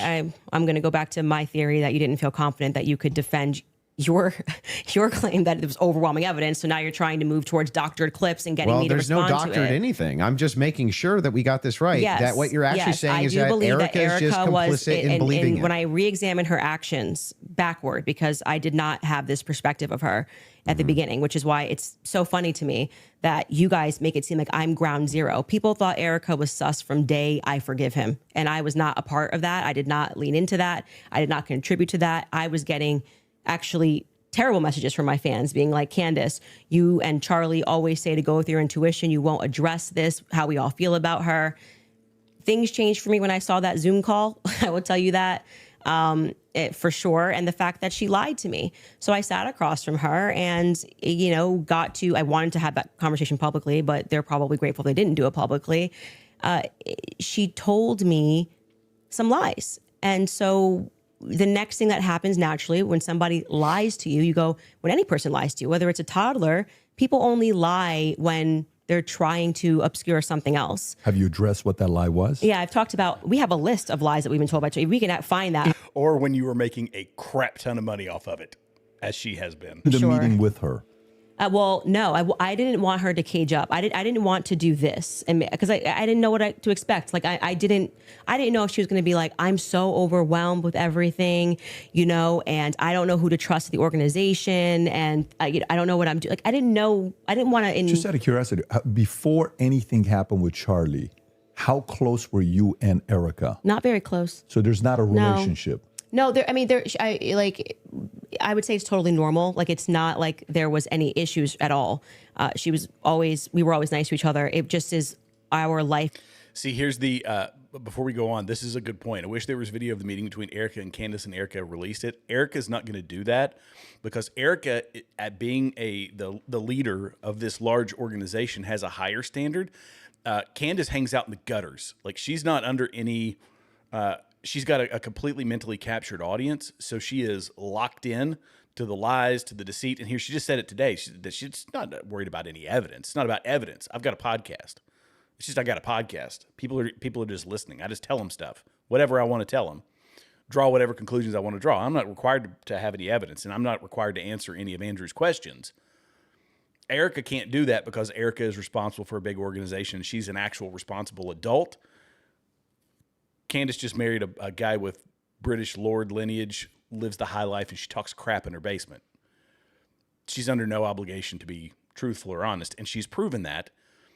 And she has leaned into that lifestyle, to that career path. Went to a different phase, right? So Charlie and I hitting the ground, running around, traveling 4 days a week. Now I get married. I find love of my life. I get married and I get pregnant. I've been pregnant. I haven't stopped being pregnant. And what you want out of life changes. You don't want to be. Okay, sorry, I got to stop again. She is talking. This is a good point because I was thinking this a minute ago. You beat me to it. Cool, Mom. She's treating this like it's her show. She's talking like this is her show, except it's not scripted as her show is and pre-recorded and pretending to be live. No. This is her acting like she's on her show. It's not a debate. She's not debating anything. Running around for 4 days a week and traveling on a plane nonstop, you suddenly want to start building at home and live. I was desiring that suburban life. Did you guys ever do the double dates? You, George, her, and Charlie? Was there ever double dates between the four of you? I was, engaged to George quickly. We were planning our wedding. I was kind of in my bubble with George. George traveled with me and Charlie, but Erica and him were just starting to date at the beginning of 2019. George and I were planning our marriage. Mm-hmm. So George really got to know Charlie. I wouldn't say that I really got to know Erica. I was just rooting for them because I knew how much Charlie wanted to, find love. And so I was kind of his wing woman throughout that phase. And I was just happy. And I never was under the impression, obviously, that they were going to get married when they were dating. So it wasn't like I was conscious, I really need to get to know this person. And so it was just kind of normal that by that time, because of where I was in my life, that I wasn't spending any time getting to know Erica per se. So the complicit part about Erica to you, is that a gut feeling? You think it transformed when she lied? You can take the lead. I'm just asking questions. Yes. If you want to go for it. I actually I still don't understand what you think she's complicit in. Yeah. So when I say Erica's complicit, that's my opinion. When you tweeted Erica's too retarded to kill her husband. Yeah. Would you like to explain how you developed your evidence, your positive evidence for the fact that Erica was retarded? Yeah, sure. So Yeah. I just think all women are retarded. Oh, so you're allowed to just say stuff. Who knew? So, and, You and what, just and by asked the way, me. and Like, what dramatically transformed your opinion of Erica after going to the headquarters? Because you were pretty hostile about. I wasn't hostile towards them. You don't think calling somebody too retarded? No, come on. That's like normal tongue-in-cheek stuff for me online. Oh, you're being tongue-in-cheek. Usually when I call someone retarded, I'm being tongue-in-cheek, yeah. Like, for instance, you got supporters. I mean, if you want to use the same exact argument, you would take a supporter like Owen Benjamin. He called you bad names and called your husband bad names. You're just like, well, that's no biggie? I've never answered him on anything that he said. I'm saying that you now are her biggest defender. So do you still think I'm she's not her biggest defender. Do you still think she's too retarded? No. I didn't know Erica Kirk. I'd never met her before. Okay, but you had an issue with Turning Point being led by a bunch of fembots talking about Still the do. feminist angle. Still do. And then suddenly you go to the headquarters. Still think it's a terrible idea. You go into the headquarters. Now all of a sudden you've got text messages that you're sharing with them. You say that you and your wife are getting involved with management. No. I'm not involved in any management at Turning Point Well, USA. I'm pretty sure there is a clip of you where you say that your wife went to their recent conference and sat down. And then when you were on Joe Rogan. No. Hang on. I'll explain what happened just so that you understand. Yeah. So I was invited there to do some debate training. That's literally what I was invited there to do on recommendation. So I went down and did some debate. That's the first time I ever met anybody at TPUSA. Okay. And then you said you sat down with Erica. Well, I didn't sit down to her. I talked to her in a hallway. So you didn't sit down and speak with Erica? No, I didn't have like some sit down long conversation. We talked in a hallway. Okay. Is I that don't when know, you gave her maybe- the hug? Yeah, gave her the hug right there. My wife did too. We were both very sorry for what happened. Okay. to So her. at what point did you start receiving text messages from that you cited in your opening statement? Oh, that I you- just reached out to TPUSA and said, I'm prepping for a debate. Is there anything that's pertinent that I can use here? Do you find it interesting that people have been asking for, basic answers to questions, and you're saying that you walked into their headquarters and reached out and they instantly... It's amazing, isn't it? If you reach out in good faith and you're not demonizing them and saying that they're complicit in the murder of people's deaths, that perhaps they're actually willing to release things to you that are pertinent, other than thinking that, perhaps you're diabolical. Well, I don't know. I feel like if I was going to release that information, I didn't demand that it be released to me. I actually never demanded that it be released. I just simply said that this is what was going on in the last 48 hours. Maybe to the media, they could release it. They could release it to PBD. They decided to release it to a guy that called Erica too retarded in June. So what? Yeah, I just think it kind of shows that Turning Point is sending you as their horse. Well, I don't know where they don't have the courage to have the conversation. Like, I don't if they see were this- just releasing something in good Let me ask you faith a to answer question. questions. Do you have any I've never evidence of that demanded. claim? It's not evidence. You're No. sharing your opinion No. that she's too retarded. I can't share my opinion that I think it's going Well, to I never register met the as chick. really obvious to the public. That rather than presenting that throughout the course of everybody wanting to know what Charlie was going through his last days, they decided to give it to you to come to my house as some sort of a surprise. Well, do you think the when- public's not smart enough to do see you through think, that? Do you think that if you talking know about terrible PR, if you know that there's a huge debate that's coming up that's going to be probably one of the most viewed that year, and one of the debaters calls you and says, I'm taking this position. This is the position that I feel like there's the most evidence for. And Candace also agreed to answer many of my questions in regards to this.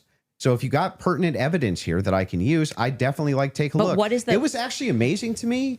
It really was actually amazing to me how if you approach people in good faith and just say, hey, I'd actually like to know what the facts and details are around this, they actually do talk to you.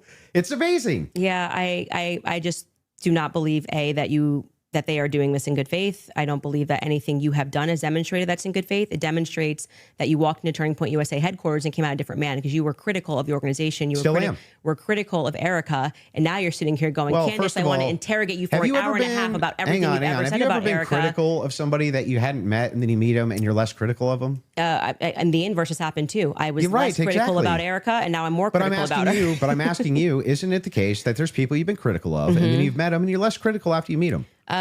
Too retarded. I feel like if you think that she's dumb, What a and lefty you, move, by let's just the talk way. about your record. I mean, you're a person that Offensive. It's so offensive. You called him retarded. You call him the R word. Oh my gosh. Oh, what a triggered lefty. What a triggered lefty. This is ridiculous. She's hanging on it. This is filibustering. This is trying to burn down the clock. That's what she's trying to do. Burn down the clock so I still don't have to answer any stinking questions. My Lord have mercy. Andrew's he's being good job so far, Andrew, except that you weren't like the start of it. You were a little slow to get started. He's just making sense. All he's doing is approaching this like a normal human being. And she's like, she's just backed into a corner and she's hanging on a tweet. Some simple tweet, like a lefty saying, "You remember when you said this 15 years ago? You still think that? You still think that? Oh, you're such a pig." It's smack talking on the internet. My goodness. Has spent time in what most people would term to be the manosphere, talking about I debate against against feminists and red pillars, and a lot of the actual. So I'm a Christian ethicist. And then you go on to Joe Rogan, and you're like soft explaining away why Erica had to take over Charlie's company when they don't have a parent at home. So now you're a feminist icon. Like you just go into the headquarters and you just shift all of your perspectives. That's a bizarre criticism. Like nobody's in the bigger girl boss position than you. Yeah, I'm actually no. You're in the biggest of the girl boss positions. Like you don't have to do this. Okay. You just do this. You could definitely not do it at all and be fine, right? But you still do. I would say that you are making a comparison that cannot be compared because Erica's husband was just assassinated in front of the world. Which makes sense why she would take the organization over. No, it makes sense why you would go home to your kids, just so you know. Wait a second. That's bizarre. Yeah, because they don't have a parent. They don't have a parent and they've just suffered a trauma. You don't go into the office 6 days later. You want to protect your husband's legacy, right? No. And you're trying to find some new normal. The legacy normal. is his children, not the organization. It's both. No, yes, it is both. It's totally rational and reasonable to believe that it would be both Turning Point USA, that is part of Charlie Kirk's legacy. He worked his whole life for it. I think this is why people think she's sus. And his children. Now, for you, though, to say that anybody's a girl boss, right? That's like the pot calling the kettle black. That came out of your mouth. No, that was you. You brought up girl boss. Girl boss came out of your mouth.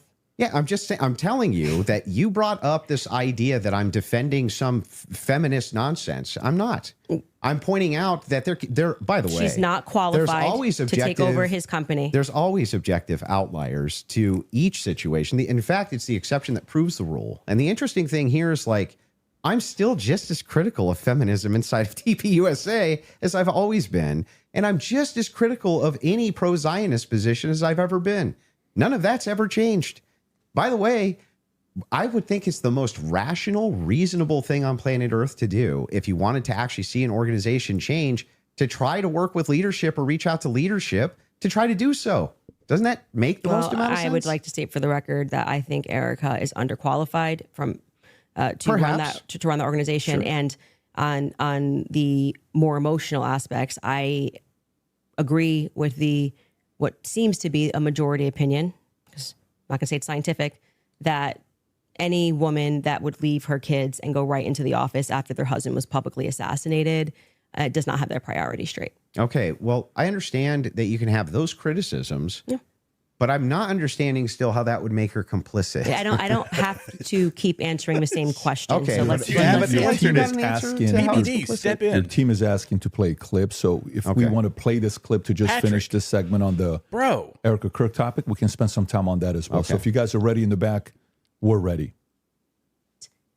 And causing that 30-06 diameter, as would happen with a pet and explosives, as we've demonstrated to you in the past, it accidentally, because of how Charlie was crouched, went up and hit his neck. And that ruined everything. It ruined everything. It was problematic. It's the reason why Terrell then had to scramble to get the cameras down, because they were never supposed to see it. They could have said reasonably that a 30-06 got eaten by Charlie, much more reasonably, obviously, than saying that the chicken bones in his neck stopped it because he ate vegetables. They panicked. That's why Terrell's nervous on the phone with me. Again, this is my theory, and I am now very much sticking to it. Okay?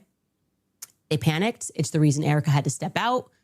That's why she would have gotten on the phone with Terrell so quickly because I was going, why is Terrell saying, well, I didn't want Erica to relive, oh, that's why I did it. He didn't have an answer. He was nervous. It was crazy. But he acknowledged that he spoke to Erica immediately. Why did you speak to Erica immediately? So do you believe that there was a shape charge that killed Charlie? Hey, can I ask you why you keep starting clips mid-sentence? Probably to get to where the clip is. No, it doesn't seem that way because you can always start a clip at the beginning of a sentence. Like you're just it's completely out of context. Wait, but I didn't prepare the clips, but yeah, I think I didn't, but it's fine to ask it to back it up. Like I said, I don't need to say what's happening here because the internet will clock it. But in this episode, we are now going, and that's why I said we're now going to look at some alternative theories. I made it very clear that this was a theory that I didn't want to look at. This is, I believe, because I don't have every episode on my head, but I'm pretty sure this is an episode where we presented the evidence that was in the car, the photos of what was in the car, right? And so we are now inferring off of what we see in the car that this very much does look like that we see a bunch of shattered Rode microphone, which was an early theory that I was actually interested in, but couldn't really wrap my head around what was the shape charge explosive. As I say at the beginning of the episode, it was just not my expertise. And I was concerning myself with timelines and stories and statements that didn't make sense. Without question, Terrell Farnsworth is someone who made me think that we were missing a big part of the story. So I'm walking them through John Bray's theory. If we started to insert what we are actually observing with the evidence that we're taking a look at and what took place that day. So we're completely in the hypothetical right here. And you're now introducing this. If that's the case, if you're just hypothetically exploring it, that's why I'm just asking directly. Yes, but that's obvious when you watch this episode. So that's why it feels like I'm in the middle of an interview with CNN when they pull up random clips and they're like, what's this? What's this? You watch the episode, you know what it is. I'm just trying to make sure. Do you think that your alternative theory, I think John Bray's theory should be explored, yes. Okay. Do you think that Charlie Kirk was killed with an explosive? I think that is a possibility, yes. Okay. And it should be explored. He's done a lot of work on it. John Bray has done good work. And I think that that's why that theory is now starting to gain steam since we released the second set of the photos of what was in the car. I think it's viable. So this was the big thing I wanted to get into with you on the explosives too. What is it about that theory that's actually compelling to you? So I looked into the explosive mic theory multiple times, and the biggest thing that stood out to me is there's no explosion. there's literally no explosion. In fact, there's videos when the shot rings out that kills Charlie. At least it sounds like a shot to me. People are actually looking up towards where the gun is being fired. They're looking away for where the sound is. Where's the actual explosion? Well, for every person that you say looks away, there's going to be a person that was looking forward. We have former Marines that have gotten on and said, it looks to me like there's an explosion under his shirt, right? You obviously saw Rob O'Neill go on to, I'm forgetting which platform it was, where he said, it's the first thing I thought was Rob O'Neill is the man that killed Osama bin Laden. Yeah, and I think he's qualified to say what he believes he saw. We should actually, since they're pulling clips, we should run that clip of Rob O'Neill and what he said and what he observed and his experience. Yeah. So I'm going to take that. And also there were people who immediately spoke to the media that day who said the same thing, that they thought that something happened under his shirt. That was actually, if you go back to my first episode, when I was just observing what I saw with my eyes, I was asking the serious question. I was seriously saying, why is it like somebody shot him from underneath? Why is his shirt moving first? That doesn't make sense to me. And that's because of air dispersal from the bullet. So whenever a bullet is shot, a projectile shot, you can actually run this experiment yourself if you have a rifle. Take an empty box of ammunition and put it on the table, and then fire it near the muzzle, and that box will actually blow off the table. Okay, so question for you. Does that box go sideways off the table? It can.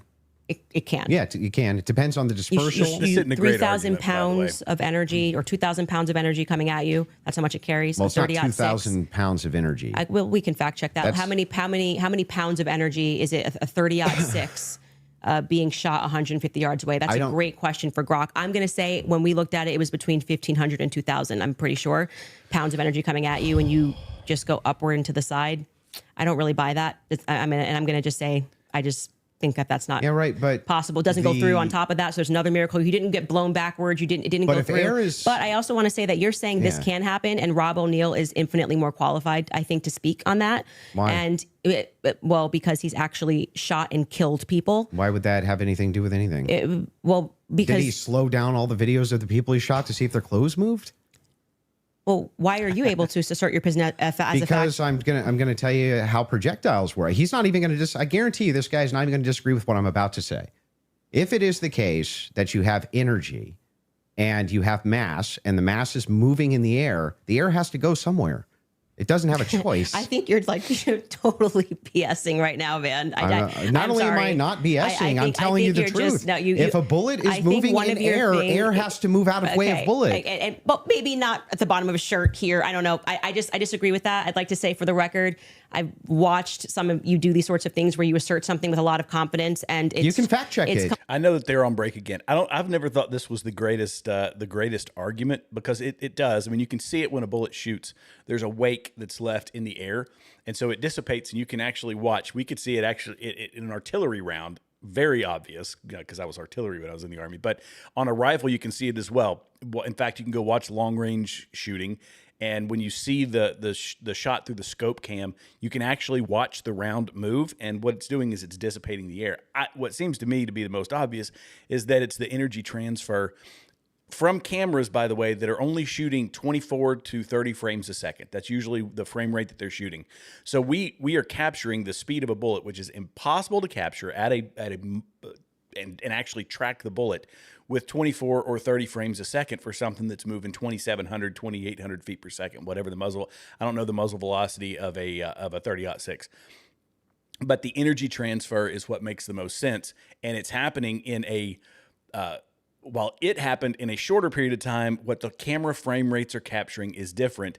And this is also why, like I say, when you don't see it, it's because there's motion blur with 24 frames a second or with 30 frames a second for something that's moving fast. If you watch ultra slow motion cameras that are shooting at hundreds of thousands of frames a second, then you can see a bullet actually moving through the air.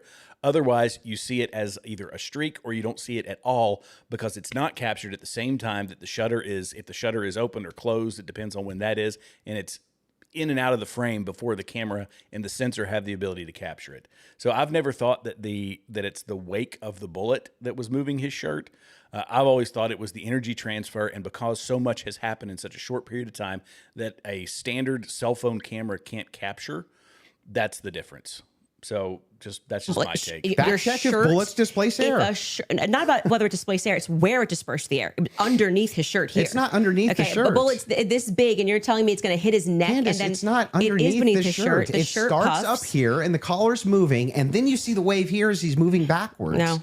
Yeah. That's not true. It's not. And we obviously can't show that clip. I disagree with you. Okay, I understand you can't show it for TOS purposes. Exactly. That's fine. I disagree with you. People can go watch and make up their own minds. We don't need to debate it. Whether or not it was the first thing I said was, why is his shirt moving first? That didn't make sense to me. It almost looks just like this. It goes across. His necklace breaks first before Charlie even reacts. If you watch it in slow, his necklace breaks first, which I thought was very odd. And then you see a puff here, and then the next thing you know, there's the entry wound on his neck. I would not confidently assert that I see smoke. I've never said it on my platform. Do you think that an explosion generally has smoke? Mm-hmm. I don't think that there's any quality version of video that would get us to be able to answer that question other than Terrell's 4K footage that he has from the front. So there's a lot of, if you look at the Israeli pagers, it's assumed that it's a similar, if not the same type of explosive that was used inside the pagers that would have been used inside of this road mic. I think that you should, since you love debating, you should debate someone like John Bray, who's worked on that theory for 11 months, and ask those sorts of questions of how a shaped charge would work. I presented the evidence of what was in the car, and I also, at that episode that you're clipping, said John Bray has done an unbelievable amount of work on this, and I think he has debated a ton of people, actually, regarding this topic. So that's the route that I would send you on. For the purposes of my show, I do believe, to answer your question, that it is a hypothetical. I mean, that it is a theory that should be thoroughly explored. There's two clips your team wants to show. One of them is the Rob O'Neill clip, since we're on it. So if you guys are ready in the back before we go to ad break, if you want to pull it up, this is a good time to do so.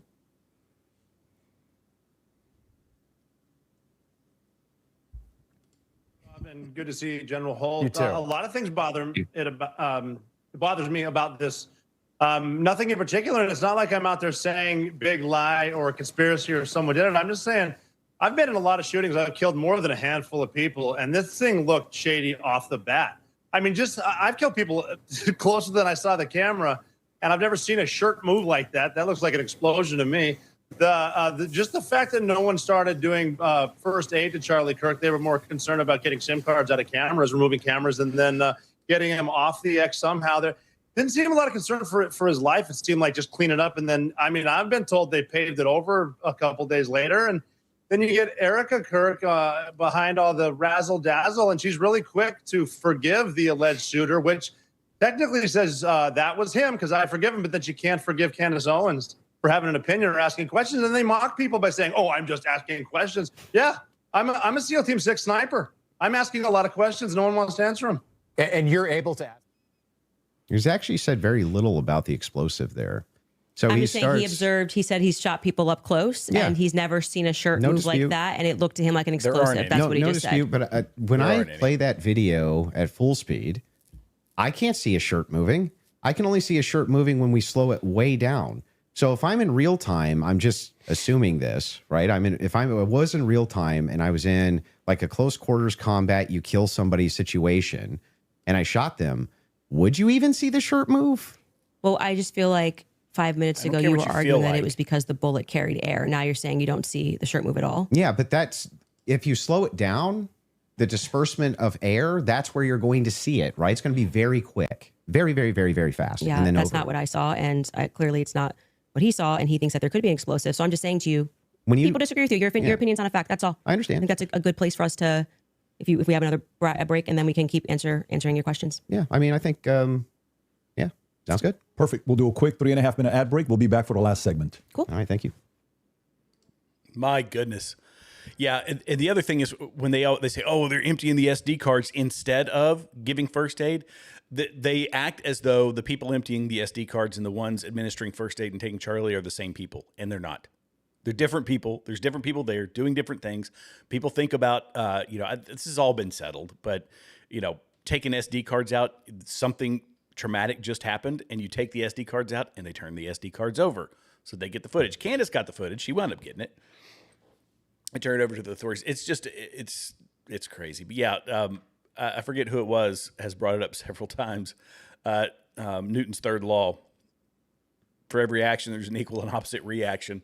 And that this is, there's literally zero evidence of an explosion. Zero. And I am shocked she went back with this one, that she decided to make this the hill that she's going to die on. And her people will go with it because the lemmings, I tell you, those lemmings will just keep on running with it.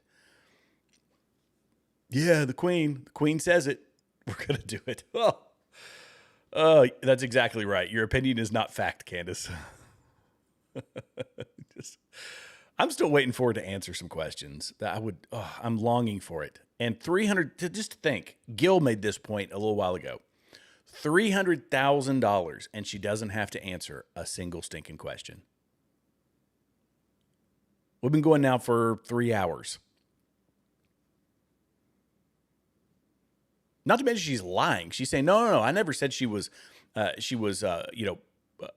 complicit in the assassination of Charlie Kirk. Complicit in lies, narrative, this, that, and the other. That's not what she's been running with. We all know that because we've been paying attention to this.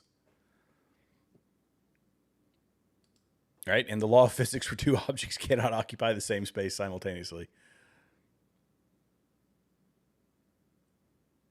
It just shows that she's full of ish. Yeah, she is.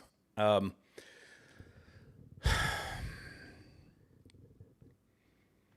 know that people are going to come out of this. We're going to come out of this tribal. I'm wholly convinced that Candace is still full of crap. She has done absolutely nothing to convince me. Andrew, a guy that I'm very clear with, whom I disagree with on a lot of things, but on this one, he's just being the cool, calm head, and she's just digging herself into a hole. She's treating it like it's her podcast, and that's what's frustrating. We don't like her podcast. Her podcast sucks. People like it because it's whatever, exciting, because she's got new BS that she's throwing out there. She's shaping a story. She tapped into the true crime, whatever, the formulaic way that they can do true crime, because it's been popular for a very long time, and got it. But I didn't come here for that. I wanted her to actually answer some questions. And in the back of my mind, I never really thought that she would. Yeah, that's right. Her team really hasn't fact-checked her at all. This is very true. Yeah, Elise, she got $300,000 for doing this. $300,000. And she only backtracked. I'm assuming she backtracked from the $500,000 that he originally offered. That I'm guessing that she backtracked off of the $500,000 because she was taking heat online. People were saying, "Are you kidding me?" I did the math, and it comes out to like $140,000 an hour. In this instance, she's getting like $100,000 an hour to sit and spout nonsense and answer zero questions and say, in her own words, "No, I've got a podcast. I don't have to bring evidence." That's the one that's just stuck with me, and I can't get it out of my head. I don't have to answer those questions. No, it's what we paid you for those. People paid you to answer these questions. If she has followers after this still, there's literally something wrong with their heads. She'll have a lot. And in fact, I think that the way she's approached this is, again,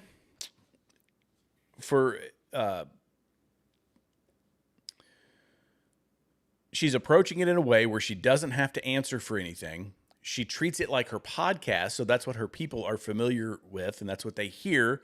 They take it all as fact and as, whatever. This is exactly what the sewing circle, the hens masquerading as dudes that I showed you before. It's exactly what they were saying. She has got to let's see, she can't get him to, let's see, if she can get him to not ask her to prove any of her claims, then she can win the debate. That's what they were saying. Remember, America's not, well, that's true. That's true. In all fairness, I'm sure that she'll get a lot of likes from the Bangladeshi cell phone walls, like walls of cell phones run by bots. The bot farms in Bangladesh. I'm sure that they're having to crank the AC down to keep them from overheating with their comments and their likes. Although we have to admit there are still hundreds of thousands, if not 1 million people maybe, across all platforms that do listen to her. Let's see. I have unfollowed so many people on Instagram because they think she is right. Yeah. There's plenty of sheeple. There really are. Part of you feels bad for them. So this is where my mind goes. Part of me feels bad for them, but the other part of me says, "Now you're an adult. Like you should know better." I'm going to speed this up even more because I think we're way behind. I'm assuming that they are back already.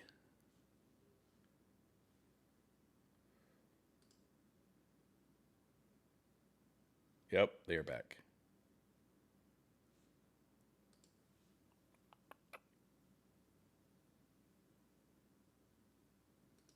All right, fantastic. So, Andrew, if you want to go with your last couple thoughts. Yeah, so I just have two more clips to play. Okay. Right, and then we can do final thoughts. I'm guessing. I feel like we got where we were trying to go, or at least for the most part. So the two other clips, I do want to play the Twigs clip. That one is important to me, the Twigs DNA clip. Yeah. And they're going to pull it up just to have you respond to it. Well, you don't have to play it because, like, if you're saying that when I initially watched it, I thought that Lance Twigs' DNA, like, he was directly responding to that because the testimony was a bit confusing. They started by saying that they were going to, like, explaining how they got the samples, and they said Lance, Matt, and Lance, Matt, and Amber Robinson, how they got their DNA samples. And then they started speaking about the gun and said, multiple prints were found on them. And then they moved and they said Lance Twigs' DNA was found on the screwdriver. When I went back and rewatched it, I realized, well, they haven't officially said that Lance or Amber are on the gun. So I think I've already conceded that we don't know that. So I think, like, but if you're if you want to play the this clip is directly you saying it is on the gun. Twigs' DNA I'm saying is that on I the feel gun. like I've already said to you, like I've made that concession.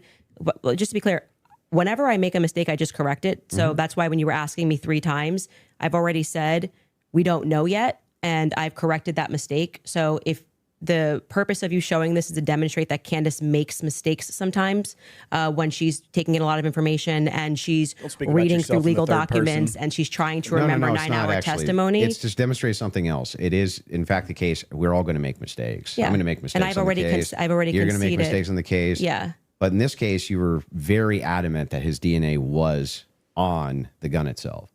Yeah. So I'm just saying that it's not ruled out. We know that there's 5+ prints. I've said this so many times. I had to rewatch the testimony again. It's like 9 hours a day. It got very scientific when they were speaking about this. And I think I wrongly extrapolated that they meant all 3 of them were on the prints when the only person they officially named was Matt Robinson. So we don't know yet if Lance Twiggs has his DNA on the prints, DNA on the gun officially just yet. Okay. I've already conceded that. Sure. So that's fine. And then the last one is one with Erica Kirk. Sure. This is like the Erica Kirk. Well, yeah, you obsess about All it. right, Erica. You could just sit down with me, Erica, but we can do it this way. This goes back to a previous claim that you made. Yeah, sure. I'm bringing it up. Straight to jail, straight to jail. For questioning, at least, Erica. I don't care who's mad. I really do not care who wants to be upset after this episode. Really, you will be wasting your breath. You can spend $1 billion on influencers because this is all becoming increasingly inexplicable. You are asking me to be an idiot, actually, and I cannot do that for you. Someone once commented beneath this show that if the situations were reversed and there were this many verifiable lies. So straight to jail? Yeah, so that's the show intro, and straight to jail is a monopoly term. Okay. So do not pass go. Yeah. Do not collect $200. Yes, it's obviously tongue in cheek. And then we explain that actually I think that she should be brought in for questioning because of inconsistencies. So this is the exact episode when I started to think that she should be sat down and questioned. And I still believe that. I still hold the perspective that Erica should be sat down and she should be properly questioned. Do you know that she hasn't been? No, actually, that would be a great thing for the spokesperson of Turning Point USA to say that she's already sat through. Why do they? I mean, my guess would be she hasn't because they returned everything to her. Yeah. But why do they owe you that though? Why they don't owe me anything. That's my show you're watching. Just the clips that you're pulling are from my show. So if I want to, you don't owe me anything. I make my whole show about saying how you owe me everything. And I make accusations for which I have no evidence. And even though it could be completely false, but I'm going to go ahead and take the narrative and run with it to try to force them to give me the evidence to which or the information to which I am not entitled. What a crafty, crafty little witch. Wow. Demonic possession is real. Say something on my show, I can say that. I didn't say they owe me something. I don't think that's ever, unless you have but another if you clip. say like you need to be sat down for questioning and you don't even know if they haven't been, that's strange, right? Do you know if they have been? No, I have no idea. So you're just saying, what if they haven't been? Yeah, if your just kind entire of filling the air if your with entire thing is junk. No, it's not junk. If the query is why is it that Erica Kirk's not being sat down for questioning, but you have absolutely no knowledge whether or not she's been sat down for questioning or not. What that does is it creates an innuendo. It creates an inference. It creates out to the ethos that this should be happening because something's wrong here when you actually don't have the knowledge that anything's wrong at all. I just think that my opinion is that she should be sat down and questioned. But you're not sure if she hasn't been. Yeah, and you're not sure if she has been either. So I guess I feel like now you're just kind of filling the air with nonsense because Turning Point's like, we want to my make knowledge, sure that you go in there and you defend Erica. And I have to say, I don't think you've done an extraordinary job at that. But I'm not here to defend Erica. The thing is, though, is like that since 4 out of 5 of the clips that you had on the ready when we asked you guys ahead of time. I mean, I want to just assert how professionally we have dealt with this debate. As you can see, we have not planned any gotcha clips for Andrew. I expressed to him that what we were going to do was just to use people for fact checks, and because I might not remember something, or I do remember something and you're saying no, and that is what I think will register to people as very fair. We did not take out of context clips of Andrew to try to expressly said please that don't I was cut me going to off. bring claims, We did not. right? No, when you said you were going to bring claims that Your you would want me to claims. speak to, you didn't say I intend intend on sitting you down with out of contexted clips to which we said to you before in an email, any clips that you want to share with us, send it over. Let's assert a debate claim so that we can both be ready to respond to it. This just That's not really what happened. Well, what didn't happen? The way that you're framing the exchange, What do you mean? that's not actually what happened. We were negotiating. It is true we negotiated out the claim itself, right? Which one's going to take which position. I wanted to make sure that I had at least an hour and a half on mine, and you got the time for yours to question me. We did. We got through your hour and a half on mine, roughly an hour and a half now on mine.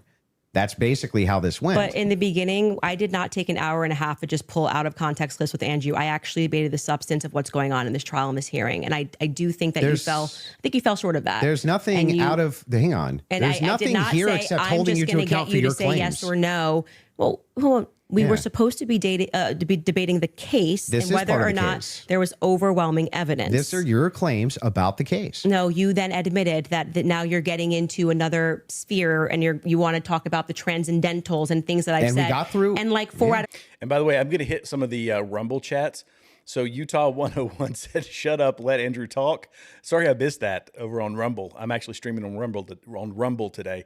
And then Irish Lass says, denies that air is displaced by moving objects. If you're talking about me, because I might have sounded like that, I'm just saying that I don't think that the air displaced was sufficient to move the shirt prior to the bullet impacting him, because the bullet is moving at a greater speed. And so that was the argument I was making. If it was me you were talking about, I don't know.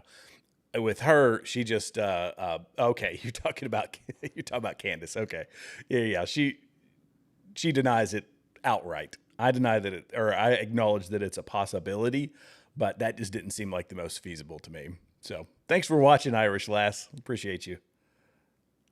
5 of your clips are about Utah Erica Kirk. So the general I perception don't think 4 out of 5 even is were. your turning points horse. Oh, I so you think just- quite a just- few you of them were. you Was just- there 3 just made it Ericas up? or 4? So you're just making stuff Can up? we get a count of how many were about Erica? I feel like I think it was 3. 3. Okay, Yeah, 3. I 3. said 4. But those are extraordinary sorry. claims, which is why you're asked about Okay, them, well, right? okay, but the point being is now you're veering into trying to get me to defend my opinions, and then you completely shirk responsibility Your when I claims. point out yours. No, they're not claims. When No, you they're tweet claims. Erica is too retarded, you go, that's just whatever, and then you move on. That's a claim that I'm responsible for the claim.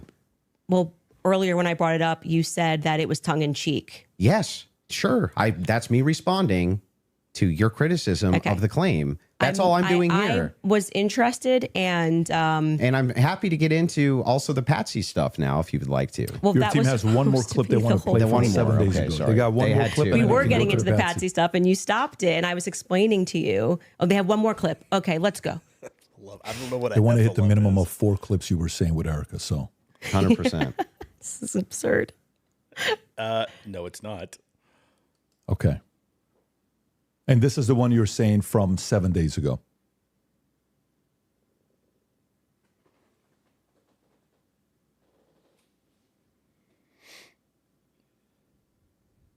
Okay. While they're looking for that, do you want to continue? Yeah, I mean, Yeah, can I yeah. ask a question? I know it's been, or like, can I ask a question? Or are we Not just really. I'm just gonna. Okay. We're going to hold to the actual contract itself. The contract does not say that you are allowed to just question me without me being able to respond to you. I've never said you or can't have respond. a conversation.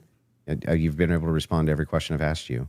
And by the way, the other thing is like Let's have it your way. I want it to look like Still we've happy to done have the everything lefty. Andrew wanted to, so that people can fairly assess the situation. So you have it your way. I will not ask a question. Totally fair with me. She's a Lou. So are you good with her asking a question or He no? said no. Waiting for the clip.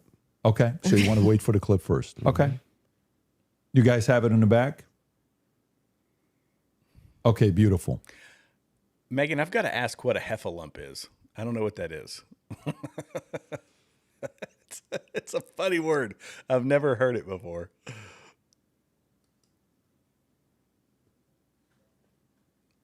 You need the your Jeopardy team thing. told me they had it. So That's what I heard. Okay, there we come go. on, guys. Did this crime. Okay? Because Lance I can't Twiggs hear this. My has thing his went out. Just DNA tell me what on it the says on towel. here. It's fine. Lance Twiggs has his DNA on the rifle. Lance Twiggs And to has be his clear, DNA on the Lance rifle. Twiggs' Said this proceeded this 4 DNA times, was but I don't not know why they feel as like they need degraded to- as Tyler Robinson's DNA was on Tyler's rifle. It's Tyler's rifle. Oh, you but also Lance's said, yeah, it's DNA not as degraded on the rifle. Yeah, because I thought he was one of the things. But I've already that's what I mean when I say that. Like, it just seems like you're not actually here trying to engage, because even before you got to this, and I knew that you had some secret clip planned, I said to you, when I rewatched the testimony, I realized that they didn't explicitly say Lance Twiggs. They said 5 other profiles were on it, and that his was the most degraded. So I hope your team feels fulfilled in playing that. Is there any more? I'm happy to play every clip that he has on the ready. Anybody? You said you had some new evidence at the beginning of the. Oh yeah, debate, we should you had show that something text new. message that you read, Did you just wanna because share I that? think that's important for the public. You shared it out of context. I'll do it on my show. I'll share the text So you're going to message. read it on my show, but not show it. Correct. Okay. So I'll show it on my show, but that's what I'll do. I'll show it on my Can show. I ask why?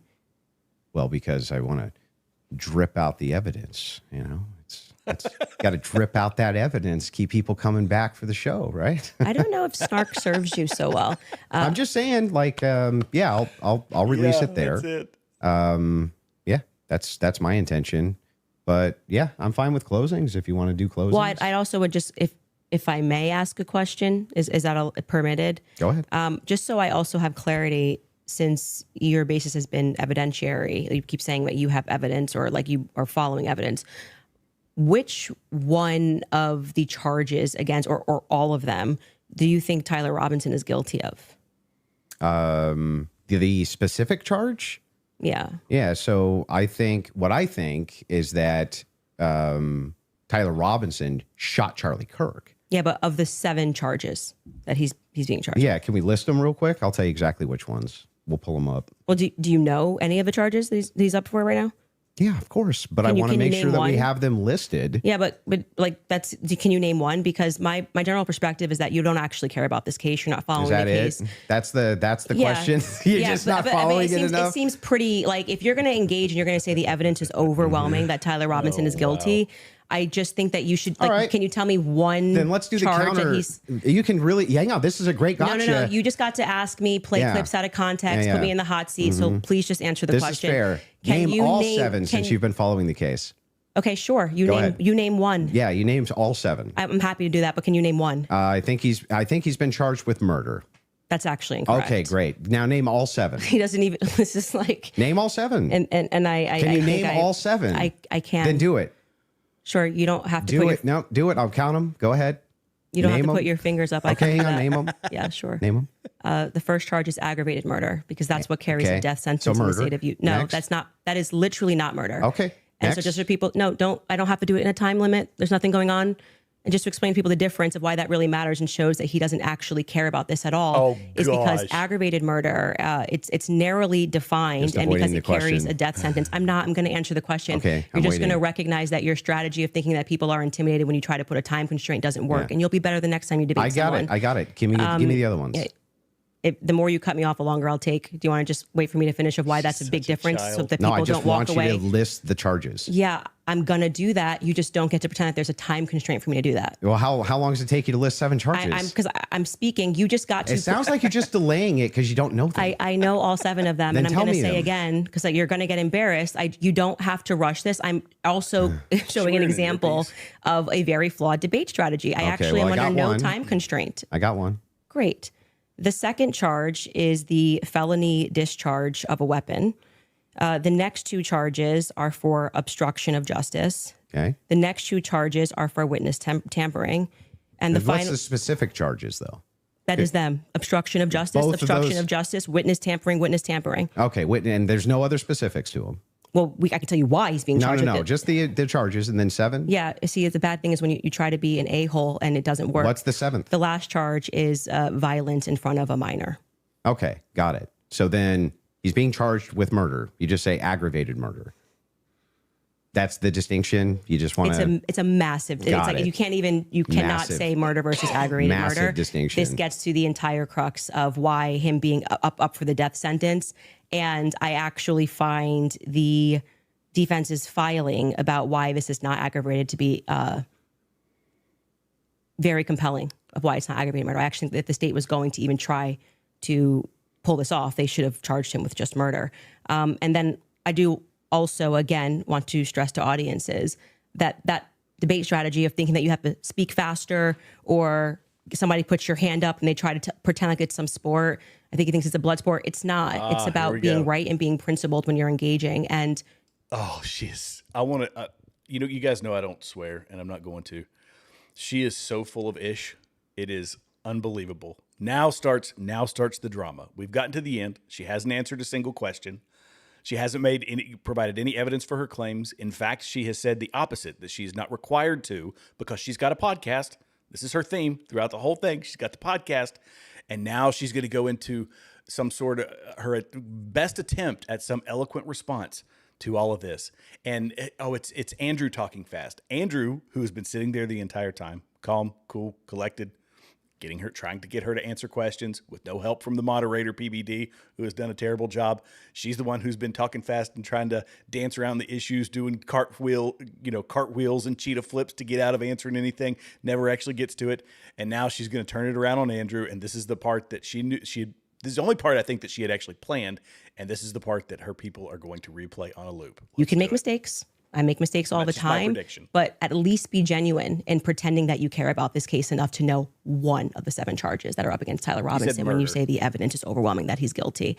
If you would like to move to final statements, I'm fine. I want to make sure Andrew has had the time that he has requested. I think your team would like to pull up the 7 charges by the way, that he just asked you about. Quick, if you guys want to, from the defense attorney, aggravated murder. Here we go. Gil Arbel. Your attorney at law, Gil Arbel at Whole Truth 12. Aggravated murder is murder. Okay, let's go now.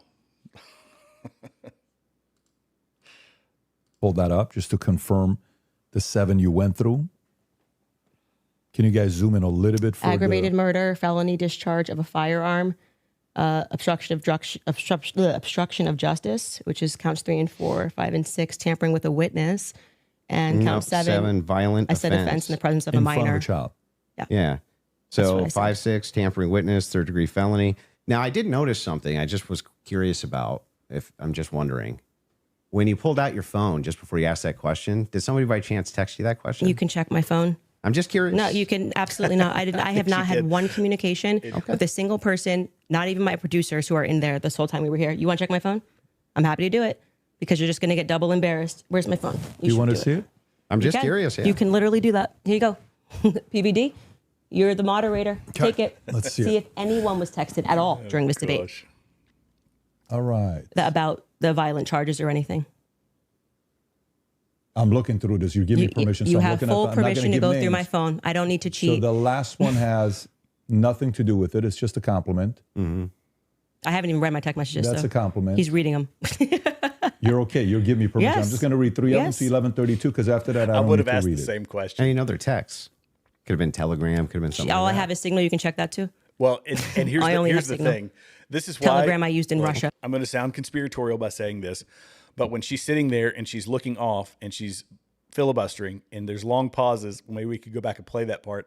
In my mind, I thought somebody is in her ear. That was my thought because she didn't know. You could tell by her response. Because, I mean, the average person is going to say, oh, is this. These are the 7 charges. And they're just going to rattle them off. And she didn't. And she was pausing. I might be conspiratorial. Maybe she did know him. And that was it. I downloaded it for I'll Russia. take your word for it. Yeah. Then- I don't need to, like, I Okay. deeply care about this case. I don't need to pretend I get to it. know If you stuff that deeply I care don't about know. the case, Yeah. I just, I have my other question is about the steakhouse receipt. You just said that you were done asking all your Nothing, just so you questions. know, Yeah. nothing there. There. I don't Yeah. Do you need have to the do that. steakhouse receipts? My question. I have said several times that I have never said I have the receipt for the steakhouse. I have said the person who's working on that story is going to be forthcoming with the receipt. And that was what I was responding to. And he then dropped the receipt. He redacted elements of it. And I said, stay tuned. He's the one working on that story. Okay. So you I never- haven't actually confirmed that Robinson was at that steakhouse.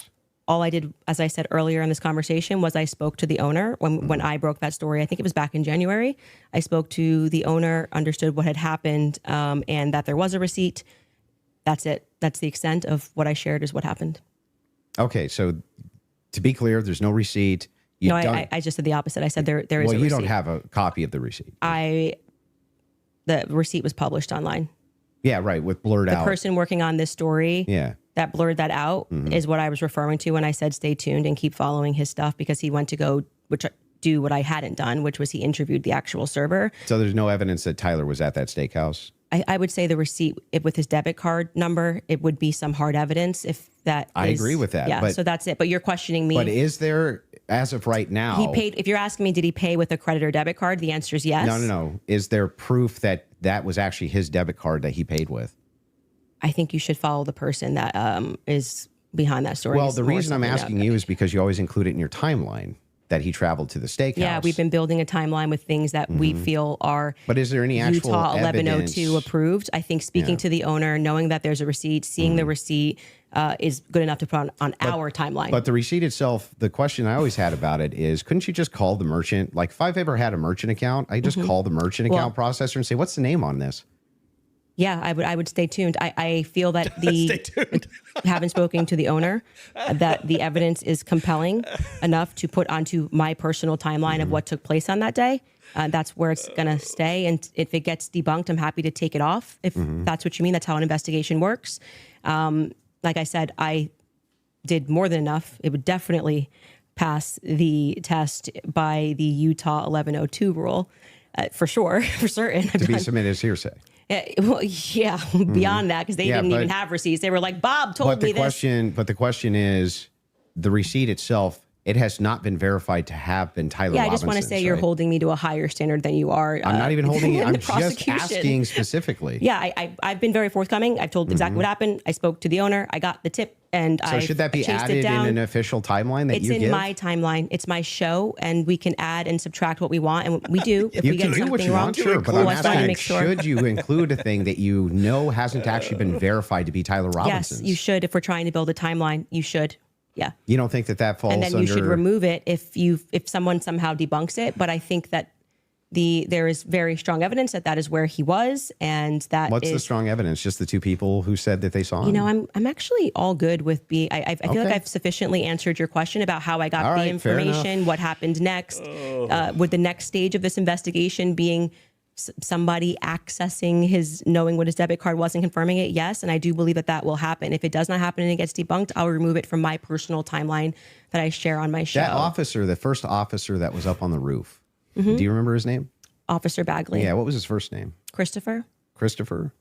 When Christopher got up on the roof, you talk a lot about how his camera died. Well, he talked a lot about that during the About preliminary his camera hearing. died. Yeah. Do you think that he planted that screwdriver up there? No. No. Who do you think planted it? If we're just going on am I allowed to have an opinion? Of course. At this stage, I would say that I don't buy his assertion on the stand that he didn't check to see if anybody went onto the rooftop before he got up there. I do think that it's possible, it's at least plausible that the screwdriver was planted. I don't believe him. What I can say strongly is that his cam died at just the right time. His body cam died at just the right time.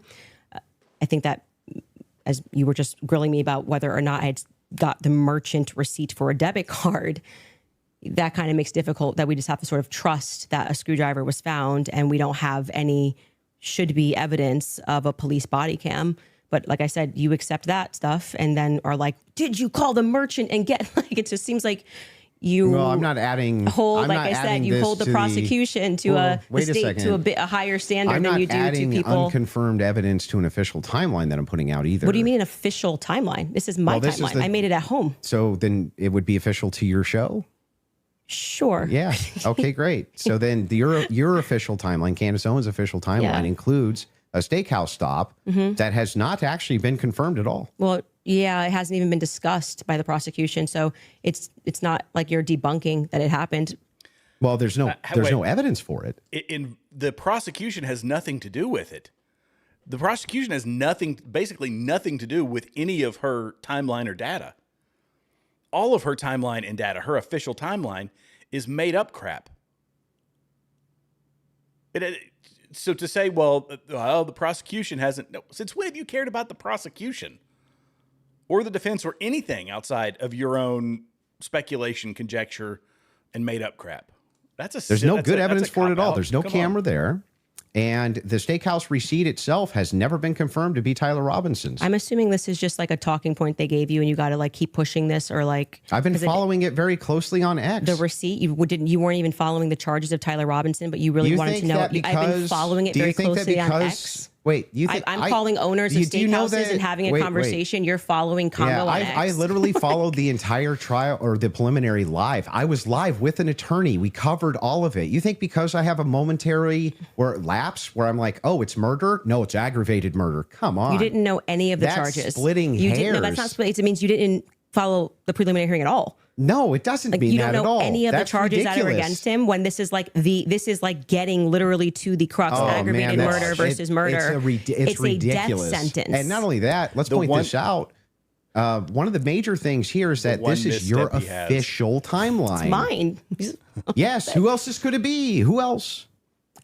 There would be Candace Owens' timeline. I just don't know what his issue is with my timeline. What's your issue with that? Well, so the issue is that the entirety of the evidence revolves around two people who claim that he was there and supposedly a receipt. There's supposedly a receipt where Tyler Robinson paid for his steak and his soft drink. No alcohol, right? No alcohol, right?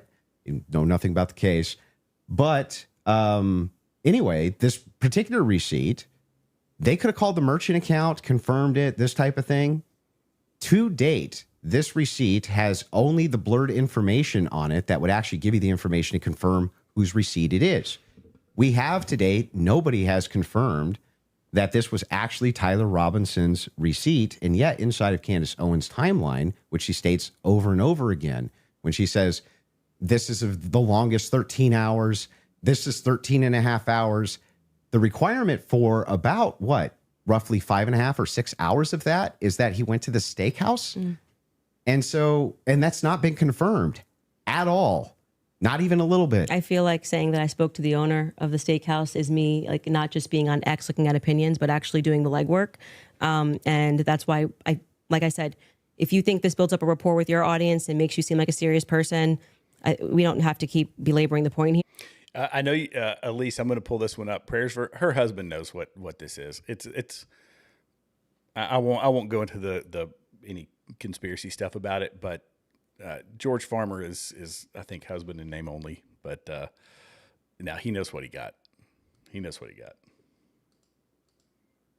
I feel like I've demonstrated that I did as much as I could to confirm this. When it came in, I spoke to the owner of the restaurant, obviously took down everything he said, noted that there was, in fact, a receipt that he pulled.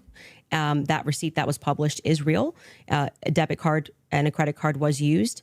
If for some reason somebody misidentified something down the line, or we find out it's a different Tyler Robinson, I'm happy to remove it from my timeline. But for right now, I think that there's enough under the Utah 1102 rule for me to keep it there.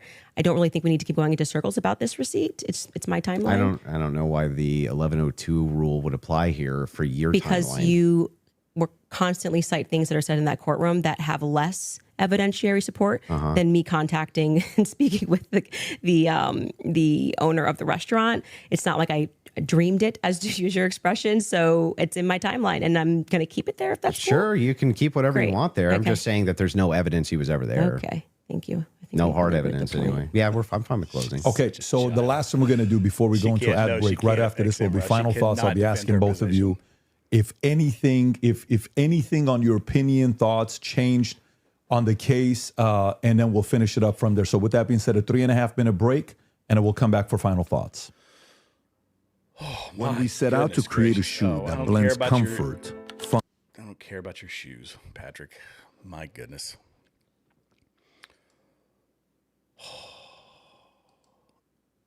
This is exhausting. Absolutely exhausting. Oh, I'm speeding it up here so we can get towards, I don't know. It could be over for all I know. Let me see it. Let me see if I'm off on this. How far off I am.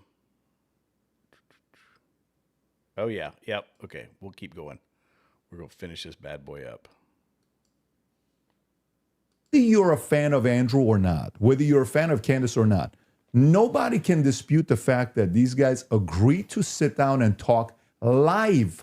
Others were thinking this was pre-recorded. This is not pre-recorded, just so everybody knows. This is purely live. This is a little bit scarier than pre-recorded because pre-recorded you can do edits. So whether you agree with them or not, let's make sure we respect both of them for having this sit down. And before the final thoughts, I want to make sure you guys hear that from me as well, for inviting me here as well. Of course. I do know one day, I think it was last week, you sent a message on one of our accounts. You said, can I talk to Patrick? We got on the call. You said, Patrick, can you moderate this? And then I said, great, let's do this.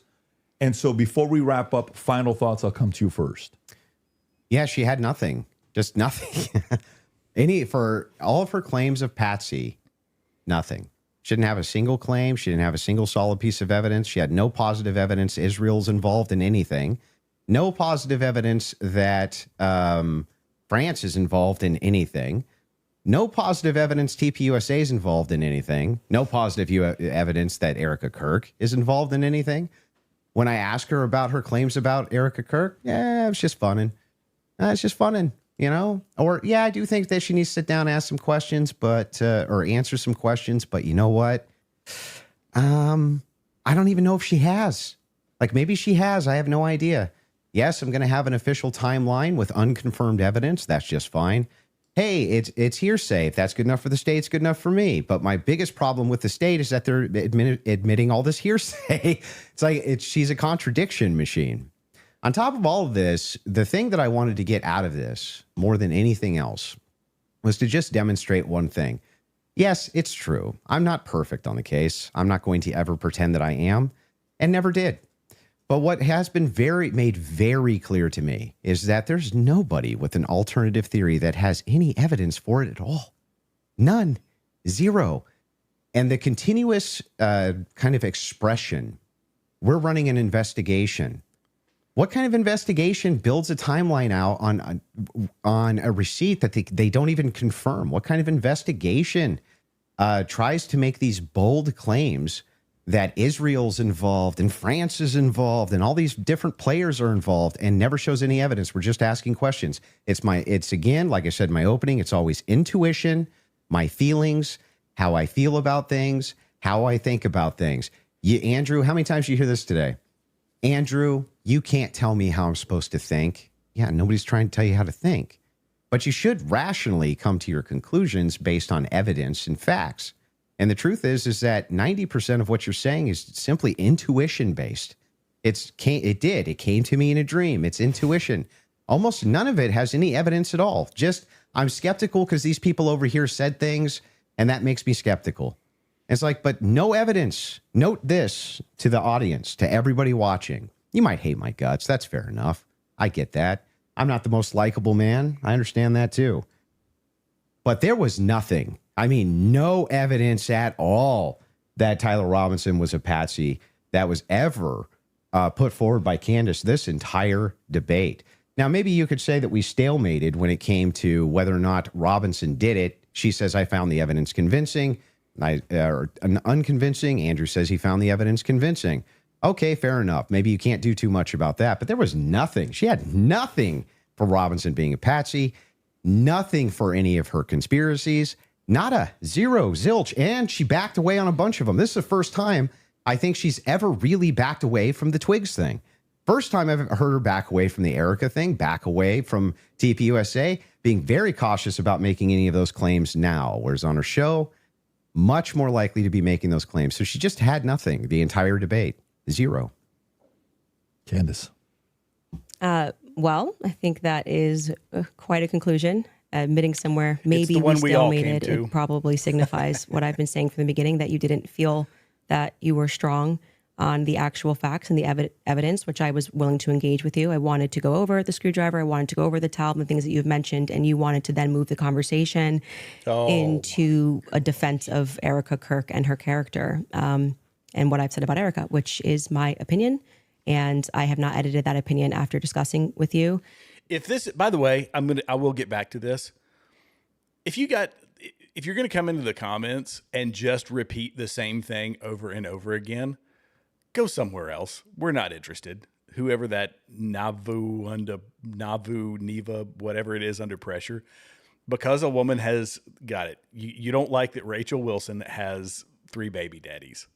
How about you talk about there's a whole chat here. Talk about the actual issue. And no caps. Thanks. I would like to extend a compliment to you for being willing to sit down and to have the conversation. I still walk away feeling that the people who are jumping on the bandwagon about this case don't care about this case. They don't care about Erica Kirk. It tends to be follow that they take a meeting with Turning Point USA and they come out and suddenly have a lot of junk to say about Candace Owens. And I do want to also stress that Turning Point USA tried to pepper him with something as a surprise. He showed clips that were meant to be a surprise. I did no such thing. I stressed to PBD from the beginning that I was grateful he was taking this on and that I wanted this to be a clean debate because I believe I can win this on the merits. And I believe that I did win this fully on the merits by engaging the evidence of what has happened. I do still believe that there is more evidence which supports that there are more people involved and that Tyler Robinson has been set up and that none of the evidence that was presented was in any way overwhelming, which is why I think you wanted to move to end that discussion quickly and to speak to me about France and to talk about this Panguitch receipt and my timeline. I want to remind people that a lot of the at-home investigators, which you were open to, as you called them, internet sleuths, I think it was on a show that you did right after Charlie was assassinated, that internet sleuths would solve this. This is the reason why Charlie, a year on, is still a conversation every single day trending on Twitter. I knew Charlie. I cared about Charlie. I care about finding out what the truth is here. My heart is in the right place. I think anybody who watches my show or even just watched this debate knows that if I get something wrong, I'll instantly correct it and own it. I'm not arrogant. I don't need to sit here and pretend that I didn't misspeak on the Lance thing. It hasn't been ruled out. But you saw that he just really wanted to hammer that point. You know, part of being a well-meaning person is to concede when you are wrong, to take something off a timeline when you know it's not right. And I would like to think that that is why I have earned the audience that continues to follow me, because they know my heart's in the right place, that I deeply cared about Charlie and I deeply care about the answers. I want to thank Andrew's team who are providing the fact checks. It's a very small room that they're in. I want to, as always, thank my team who worked really hard to make this happen and flip this set. And to you, PBD, just for being a great moderator, I think very fair, letting us both speak and making sure that Andrew got out of this what he wanted, which is a little more than what I wanted. But I'm very content with how I dealt with this. And I trust I don't need to convince the audiences with the magic trick of what they need to think about this debate. They can watch it and draw their own conclusions. Beautiful. Fair from both of you. I think the audience won. And again, from the beginning, all of this is because of how much love and respect we have for Charlie Kirk, a great man that's no longer here with us. His 1-year anniversary is coming up here. I can't believe it's that quick that is here. The audience, I think you also won if you did support the Crucible, support the Candace Show, support the PBD Podcast, subscribe to the channel. This is how you help these voices get out even more, especially going into future when this happens. You want a lot of independent creators to have these types of discussions. And last but not least, the two of you, I respect you guys again for having this conversation. It is not easy to do so. Hopefully this will lead to more discussions. A lot of different things we talked about. I'm sure there will be a lot of follow-up. With that being said, take care, everybody. God bless. Have a great weekend. Well, that was a nothing burger. My goodness. She just, a masterful job by Candace Owens of not answering one damn question. Not one. Not one. Not one. Not one. Her bank account was, that's exactly right, Lily. And we had one of her fans in the chat. I'm going to bring up, this is because this is the level of their intellect. I love it. All caps. They got to do all caps, right? Because it's like writing in all capital letters. They can't write lowercase. And this is it. I'm gonna give them. Here you go. We are platforming a man whose wife has 3 baby daddies. His queen, or her queen, whatever. Her queen requested $500,000 to do the debate, but we're platforming him, even though we didn't do the debate. And this is what they do. His wife has 3 baby daddies. They come back in again. That loser's wife has 3 baby daddies. Debate, ha ha ha. Tell him to debate his wife over 3 baby daddies. These people are functionally retarded. There you go. And of course, they made one about me and I haven't banned him yet, but stupid people. This is why they keep an audience, and this is how they will keep an audience. How she will keep an audience. They are so latched in. They are cultists of. I want to get Gil's. In fact, I want to get Gil's opinion on this. Skipping away from the cultist stuff. Gil, I'm going to DM you. Let's see the best way to bring you in. If you're available, are you still available, Gil? And I don't know if I can do it after I've started it. I will have to see.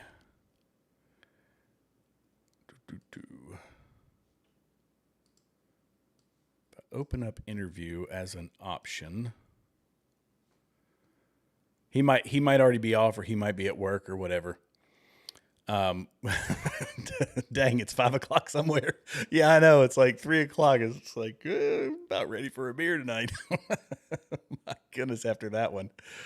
No, you really can't fix stupid. Yes. Okay. Gil is available. All right, Gil, I'm going to ask you, I'm going to DM you a link, and make sure you got headphones on, because my software will have an absolute fit with echo. So if you got a set of headphones, and let's see, the whole truth. There we go. All right, I'm going to send that one. Hopefully I don't have an echo. That's what I'm hoping.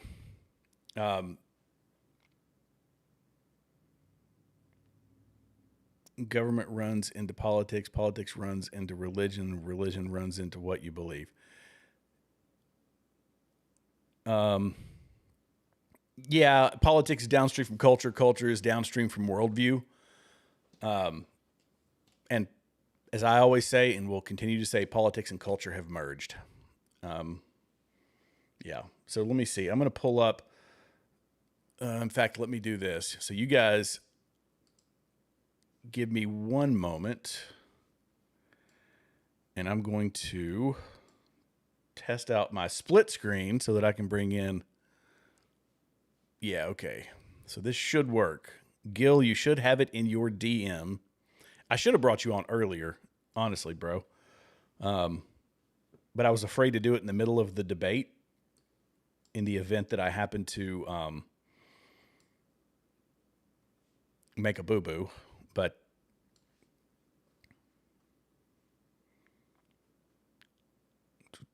yeah, so I DM'd Gil. If you guys haven't done it already, do me a favor. Hit all the free buttons below. Helps me in the algorithm. Here we go. Gil Arbel coming on board. All right, we can add him. Assigned to guest 1.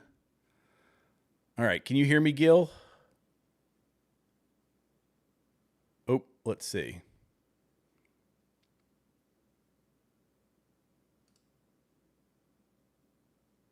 Okay. Can you hear me, Gil?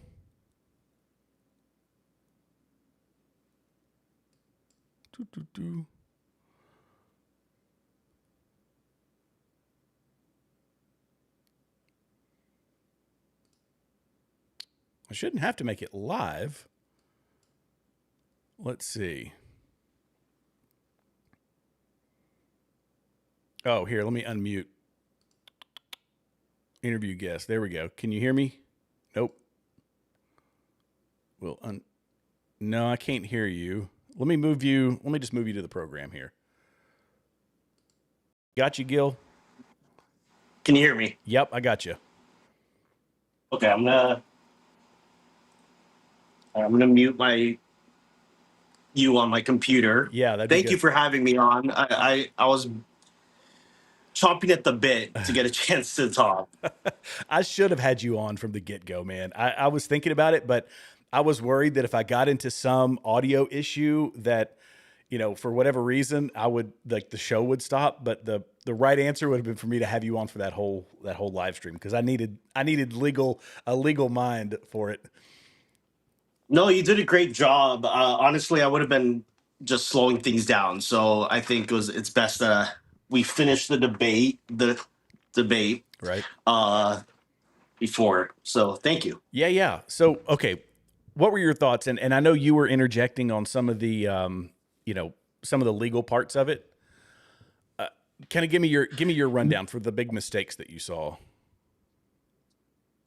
Well, so I first have to pat myself on the back a little bit because I did say I didn't think this debate should happen before. Not that my opinion, matters. I hope, people got as much out of it as possible, but I don't think it moved the needle for anybody. I could be wrong, but I don't think it moved the needle for anybody. I was hoping that Andrew Wilson would, com- completely humiliate her.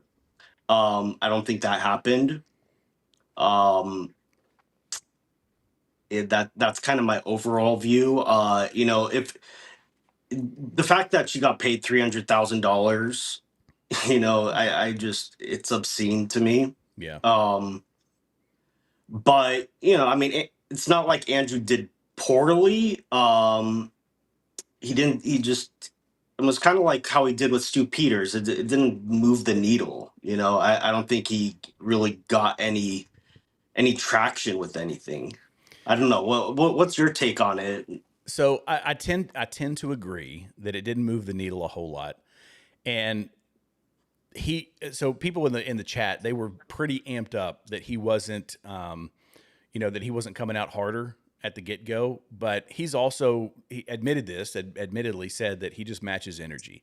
So he was trying to match her energy, and when she kind of elevated a bit, he did the same. He elevated a bit, but that only happened really once. The rest of the time, it was just a pretty standard back and forth. And I think a component of that is the environment.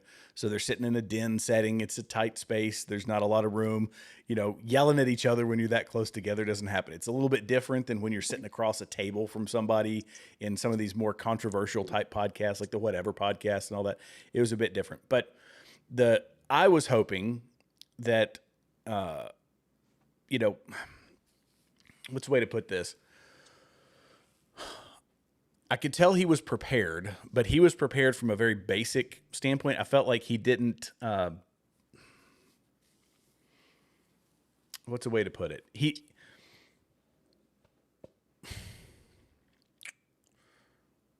Let me rephrase.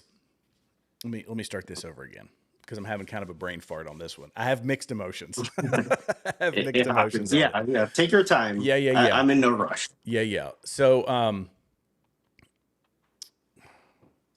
I think that when the whole thing started, he was sitting back, and I was okay with it because she was kind of digging herself into a hole.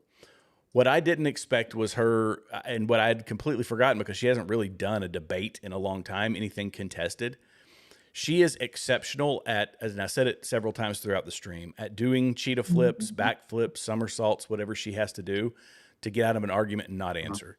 And that was the most frustrating thing. But I was also hoping that at some point Andrew had in his hip pocket the big gotcha that is going to get splashed all over the internet. And I don't feel like he ever really got that or even pushed for that. He took a common sense approach, and that's typically what he does. But he's usually got the gotchas, but the gotchas come with, I would say, even dumber people than Candace. So it's a bit easier when you're debating some wild feminist, or you're debating some, wild lefty, or whatever it happens to be. Those gotchas tend to be more frequent, and they make a lot more content. Candace, I think she has perfected, just through her show, the ability to lie seamlessly and obfuscate and flip around and get her way out of any type of commitment. And that was the biggest loss for her that I saw, but it wasn't made obvious enough, I don't think, by Andrew to have the impact that it should have. Now, she's got her cult followers that are never gonna see her do any wrong. She can't do any wrong. Whether it's Valhalla VFT or Ian Carroll or Stu Peters, any of those types of people. Although I don't know, Stu Peters still on board with her? I guess that he is. I haven't watched him, in I think so. Yeah. So she's got her cult members. They're not going to leave. They're not going to abandon Candace. And it doesn't matter how bad she did. That was just the case. I was hoping that the people that are in the middle ground, maybe just taking a very reasonable approach, would see that she actually never answered a single question, and that maybe that might turn a few people. What I can say definitively is that it was not a $300,000 debate. It was not a $300,000 debate in any stretch of the imagination. No. Now, right. I want to ask you, because I want your legal opinion on this. And by the way, let's tell everybody where they can find you, because I don't think I can put up. Let me see if I can add. I want to see if I can add your name to it. I rarely use my interview option. Don't worry about it. So yeah, at Whole I know Truth you're 12. trying to help me. You don't need to go out of your way. I appreciate it. Yeah. But yeah, just look for me up Whole Truth 12. And my name's Gil Arbel. Perfect. From a legal perspective, when she tried that gotcha and she latched onto it for a while about murder versus aggravated murder, can you give us kind of the legal perspective on that? Well, I mean, it's aggravated murder is murder. I mean, it's like such a semantic thing. I mean, there's an aggravating circumstance, which, as we discussed yesterday, or was it 2 days ago? In this case, is that there's knowledge of great risk of death to others. But whether or not it's aggravated murder, written down versus murder, it's the same idea. That's such a trivial point to make, and she was just trying to get him and it got you. I mean, no offense to Andrew, and I'm not his hugest fan, but I respect him, especially on this issue. But he probably should have known the counts a little bit better. Just stuff like that. I mean, not that it really means that much, but you would think, he's getting paid a lot of money too. So I think he should have come a little bit better prepared. I also, I'm sure we'll talk about this. I would have put up the Milk Bar compilation of how many times she's accused Erica Kirk. Because we keep hearing, oh, she's never directly accused Erica Kirk of murder. And that's just not true. She's done it like 50 different ways. She's also indirectly accused her, but she's directly accused her of, taking part in the murder. And so I think that would have gone a long way, to hold her to it. Instead, the clips they brought up of her, I feel like were like, yeah, she had a way to squirm out of it. And we didn't get any viral gotchas. So yeah, I mean, I was a little disappointed. I also think PBD, it's easy in hindsight to criticize. I mean, both of them, it could have ended up much worse, So I guess PBD, it's probably best that he was mostly silent. I think that was the right move, but he was giving her too much grace. I feel like asking about the French Foreign Legion and stuff like that, like, asking why haven't they contacted? Because, dude, she's saying that the French Foreign Legion is trying to kill her. That's like ridiculous, on its face. So yeah, I mean, I feel like I'm a little vindicated in saying that this debate shouldn't have happened, but it did. So I was pretty disappointed with PBD in some instances. Really, as the moderator, all I wanted him to do was to force her, which is the whole reason she was there, to recognize that she's not answering questions. Like that's the whole purpose, was for Andrew to challenge her on her claims, these claims that she made. And I was trying to find the Nathan Livingstone Milk Bar TV compilation of Erica Kirk. I know I've got it in my notes somewhere, but they do exist. There's a lot of them that he has put together. Yeah.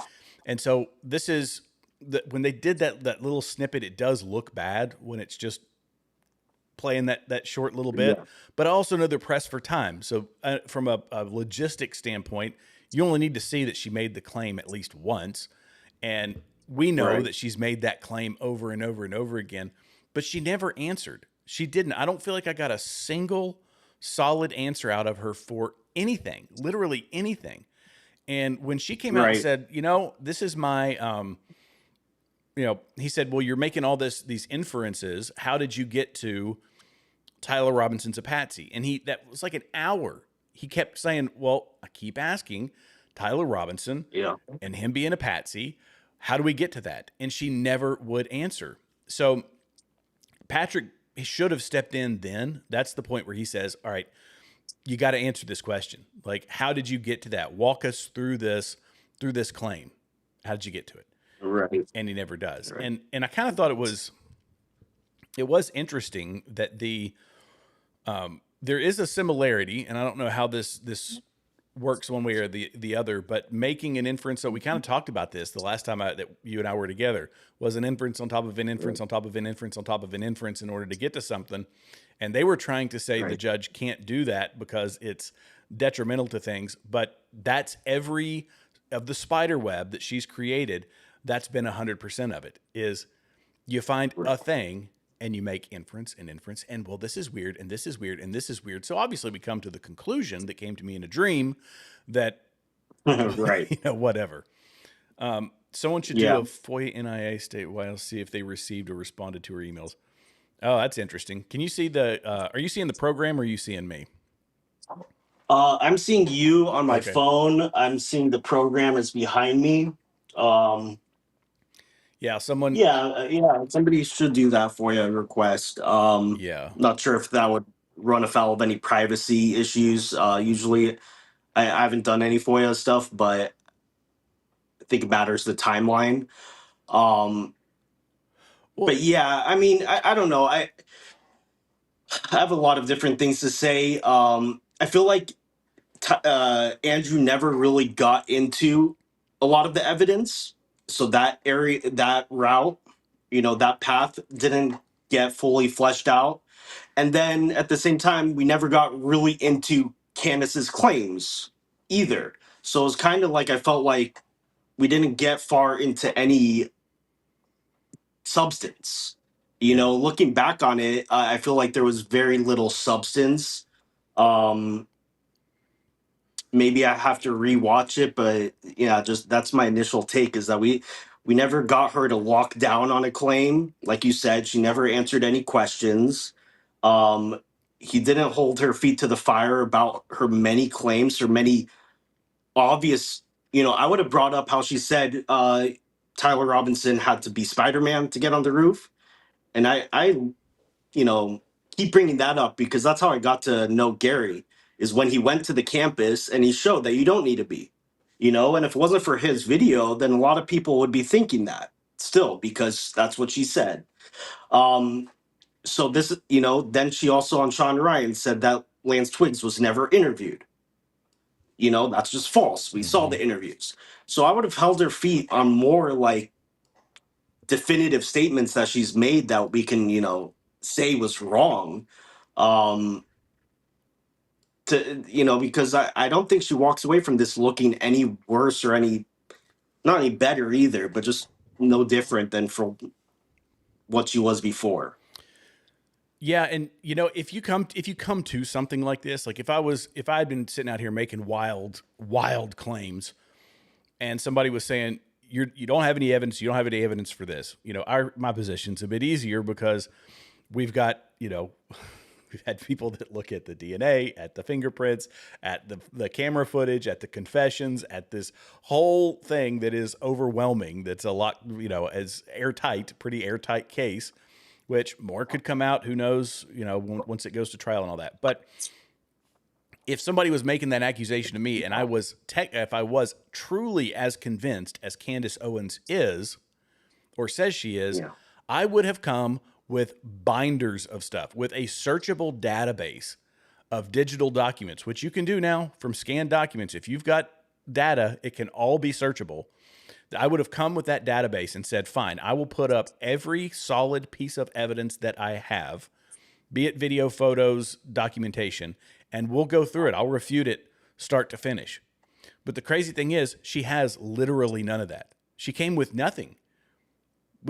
She didn't. Go ahead. No, I didn't mean to interrupt. I mean, that's a good point. But yeah, I mean, that's what we should be expecting from the get-go. You know, but she hasn't done that from the get-go. So again, yeah, like I said, she doesn't come out of this any better. It's not like she supported any of her claims at all, but because she hasn't provided any evidence throughout, she doesn't come out any worse. Those that followed her before, based on these vague speculations, are no less likely to follow her going forward. So that's a great point. She didn't have anything to back up anything. Yeah. No. And to her credit, that's pretty crafty. That's pretty, it's pretty smart on her part, because she's going to keep raking in the money. She's just $300,000 richer for one stinking show. Yeah. Which is still the dollar amount blows my mind. Kevin Smith. And Oh, sorry, not even to mention the likely super chats and ad revenue and other things that she's going to make from this. It's probably going to be much higher. But yeah, it's obscene. It's obscene. That's why I didn't support it. But I don't want to be a broken record. Yeah, I mean, it's gonna the view count is gonna be massive. I haven't looked to see how many streamed Andrews. In fact, I ought to check that out right now. Let me look here. So if I go to YouTube and go to the Crucible, the Crucible. I also, go ahead. if I give another criticism of Andrew here, I've encountered this degraded DNA in like X Spaces, this talking point. So I think he should have come with a little preparation, a quick chat GPT search on like why Tyler Robinson's DNA might be more degraded than other people's, even if he handled the gun more recently. There's a lot of easily plausible explanations. Number one, he could have wiped the gun down with this towel, where he handled it. Number two is certain people just, and this is per ChatGPT, but I'm sure an expert, would know better, but certain people don't leave DNA on items as much as other people, just the way it could be that he was very sweaty and it just, rubbed off. And it could be that they just didn't get good swabs of his DNA and they got better swabs of other people's. So, he didn't, counter that with those points. Not that it would have made that much of a difference, but I feel like he should have been more prepared for the main talking points, and that's definitely one of them. He did come better prepared on the 30-06. He knew his stuff on that. Yeah. I kind of made the comment during the show that I felt like that argument was. And by the way, I need to say something over here to Irish Lass 43 over on Rumble. Thank you so much. You can't see that one, Gil, because I can't put Rumble chats up on the broadcast. So I apologize to my folks over on Rumble. But Irish Lass, thank you for being involved in the chat so much. I do think there's a high probability he was groomed. Exactly why we must protect free speech, how to build a cult. So she says, she is very important. Remember that, narcissist. So that's funny. And then she said, gay men make the best husbands, Candace Owens. Irish Lass, you're over here. You're not talking to yourself. I apologize because it's way off to the side. And so I miss it. And I look over and I'm like, oh, crap, there's people over here. So thank you for being engaged. I appreciate you. I want to just numbers. We'll go through numbers. And these are live stream numbers that are just appearing in searches. So PBD had about 400,000 streams. Candace Owens had 1 million. I don't know if you account for the Indonesian bot farms, how many that is, but the overall number was 1 million. I always say the Bangladeshi bot farms, walls of cell phones boosting her content. But Andrew Wilson had like 150,000. So his channel is significantly smaller, but I wanted to, in my mind, I wanted to see if you had any thoughts on whether this hurt Andrew Wilson. Do you think that, the way that he approached this one, because he is the Bloodsport debater guy. And in this one, he kind of had to take a more docile approach, which he did. Do you think this hurt him? This is just opinion. I don't know. I teeter on it. I don't know. I mean, my personal opinion, sometimes like when I'm making arguments to a jury or something, what I think is really, significant doesn't land with the jury, and then other smaller points do land. So it's hard for me to know how other people perceive things. My take on it is that he didn't do bad, but he could have done a lot better. So I wasn't very impressed. I wasn't like, oh, he's horrible. It was just like I expected more. I don't know if it hurts him. I don't think that his fans are gonna like leave him over this, but I don't think he's gonna really pick up too many new fans either. I feel like this was a pretty mediocre overall for all sides. Yeah, there were several gotcha moments. I mean, there were several like I think wins, but I'm just looking at overall for a 3 hour. I mean, I've been live streaming now for 4.5 hours, and that doesn't count the hour that I was doing before when my internet cut out, so I can't quite use my timer.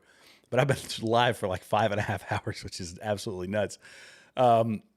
And so but yeah, I was gonna say I want to hear your opinion. Yeah. Sorry. Yeah. Go ahead. No, I want to hear your opinion. Which gotcha points did you find most compelling? So I'm trying to remember back to the specific ones. I should have taken notes on it. I'm remembering based off generalities, if I'm being honest with you, Gil. Yeah. I feel like Didn't mean to put you on the spot. No. I know it's hard to remember That's right fine. away. That's fine. When I respond in the moment, sometimes I let stuff go in, and then in my brain it just kind of evacuates and goes out the other side. Wow. What would be the best gotcha moments? Or anyone in the chat, if you care to opine. I'm just curious because I always want to know like what sticks with people. Yeah. If I were him, I would have brought up a lot more of the text messages. But I mean, their answer is that it's fabricated. But there's certain text messages that I feel like really couldn't be fabricated. So the text messages to me are like the nail in the coffin. But I want to hear from other people. What they feel. Yeah, you guys let us know in the chat. I do want to respond to Devil's Advocate, who's been, by the way, very active in the chat today. A lot of you have, and I appreciate it. Has Al Jazeera and Russia Today retweeted the debate yet? Yes, they did. They were tweeting about it 58 minutes ago. Russia was. So RT was retweeting. Oh yeah, absolutely. This is big for them. Candace is big for them. That's interesting. Is this picked up on any U.S. mainstream media? That's a good question. I don't know. I haven't even looked. We should look and see. I was going to say that I felt like he honed in on the receipt, and I thought that was a good closer. So towards the end, when he was honing in on like, you've made this part of your timeline, you have said that this is officially part of the Candace Owens official timeline, and yet no verification of this has been done. A normal discerning person, I think, would say, okay, well, yeah, why is that? Why haven't you? That was a good component. Right. Starting towards the beginning, he did hit her on the French Foreign Legion thing, and that was one that frustrated me because she, again, doing cartwheels out of the conversation, and never really answered it. But it was, well, where was the follow up? And I think you made the point in the chat. It might have been you that, or somebody did, that if they thought that there was something credible, they would have taken steps. They would have reached out. There would have been investigations. There would have been, and especially if it was 3 people. But if they get a piece of information, they're like, well, this is a nothing burger, then they pass it on. The problem is maybe it's their communication with her that they should have said, we found nothing credible. And maybe they did, and she's just not saying anything because she is a notorious liar. And it could be that bad communication with them, and they said this is a nothing burger. They did absolutely nothing with it, and she just keeps running with it, or ran with it as if it was a thing. But what we realize in her commentary is it completely went away. So my indication was she got some indicator that it was a nothing burger, but when it's brought back up again, she can just easily, because I think of the cult mindset, revitalize that as, well, I did, and I don't know, and it was, well, I'll put it on the FBI and on President Trump and on Dan Bongino for not doing their due diligence, even though they may have, we don't know. And she just kind of, just rolls with it. And so her cult is not going to question it. Like, they're just not going to question anything that she does. That's another point where I think middle of the road people could say, okay, yeah, that is weird. Why is it that Egyptian planes were a thing? Why is it that the French Foreign Legion was a thing, and we haven't heard about it in 6 months, 7 months, 8 months? It's not a thing. She's, in fact, right after it happened, she was going to Dollywood. She was going out in the public. She obviously wasn't concerned about it. And some people mentioned that he should have brought up the Egyptian planes, and he should have brought up some other points. Another issue I have is the amount of time. So 3 hours and some change is what they had allocated for the number, just to try and flesh it out with her filibustering on every answer and never actually answering. It takes longer than that to sift through all the crap that she's done in 1 year. If this trial goes on, or it's not going to happen for another, what do you think, 12, 18 months? Would that be your guess? Something like, usually, yeah. How much more damage is she going to do? And we'll never get out of it. Like, we'll never be able to sift through all of it. Yeah, it's a good point. And I agree with you. I didn't know that the receipt thing became so prominent with her. I heard about it through somebody else and then looked into it, and it was a big nothing. So I didn't know that she was going with it so much. But yeah, I think Andrew, bringing up the French Foreign Legion was a good idea. But like you said, he should have added to it. What about the maroon sweatshirts? Wasn't that a thing? What about the Egyptian planes? Wasn't that a thing? Well, and brought up, like, if he brought up like a dozen one after the other, then she would have looked more foolish. But since he brought up one thing that made her look foolish, she was kind of able to squirm. And then PBD, I didn't like how he sort of legitimized it, in my opinion. But whatever. So yeah, I think he could have like gish galloped her a little bit, and asked her, okay, so that explains the French Foreign Legion, now explain the Egyptian planes. Okay, that explains the Egyptian planes, now explain the trapdoor. And just really hold her feet more to the fire for her own claims. Yeah, Kevin says he did bring up that the defense didn't question the parents and that the parents have not spoken out concerning Robinson's alleged confession. So that was a... Yeah, sorry. No, go ahead. No, that's a good point, and I brought this up to others before, is because they keep saying, why didn't the prosecution call the parents? And there's a number of reasons why the prosecution wouldn't want to call the parents, but the defense is also allowed to call witnesses. And why didn't the defense call the parents to testify? And her response is that this is not the time for the defense to put up a defense.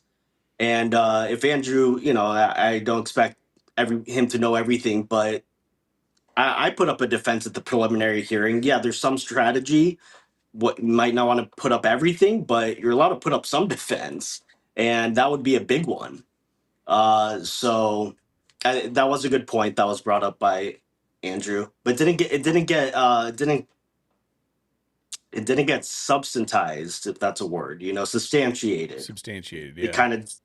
Yeah. It kind of got lost. And that felt like a lot of things. As points were brought up, not everything fizzled into something else. And so it's like if she was being an honest broker in this, it would be Andrew asks question, Candace gives answer. Candace is, as she is notorious for doing, she's expected to give an answer. And as I said during the show, she treated it like her podcast. So she bloviated and she pontificated and she danced in circles. And I don't think Andrew was following it, or I think he was following it, but he didn't stop and jump in and nail her on things. Right. And so it kind of fizzled away. And because there was no moderation or no expectation from PBD, it turned into we just roll on to the next thing. Like, you didn't answer the question. Yeah. I think Andrew was probably frustrated, I could imagine. But it was just so many of the points were anticlimactic. When you wanted an answer, none was given, and they moved to another topic. And she's, I don't have to answer that. I don't have to, because I got a podcast. That's the one that's stuck in my brain. Where they, what about your evidence? Well, I don't have to have that. I don't need to do that. That people come back to my show. I have a podcast. It's like, what are we doing here? Like, it's almost Yeah, so crazy yeah. that you can't, like, my brain doesn't go there. Like, yeah, you got a microphone, lady, and you're talking to millions of people. That's a responsibility. And so one takeaway for me is that she doesn't see it as a responsibility. It's a money game for her. I'm making that inference that it's a money game for her. It could be political. It could be ideological. It could be vindictive because it could be narcissism. I don't know what it is, but you talk to millions and millions of people. You show up after getting paid $300,000 and she didn't fulfill her end of the bargain. Like, yeah. If I would say, I mean, he sent her the money ahead of time.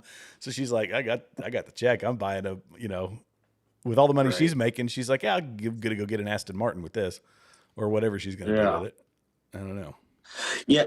No, I mean, Andrew, did say this, but again, it was kind of got fizzled out, is that nobody has a problem if somebody's like watching the prelim or all the evidence and says, you know what, there's not enough there for me to think that it's Tyler. There's more questions I have. Nobody would have a problem with that. It's because she's like accusing people of being complicit.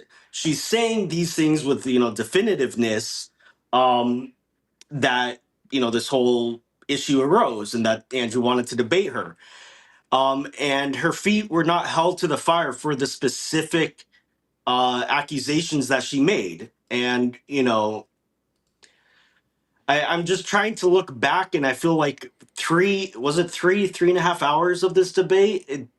I feel like, well, what came out of it? It just feels like that wasn't a 3.5 hour substance. I don't know. Maybe I have to rewatch it. Maybe it's because my mind is still processing it, but I think that's part of it. Somebody said it in the chat, when I'm sitting here trying to recollect things, and it's like it cooks my brain. I'm not one of these Adderall podcasters. There's these Adderall people who they're just, I don't know if they're snorting it or if they're doing what, but they just, they go and go and go. And no, I'm on just plain old, nicotine, caffeine. And that's the gist of it. But this is a point here that Megan brought up. The part that pisses me off the most is that Andrew is so good at logical fallacies and he didn't call hers out and explain them for what they were. I think in some cases he did, but not in enough cases. Almost everything that she was asked to respond to was responded to with a logical fallacy, and he could have sat there and just debunked one at a time just based on logic. He did several times, but I think it was almost frustration on his part. And I'm putting I'm putting that on him based off my own speculation. I don't know, that might not be the case, but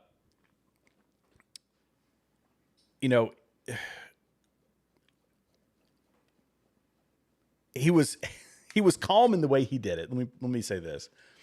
He was calm in the way he responded, and he would be like, well, but that doesn't make any sense. That doesn't make any sense. And what, I don't know how many more times I can answer this. And maybe in the middle of it, he thought this lady's too stupid to actually answer these questions. And is it possible to be mentally dense, but still, linguistically and, superior to your opponent? I don't know. Well, I often say it's actually harder to debate someone who's like stupid than it is to debate someone who's smart. Right. Ironically, you think that, debating a smarter person would be like, oh, they're going to beat me and stuff.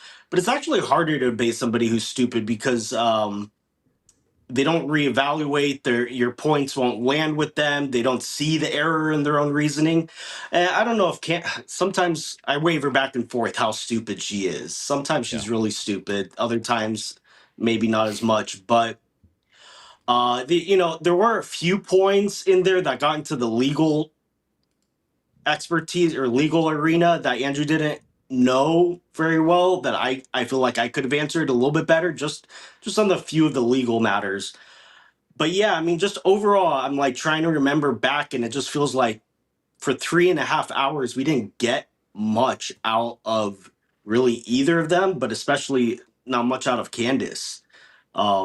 That's kind of like main takeaways. Like we did, there wasn't much there. I'm going to play let me see if I can pull up a screen share for both of us. Is that going to work? Let's see. Wrong screen. So let me switch to on the wrong screen. That's got you in a very strange face that you're making. Let's see. We'll go to the right screen here. And then I'm going to go ahead and play a milk bar clip. Let's drag this over here.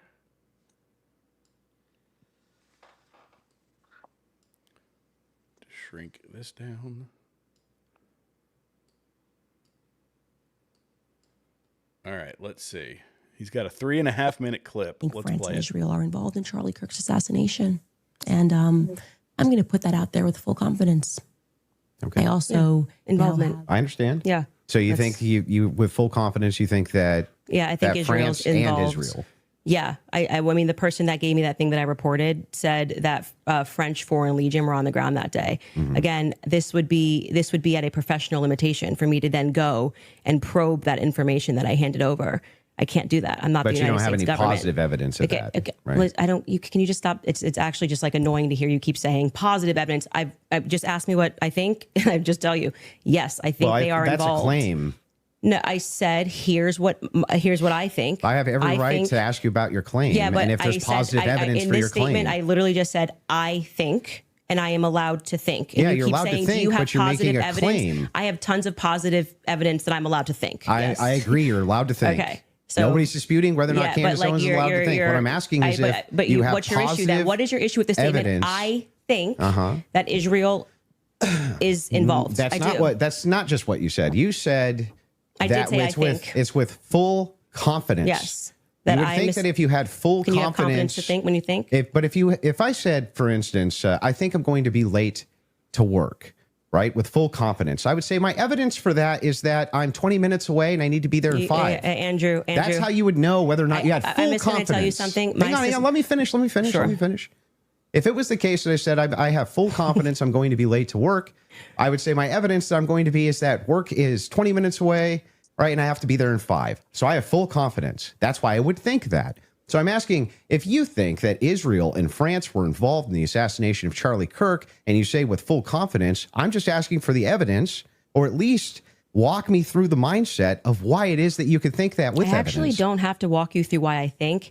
I can give you something that I think with full confidence. I think with full confidence that you lost the substance of this debate, and now you're moving toward things that I have said that I think, which I can do. I'm They're allowed to think pertinent that. to this debate. Actually, would you like to remind him of what our debate claims actually were? And would you like to remind you said I could ask you about any of these things to my heart's feel content? free, but you do not get to structure how I'm allowed to reply or ask me why are you allowed to I'm not structuring how you're think. allowed to reply. I'm just asking you direct questions. I have full confidence that you do not feel that you represented your claim well. And so now what you came That's prepared nice. to I just do wanna is to know- present yourself like a professor of fallacies. I just want to know. And to say, you're not allowed to say that. You can't. It's You my can say podcast. whatever you want. Nobody's I said disputing that. It I'm It asking. seems like you are disputing I'm it. asking I think that specifically when this why is you all think said that. and done, I've already explained to you. I explained at the beginning of this why I think Israel is ultimately going France. to be proven to have involvement in this. Mhm. I just explained to you in the middle, and now you're wanting me to structure the sentence or provide evidence. You don't have to. You're just allowed to think. And I've explained to you my thought process. I don't need to structure it in a sentence. If you feel like a professor today, you picked the wrong day. Don't you think that like tens of thousands or hundreds of thousands of people would want to know what Candace Owens' positive evidence for why it is that Israel and France were involved in the most traumatic public assassination of Gen Z's lifetime is? That's why they watch my podcast. So you're just going to drip to them? Wow. I remember that point. Yeah. I remember that point. And you know what? I want to kind of reevaluate because sorry, I don't know why I can't get myself centered here. Oh, no, it's okay. I've got that screen really small over there. That's fine. But to Andrew's defense, yeah, in a normal debate with a normal person that's working, fair standards, that was a big success. That was a huge point that he just got. But with Candace, it doesn't seem that way. It just seems like, like that's not going to change anyone's mind that already likes Candace. Like he did hold her in a normal debate. He asked her, provide some evidence to support why you had full confidence. Yeah, obviously that's something you think, but provide evidence why. And that would be a big win in a debate. But with Candace, she's able to squirm and stuff, and it just didn't seem like a big win, and I don't think it will be for any of her followers. Yeah, it's just So that no. I'm allowed to ask questions. No, and you made the point earlier, which I think is the crux of it, and that is, yeah, you're making claims about people. This is about defamation. This is about ruining reputations. This is about impact on families and businesses, and all. There's far-reaching implications with millions and millions of followers that you have, which obviously, as we talked about before, she doesn't. Excuse me. She doesn't see any responsibility in wielding that properly. But that's the crux of it. That's why you have to respond. You're saying this stuff, and she says, "No, it's just a podcast. I can say what I want. Yeah, it's just a podcast." Right. It's like, no, you don't understand what a podcast is anymore. This is where people are getting most of their data. These microphones hold a great deal of with an audience that big, hold a great deal of power. And she's wielded like a drunken, like a drunk person with an Uzi. It's wow. No, you're completely right, and you made this point during the debate also. Is that now she's making it sound like, oh, this is we're just speculating for fun. This isn't really serious. And then when it comes to her podcast and her followers, no, they think you're serious. They think you have reason to believe that Israel did this with France and TPUSA and Erica. They don't think of it as just fun speculation for shits and giggles, pardon my language. But now that's what you're falling back on. It's like, I'm allowed to think. But that's not what you're making it sound like during your shows, So she's so disingenuous. And yeah, I mean, to be fair to Andrew, I probably would have done worse looking at it, because you're dealing with somebody in bad faith. It's not easy. Yeah. So yeah, actual back and forth conversations with people, those can be productive, and it's not about changing that person's mind when they're drawn into whatever worldview you're trying to change, or whatever political view you're trying to change. It's about the people that are watching, and specifically around this issue, and a couple other political issues. Let me rephrase. It's really about one issue. It's really about Israel. That's the big thing. It's their, this is the line that they draw to everything. All roads lead to the nation the size of New Jersey in the Middle East. And so that's like the wedge. That's the big wedge issue. And they are tying this to it, which is why it's the French Foreign Legion, and it's Israel, and it's, TPUSA, which is a fairly Zionist organization. And, you tie it to whatever, Donald Trump, and draw lines however you want to draw lines along all that stuff. That's really the big wedge issue. And I forget where I was going at that point. I got distracted by the super chat. Sorry, I've got the attention span of a gnat. I often say, and like with Tucker Carlson, for example, also, that, so many people are trying to analyze, how did he change? How did he, why is he different? And to me, it's like, everything becomes really kind of straightforward if you just accept that he's a Jew hater. And a lot of this comes down to that. But I don't know. But I don't know if that's because I'm Jewish, that's the way I see it. But I feel like it does explain a lot of it. I mean, with Candace, there's other things also. But the way she brings in so many people is by bringing it back to the Jews. I think she has a problem with Erica Kirk, on I agree with personal level. But that's not going to draw in as many people, which, I mean, it still has drawn in a lot of people. I still have yet to figure out why so many people have a problem with Erica Kirk. I just have it's like flabbergasting to me. But anyways, just to your point, it's like the through line does seem to be the Jews in Israel. That's the way to really reach a wide audience. Yeah. I'm going to read this super chat. Roberto Calamari, what an interesting username, says, Issue is Candace is constrained by logic or facts. I would say issue is that she's not constrained by that. Right, is not constrained by that. Isn't, sorry. Yeah. So there's no, you can, I'm not 100% certain what that means. Thanks for the super chat, so I appreciate it. Am I reading that wrong? Isn't, sorry. So there's, isn't. Okay. That's what I was gonna okay. say. Yeah. Isn't. Okay. Yeah. Oh, I wish you didn't have to send me another $1.99, but that's okay. I'll take it. I got it. Isn't constrained by logic or facts. There you go. That's what I thought he meant also when he said it. Yeah. Well, and I read it as a completely separate chat, and I'm like, that doesn't quite make sense, but I get you now. Just a correction. It's $2. Yeah, $2 typo. and that's the thing. It's much harder to debate someone like that. You think that it's like easier to debate somebody who doesn't have logic and reason on their side, but it's much harder because there's no standard that you can hold them to. You know, as we just saw, Andrew, that last clip he played of him, that was a big win for him in a normal debate. Yeah. But this, isn't going to have that effect. Yeah.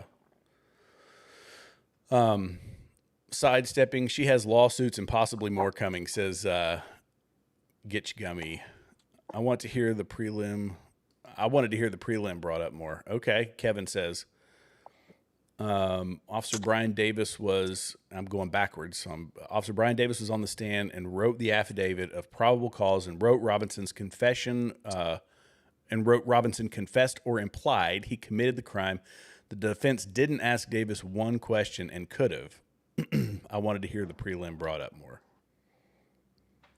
Yeah, and that's another thing. I feel like Andrew, and I'm sorry if I'm going too hard on the guy, but he should have come out with a list of like 10 to 12 points that were brought up at the prelim, the evidence. They got too bogged down in, the fingerprint and DNA on the gun. He should have just gone through the text messages, the surveillance footage. There's other things that I like to bring up, which is that we have Google Map route searches from Tyler Robinson's phone, which show him going to a car wash shortly after the murder in the area. It shows him in front of the Nest Cam in the area, like a lot of other corroboration. And we didn't get into that. And then, the text messages are just so damning. And I would have countered her point. Like she said, how do we know that somebody didn't sign into her Apple? And I would have said, well, how do you know that somebody did? So why does that seem more likely than not? It's possible, but the defense could have subpoenaed those records and brought that up at the prelim. And I also always bring up, like, why hasn't the defense brought up an alibi yet? That's something you're allowed to bring up at the prelim. And if it's compelling, you get him out of jail right now. So, on the legal front, I feel like Andrew had some more points that he could have made, but I don't know if it would have moved the needle either. So, yeah. Devil's Advocate says, if Andrew couldn't state the 7 counts, then he wasn't genuine in his concern for Charlie's murder. That's what she said. And you were correct, that's what she was trying to pin on him. That, that's, again, towards the end, it was the bloviating to end strong, even though she had been doing cheetah flips for 3 hours. It was about ending strong. The end is how it's like the speech at halftime, which is really what that is. That was the first half. Halftime is now after the debate, and her people are going to run with it. That's the second half, and who's going to win it. And so that was her speech to them, which is, you've done this, and it was ad hominem and just, silly stuff. And, you didn't know the 7 counts? You couldn't name them off the top of your head? You don't actually care about this as much as I do. It was a complete virtue signaling argument to make, which her people love, because that's the bulk of their arguments are virtue signaling and just made up shit. That's what all it is. And then Andrew kind of, he should have known the 7 counts, but that doesn't mean shit. But he should have, I think. He should have. But And he kind of shot himself a little bit in the foot by asking to see her text message. I was like, no, don't do that, because now she has a chance to, like, counter that. That was, I wouldn't have. I would not have done help. that. Yeah, I would not have Yeah. done that. Because how hard is it to remember 7 counts? That was like the only thing she knew. You're right. So It's the and she only couldn't straight even answer she describe it gave. very well. Yeah, it was the only straight. What's that? It was the only straight answer she gave the whole time. Was listing Right, the 7 right. So counts. it's like, okay, congrats, you memorized 7 counts, and you don't even know that aggravated murder is murder. But she did get the law wrong. She kept saying that, like, the defense, this is not the time for the defense to put up any defense. And she also got some of the hearsay stuff wrong. That got lost in the mix. The whole point of when Rule 801 was brought up is to show that the text messages are not considered hearsay because they're actually statements by Tyler. But the testimony from Lance, that's considered hearsay. So that got conflated. Not again, these are kind of trivial details, but yeah, I mean, she just got away with a lot. Yeah. Anna sent us a super chat and said, let's see, if Candace really cared, about the preliminary hearing, then she would have watched and live streamed it. Huh? Yeah. She did. Yeah, I didn't realize that's a she good- didn't. I didn't realize she didn't live stream it, but I guess she didn't. She was in Spain. That's right. Or She was it Spain or somewhere? Yeah, she was out of the. That's right. I forgot about that. Or you know what I would have said if I was Andrew is if you really cared about the investigation, you would have gone to UVU before saying that you have to be Spider-Man to climb. I don't know. To me, that Spider-Man quip is kind of, what do you think? I feel like that kind of shows a lot because she said it very definitively, and it would have stuck even with me had it not been for Gary's video that showed it's like a little guardrail. So yeah, I mean, there's some more gotchas that could have been had.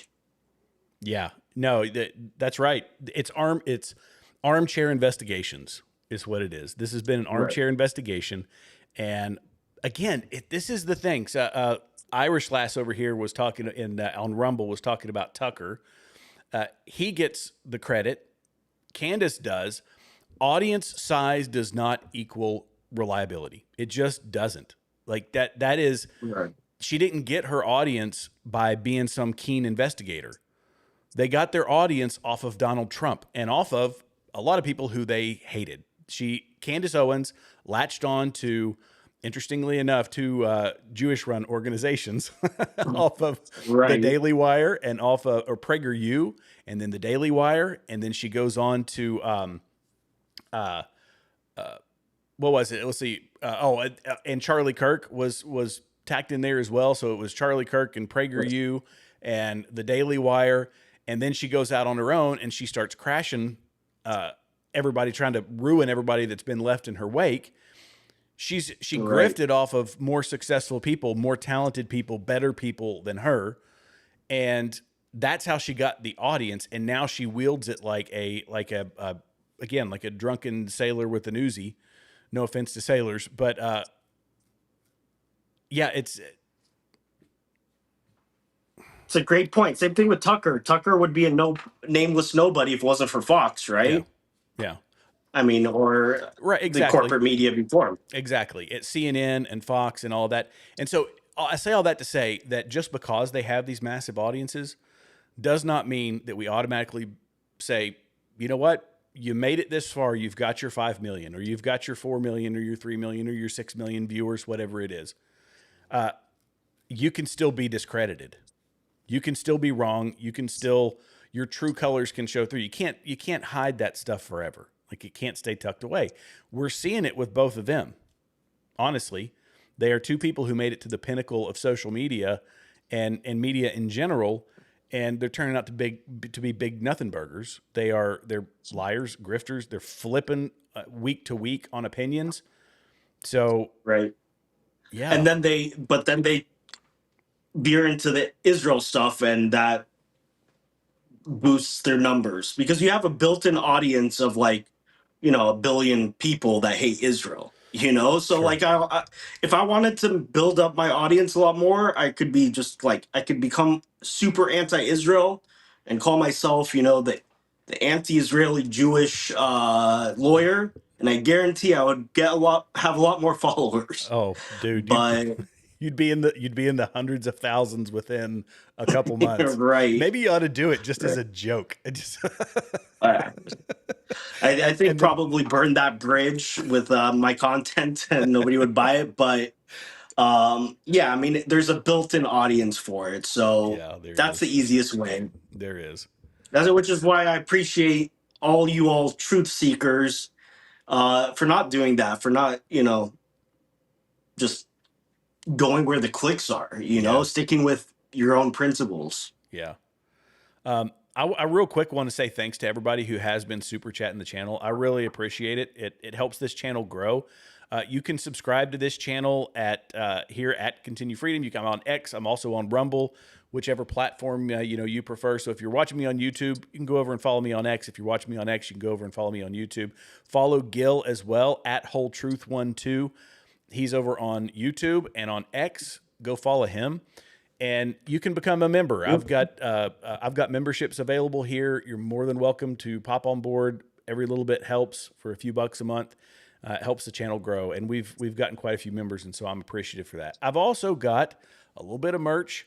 In fact, I thought I had one of my mugs, but I've got the Continue Freedom hat. I've got like the We the People shirt and the We the People mug and hoodies. And we've got kids shirts now. I highlighted that before. Mama Owlbear reached out to me. She's one of my longtime followers and members. And she said, "Hey, I've got a youngster. Can you make some youth t-shirts?" I said, "Consider it done." And we made a youth t-shirt and got that up there.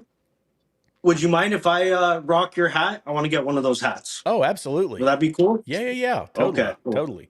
Bronson has, he wears the hoodie in his profile pic. Oh, is that your hoodie? Yeah, that's my hoodie. The We the People hoodie. Yeah, that's what he's got on. Oh, cool. Let's see. Megan says, she calls them armchair investigatards. That's what she calls them. Let's see some more comments here. I have a question from Megan. Was Candy getting the discovery she kept mentioning wrong also? I haven't looked into that. I mean, these discovery disputes are so common. It doesn't mean much. Sometimes, the defense is asking for more discovery. Sometimes there's a little bit of a lag. The defense brings it up. Prosecution says we've been giving everything. So I haven't studied that specific issue, but I don't think it was like significant. The defense did not bring it up at the prelim, so they got everything in time for the prelim that they needed. And Candy's point about like not being able to cross-examine the witnesses at the preliminary hearing stage, it's true. If that was how the trial was run, that wouldn't be fair. But this is a preliminary hearing stage, and we're just going off the evidence that is available. We can't, we don't go off just vibes and speculation. We go off what we have at our disposal. And so Tyler Robinson deserves his day in court, and he'll get it. And as what we continue to stand on is that it's a good thing that a good defense is being put up, because that makes the case lock tight. So when the dust from this does settle and there is hopefully justice for Charlie Kirk, that the people who are ginning up these conspiracies don't have a leg to stand on. It's like this was right. Done in accordance with the law. And that's where the wild conspiracies of 20 different agencies being involved. I forget who mentioned it down in the chat, that this is, I'm going to look up the Chuck Colson quote about, let's see, Chuck Colson quote about Watergate. And it was, I'm going to have to turn on my fan for a minute. So sorry if there's any noise. Fine. You're fine. Let me know if it's. So he wrote this about the resurrection of Jesus, but I'm going to say it. He says, "I know it's true.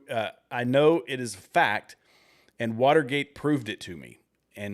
he said, how? Because 12 men testified they had seen Jesus raised from the dead. Then they proclaimed the truth for 40 years, never once denying it. Everyone was beaten, tortured. Then I got an ad pop up. Was beaten, tortured, stoned, and put in prison. They would not have endured that if it weren't true. Watergate embroiled 12 of the most powerful men in the world, and they couldn't keep alive for 3 weeks. You're telling me 12 apostles could keep alive for 40 years? Absolutely impossible.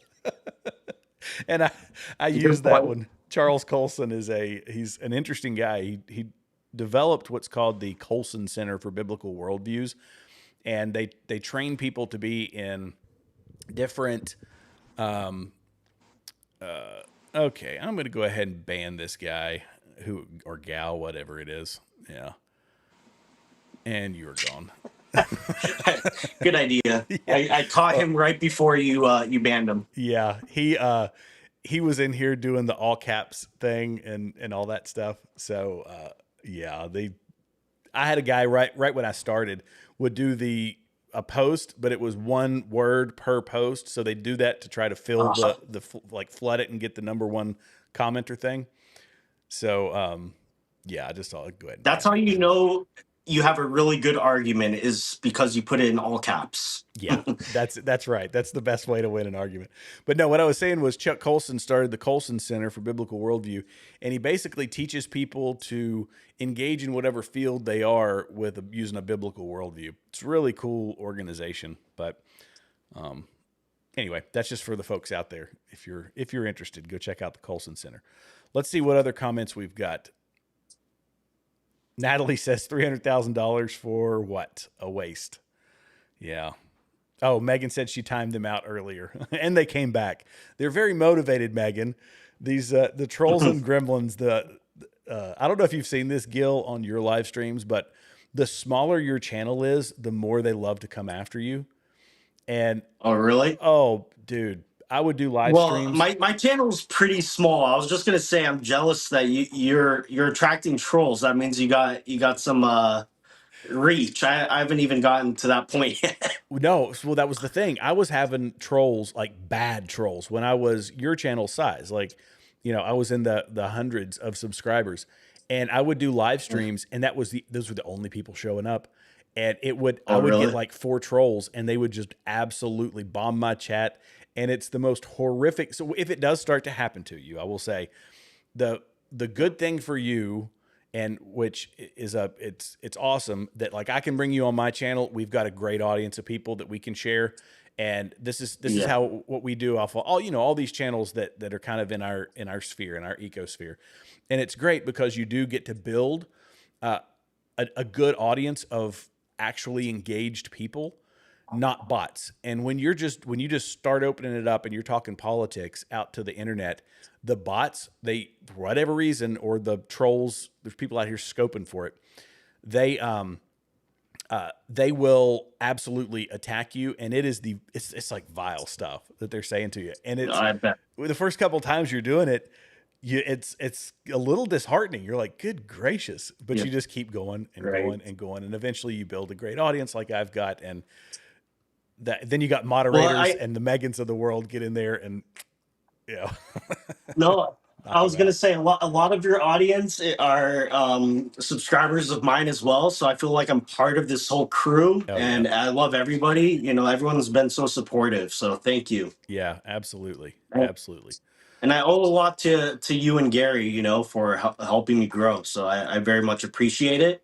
And the Eclectic Journalist had me on. So I have fun with these. Yeah. Oh, that's cool. Yeah, no, it's good. We enjoy it. This whole thing is about building community, and we're trying to build something strong here that's, golly, I'm sure that because we've never really talked much about, you and I have never talked a lot about politics. We've talked about this Charlie Kirk stuff.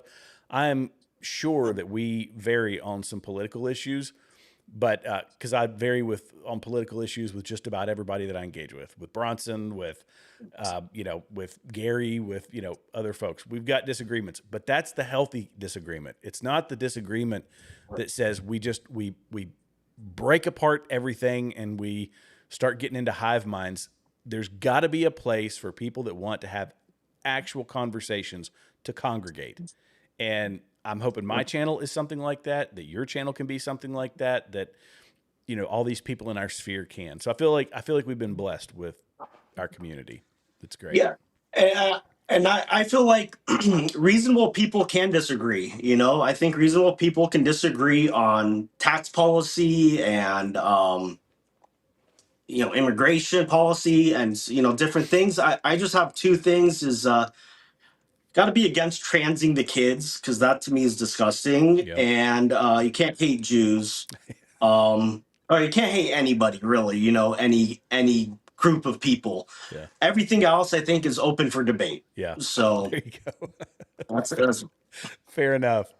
MTX, thanks for the super chat. Says Candace blocked me for pointing out that her husband had a reputation for being a member of the fruit community in England before they got engaged over FaceTime after 18 days and no romantic activity.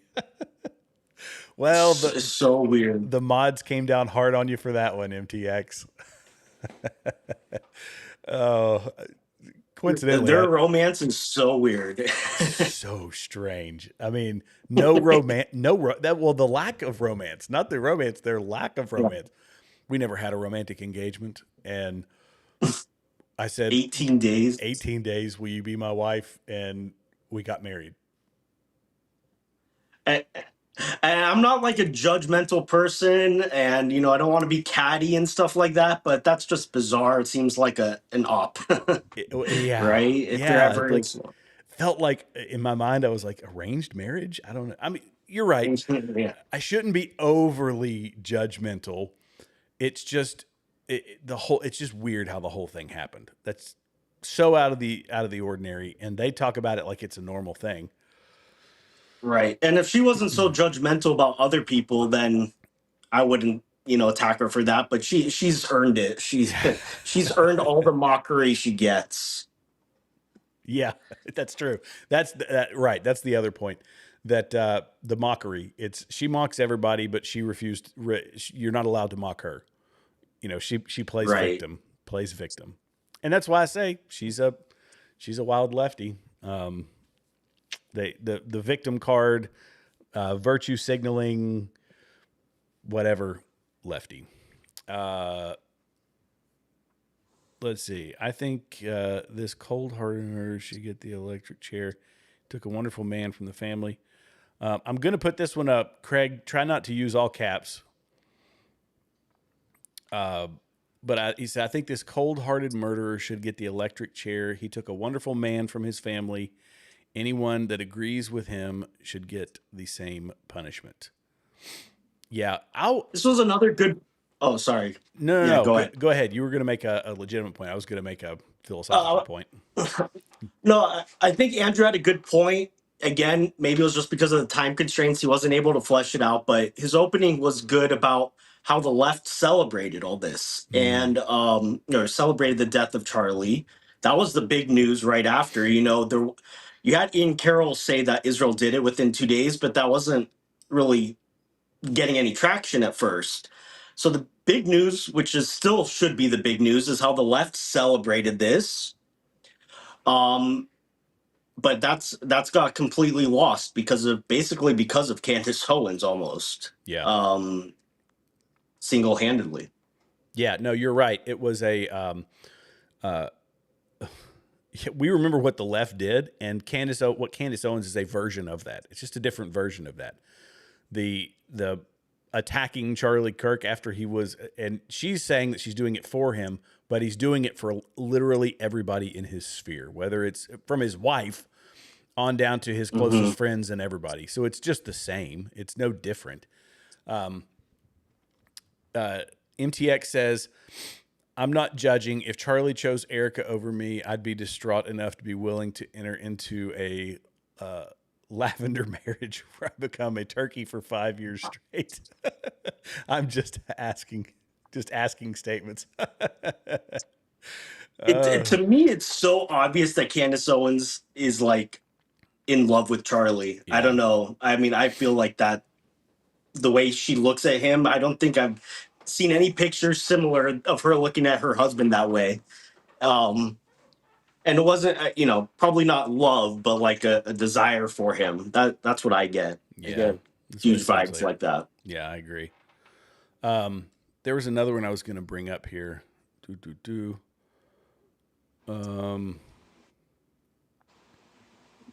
Not only celebrated, but turned and used it as an attack avenue. Yeah, the left did. Yeah, absolutely. Talking about what happened to Charlie. Yeah, she's been celebrating the death of Charlie by using him relentlessly as a cash cow. That's an interesting take too, Lauren Turner. Yeah. Boy, she has. She talks about, they talk about people monetizing this. She has monetized it to the nth degree. And she's never once offered to like donate any of the money to Charlie Kirk's family or, his organization or anything relating to him. So it's obscene. It's obscene. Yep. Megan says Candace was obsessed, maybe, but never in love.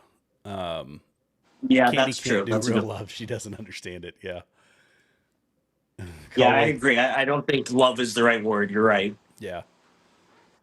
Colleen says that witch has tried her best to destroy everything Charlie loved. That I agree with. Well, and Anna, I think that you're right too. That this is her whole career path has been the fact that whatever natural talent she has for the gift of gab has been picked up by other people. And because she can't do it on her own, she did it on other people's coattails or used it to ride other people's coattails to find her way to prominence. And that is literally the key to her success. She doesn't care if she's starting, if she's doing social autopsy where she's going to dox conservatives and put kids' private information out there. She's fine doing that. Oh, the next thing is the conservative movement, and they're looking for people, they would love to have a black woman who's a conservative come on board. I'm fine with that. I can be a conservative. I can do that. And she gets on board that train. And then it's I have a chance to be, Oprah. Sure, I'll try to tone everything back down and get a different set and get different wardrobe and do a different thing, not on the road with Charlie Kirk. Yeah, I can do that. That's fine. And then it's like, oh, okay, well, I'm going to go ahead and leave because I've got all these people that are following me, and I'm going to start my own thing. Now, what do? Well, I've like Tucker Carlson. I don't have guardrails anymore. And when you take these types of people and remove the guardrails, they that served them better when they were working inside of an organization that had like some, if you want to call it restrictions, but they have professional standards that someone is supposed to meet. And you say, well, now I don't have any professional standards. Now I get to be myself. Finally, I get to be myself. And just like I say, by their fruits, people will be known. And it's a biblical verse. And their fruits are rotten and nasty and will give you a gut ache and diarrhea. That's basically what it is. So yeah.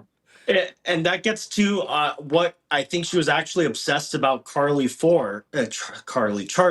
I think that she saw him as like, a naturally, a leader, somebody that she would have been she wanted to be around and to be able to manipulate his leadership qualities or what have you and feed off that power. That's what I feel like she was the reason why she was obsessed with him. Because he was a natural leader. He probably would have, could have been president one day. And so she gravitates to those people because, she's a sociopath. And that's part of it. Well, and she's very opportunistic, and people do that. I mean, part of me says you can't blame her all that much if somebody gives you an opportunity to do something and you do it, but it's what you do with the opportunity. And what she's done with the opportunity is crush everybody who ever helped her. And that's, some people would say that's just business. I don't think my moral compass doesn't point in that direction.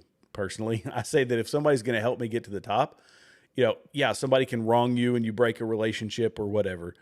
But to say that I'm going to get to the top and now I'm going to try and not just try to bring other people up or but it's like I'm going to kick everybody who was on my way up. I'm going to kick everybody in the groin that I possibly can, and everybody in the groin that helped me. There's a saying that says, be kind to people, or be good to people on your way up, because you'll meet them again on your way back down. And Yeah. I think there's a lot of truth to that. Yeah, she shows no gratitude for the people that helped her. No. On a serious note, MTX says, on a serious note, I'm going to dig into the whole un-F America thing later, because they're supporting Candace a lot and they're all in contact. And Hunter Kozak, dude, has an Antifa flag in his house. Interesting. Yeah, I haven't been following this very closely, but I know Andrew brought it up before that this un-F America far left group that basically celebrated Charlie's death is in cahoots with Candace, or at least propping her up a lot. But I haven't followed that. Yeah, I haven't followed a lot of the un-F America tour. But horseshoe theory, a lot of this stuff is going to meet. I've kind of come to the realization that Tucker, I don't know all of Candace's politics, because it's really just focused around one thing, which is Israel. It's about the only political, and that she doesn't like Donald Trump anymore. But with Tucker, I'm really starting to see Tucker as kind of a national socialist, not just not like the DSA, but a like real national socialist sort of person. And I don't mean that, I know that that carries connotations with the Nazis, and I'm not saying that he's a Nazi. I'm just saying that the nationalist sort of view with a socialist bent to it when it comes to his politics and how he thinks we solve some of the economic problems in the country and that sort of thing. And he thinks that alludes to there being a government solution to it. It sounds very National Socialist. And again, not saying he's an actual Nazi, because that's what the Nazis were, the National Socialist Workers' Party. Sure. But just the rhetoric sounds in the broadest sense, not just nationalistic, but socialist as well. And I think that's where I think that's kind of where he sits politically. And I would say Nick Fuentes is much the same. Right. Let's see. And then I'm going to probably have to call it here in a couple of minutes, because I'm absolutely gassed, Gil. Yeah, no, I don't blame you. And just let me know if you want to have some more time one-on-one with your audience and have me sign off. Just no hard feelings. Just let me know. Yeah, absolutely. But if anyone has any specifically legal related questions about what took place in the debate, maybe I can answer. Yeah. There wasn't a whole lot.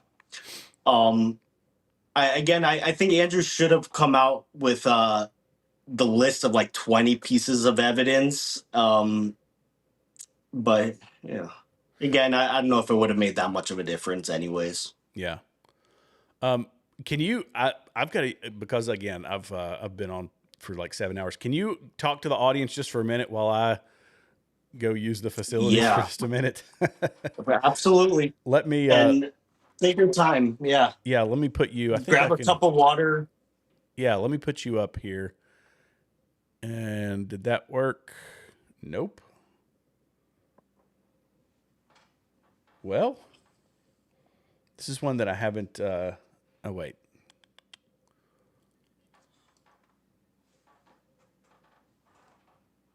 Okay, here, I'll leave my camera up and you just do, I'll just be gone for a minute.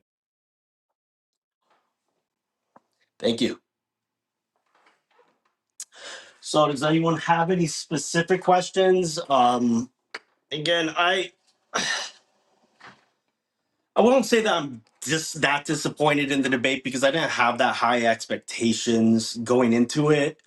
And if no money was given to Candace, then I wouldn't really have any objections to the debate. But the fact that she got paid $300,000, I don't know, it's just obscene. I really just I have the power. I don't know. It didn't move the needle. What do you guys think Andrew should have said? I feel like he could have, without like overloading anything, should have brought up like some of the specific text messages, the Discord chat, the statements. these were hearsay statements that were double hearsay because it was from the sheriff friend who said that he admitted to it to his parents, but that's still, evidence. The Google route searches, the screwdriver, the towel, the Dremel tool, the bullets and the target, the burnt letter, just so many things that are like, that's what makes it overwhelming. And, they kind of got stuck on the gun where she could talk about the degraded DNA and didn't really get into that many other pieces of evidence. Yeah, I mean, the $300,000, and it's like just for her to stand by her own claims, and she didn't stand by her own claims. The one thing that was brought up about her claim, or not the one thing, but one of the things was that she said that Erica was complicit, and she was able to wiggle her way around it and say, "Oh no, I meant complicit in the narrative." Well, what about the other 6 times that you said she was involved in the murder? She didn't get held to that. And she was able to skirt around things by saying that she meant, well, I'm not allowed to think certain things, and it never got any traction. So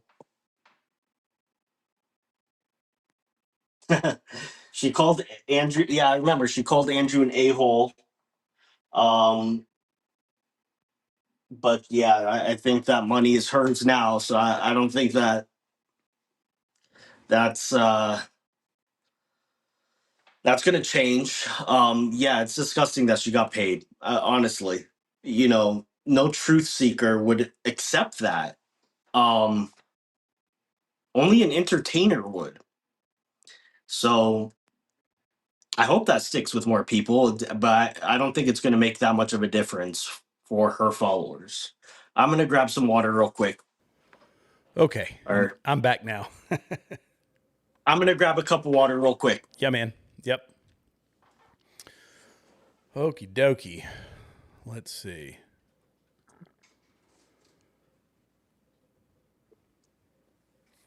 I've now hit the record, by the way. You all are part of a unique experience here. This is the largest or the longest live stream I've ever done. Yeah, you must be exhausted. Yeah, I am. I'm pretty gassed. Let's see. It's nice having a chat though. The chat keeps me going, honestly. Yeah. And I love all the chat members. Yeah. One person tells can't friends or family has publicly stood up for him. 0.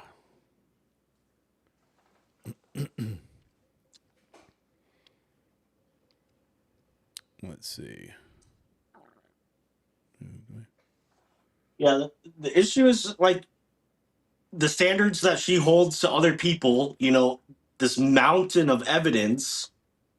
She could poke little holes in some of it, and therefore, it's insufficient. But she has zero evidence. Just a few bits and pieces of circumstantial evidence, but that's enough to go on accusations. So Andrew should have again just like pinned her down and to say, you think that Erica Kirk, maybe he did, maybe there were a few minutes I missed, but did he pin her down to say, do you think Erica Kirk was complicit in the murder or the cover-up? Jared, do you remember if that I'm ever came up? sorry, I was looking at the chat. I thought you were talking to him. I'm Oh, sorry. no worries. I'm sorry, dude. No Say problem. that one more time. I was just asking, did Andrew ever get her pinned down to say that she thought Erica was complicit in the murder or the cover-up? No, the only thing she said is because she backtracked. That's the narrative that she's been carrying, is that Erica was complicit in the murder. She said that she was complicit in the, she basically, I think it was rhetoric or in the narrative or in something else. Right. So she completely backed away from that claim. And the interesting thing will be to see if it picks back up again and goes back to complicit in the murder, because she feels there's a lot of safety and security, I think, that she feels in her you know, in her little basement, in her little room, and to her Right. audience that is largely captured. And even though there's not, because there's people that, you know, will sit and comment on her entire live stream and debunk her so she's getting a lot of her audience are people that don't agree with her. It's the Howard Stern effect. I think there's a component of that to it, just based off my assumption, which is Right. more people watch him that don't like him than the ones that do. And I don't know if it's probably not entirely the case, but there is a component of that. Anyway, for whatever reason, she felt secure saying it during her show, but she didn't feel secure saying it during this particular live stream, which is weird to me because I couldn't, honestly, if I was doing a live stream that was getting 1 million views or hundreds of thousands of views per show, maybe you get desensitized to that. But I think 1 million versus 4 million, ultimately, what's the big difference? It's millions of people. Right. I'm just as accountable to an audience of hundreds or thousands. I don't know how many have been on this stream all throughout the day. Probably, I don't know. I won't get updated, numbers until well after the live stream. But I mean, I'll have, maybe a few hundred people concurrent. Well, it says that on my viewership is for this one today is like 1,700 people. 1,500 people, and that's between two. So like vertical had like 700 people on it. The horizontal had about 800 or 900 people, about 800 people on it. And those are the like kind of initial numbers, which is a big stream for me. But I regularly get videos in the post watch that are like thousands. I feel responsible for that. Just to, a small audience of people. I don't want to come out here and feed nonsense to anybody. I'm obviously giving my opinion, but it's and how I understand the information, but I'm not out here making crap up. That's the difference. And why she would, and maybe, I don't know. And maybe I'm wrong. Maybe this will move the needle. Maybe, kind of in a subtle way. Some of her viewers will be like, why didn't you've been accusing Erica for the past year. Why didn't you man up and stick by that, instead of saying, oh, I meant that she's complicit in the narrative. Like, that's so disingenuous. That's not what you meant. Maybe for that one single clip out of 50, but we all know that you've said it 50 times. So maybe that will turn a few candy cultists away. Yeah. Megan says, like, seriously, what did Candace think she was there for? No. Yes. Yeah. Yeah.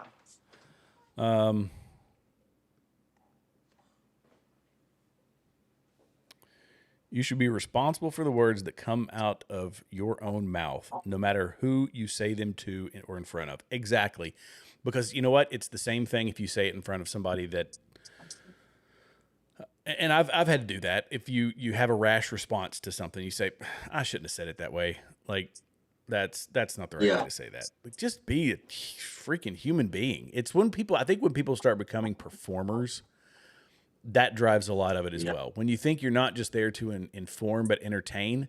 And I try to and that's walking a line, because when we sit down and do an internet show, you can't come out and just be boring, right? So you try to, a lot of people will say that and I tell this to people, that when I'm filming them and they're doing a presentation or they're trying to deliver a message, I say, you know what? Take it up to 11, because on camera it looks like a 6, and then you look kind of normal. And people think that they're being boisterous, but no, when you're in your normal day to day, you're just kind of being a little boring, So there is an element of that to people on camera. But that's different because it's kind of different because it's in commercial sort of stuff, and you're, what's the way to put it? There's an expectation of production, and I think that maybe that's the world that Candace is coming out of. Live streaming is supposed to be a bit different. There's not really anything performative about it. But you still have to keep, anybody who sits and talks for a long time, myself included, my energy starts to drop and all of that. And I'm not 100% certain how I got started on this, but my energy. So I have to actively try to keep myself, engaged in I think we were. And we were talking about how, yeah, she was like, we wanted her to approach this like a human being that is actually sitting down and standing up for her opinions, providing some reasoning. And instead, she treated it like a performance, very defensive. Like, no, I'm not gonna say why I think Israel did it. It's just my thought. I'm allowed to say that. And it's like, well, that was the whole point of this interaction, was for you to actually explain stuff. So yeah, that's where I didn't go anywhere. She wasn't being honest. She wasn't being genuine. We know that you actually have been saying that Erica Kirk was involved, and Andrew didn't bring up the Fort Huachuca thing either. That was a big part of her narrative for a while. So she didn't stand by anything that she's been spewing. Yeah. Yeah. Sorry, my wife came in and the dog was barking and all that good stuff. Let's see. Everything is Israel to her. Agreed. Andrew had to change things up. Oh, I see. Andrew had to change things up, and she didn't. I think that's pretty valid. And PBD didn't hold her to account either. Yeah. So Andrew has I think we kind of alluded to it earlier, is that Andrew has a reputation of the blood sport debater. And if he went in as the blood sport debater, he was going to look just like a jerk. And for a largely female audience, that wasn't going to work. Right. So he brought the temperature down, but in bringing the temperature down, he didn't really come across as the usual Andrew Wilson. So that probably had an impact on the tone of the debate. But he also doesn't look. He's out there in that debate representing a lot of people. So I think he was. I'm putting a lot of stuff on him that might not be the case, but that he's trying to be. He's representing a lot of people, and he had to do something there or present in a way that was palatable to all those people. Because if he had come in there guns ablaze and looked like an absolute jerk and turned a lot of the female audience away by doing that, people are going to say you lost that because you went in there guns ablaze and all you had to do was be calm and ask questions. So there's right. And I would say that as well, with the caveat that he also knew he was going to go in and make more enemies. Like he's right. The guys that these dudes, I highlighted them at the start of the show, and they are let's see here. Like these guys, they are what's the way to put it? I had a point I was going to make. It looks like the crazy Brady Bunch. Right. Like their audiences, like they represent the bro side of the Candace cult. And it's an eclectic group of characters to say the least. Let's just put it that way. But his audience, I think, is a largely male audience, because he does him being Andrew intersect a lot with the manosphere. And the kind of the manosphere stuff, they want the blood sport, but he's also got, a large female audience that's going to be watching this, because there is a large female audience that is interested in this. And by having to be palatable to la-di-da-di everybody, he had to change things up from what he's used to. And I had a separate point I was going to make, but I don't know. No, I think your point is valid. He really had kind of an impossible mission, where either way we would be criticizing him if he went too hard or if he went too soft, which is why, again, from the get-go, I was like, there's no point to this debate. But he did it. He did fine. He did fine. It was a futile mission. Yeah. MTX says they're the male feminist grifter tough guys. That's what that's honestly, that's what the manosphere has become. It's like male feminism. They're so pro male that they are anti woman, and you know, some of them are married, but a lot of them are just, you know, forever single. You know, be a man, in order to be a man, you got to drive a Bugatti sort of people, you know, the Andrew Tate types of the world. It strikes me as insecure personally. That's what it looks like to me. Well, was that one guy? Yeah. Yeah. When Valhalla came out and did the whole, you know, Gary, let's go fight sort of thing. I was like, geez, compensate much? Come on, man. They're I'm sorry. If you are simping for Candace Owens, you do not belong in the manosphere. Just saying. Yeah. You're simping for a podcaster in her basement. That's basically it. Right. Let's see. Okay. They will definitely cry victim. Good look. All right. I think I'm going to close it down for today. Gil, I appreciate you joining me, brother. Thank you so much. Sure. This has been a blast. And sorry, go ahead. I want to let you, you know, sign off on your own podcast. So I'll head out. Yeah. Okay. No, I appreciate you, brother. Thanks for your legal expertise. And we're going to do a show, just the two of us. And, well, actually, I hope we can do several of them. That would be fun. I enjoy it. And anytime, man. At Whole Truth 12 over on YouTube and on X, go follow, please. As soon as I close this down, go over and follow Gil. He's a good dude. He's got a growing channel. Help him out. We're sharing communities over here. Thank you, Jared. God bless you, brother. You have a great day. Keep up the great work, man. Will do, man. Will do. Okay, guys, thank you all so much for joining me today. I have to close it down. Before I go, if you don't mind, hit all the free buttons below. It helps us in the... That's been a long day. This has been now, I think, the longest live stream I've ever done. It won't be the last. Next time something big like this comes along, I will be here for you guys. We'll see if I do a show tomorrow. Ideally, I will. There won't be one this evening, but I'm thankful for you. I'm thankful for every one of you. You can subscribe. That helps. Share the content over on X or whatever your social media platform. All that helps. You can become a member if you want to and throw a couple bucks a month in if you feel so compelled. You can also just get a piece of merch. You can buy a cool mug or a cool t-shirt or a hat or whatever you want. Thank you all for sticking with me. Thank you to the mods. Thank you, which Megan has been hanging in all day. I'm going to get some rest, Megan. I'm definitely going to get some rest. Devils, I gotta shout out you guys. MTX, let's see, MTX 485, Devil's Advocate, Delar Finn, let's see, The Great Conspiracy 360. I just saw you come in here towards the end. Sorry, you're catching us on the flip side of it. But I'm going to miss people that I've been highlighting all day. Anna, thank you so much. Big shout out to all our super chatters. User EL7, of course, Gil, Robert Calamari, Anna, MTX.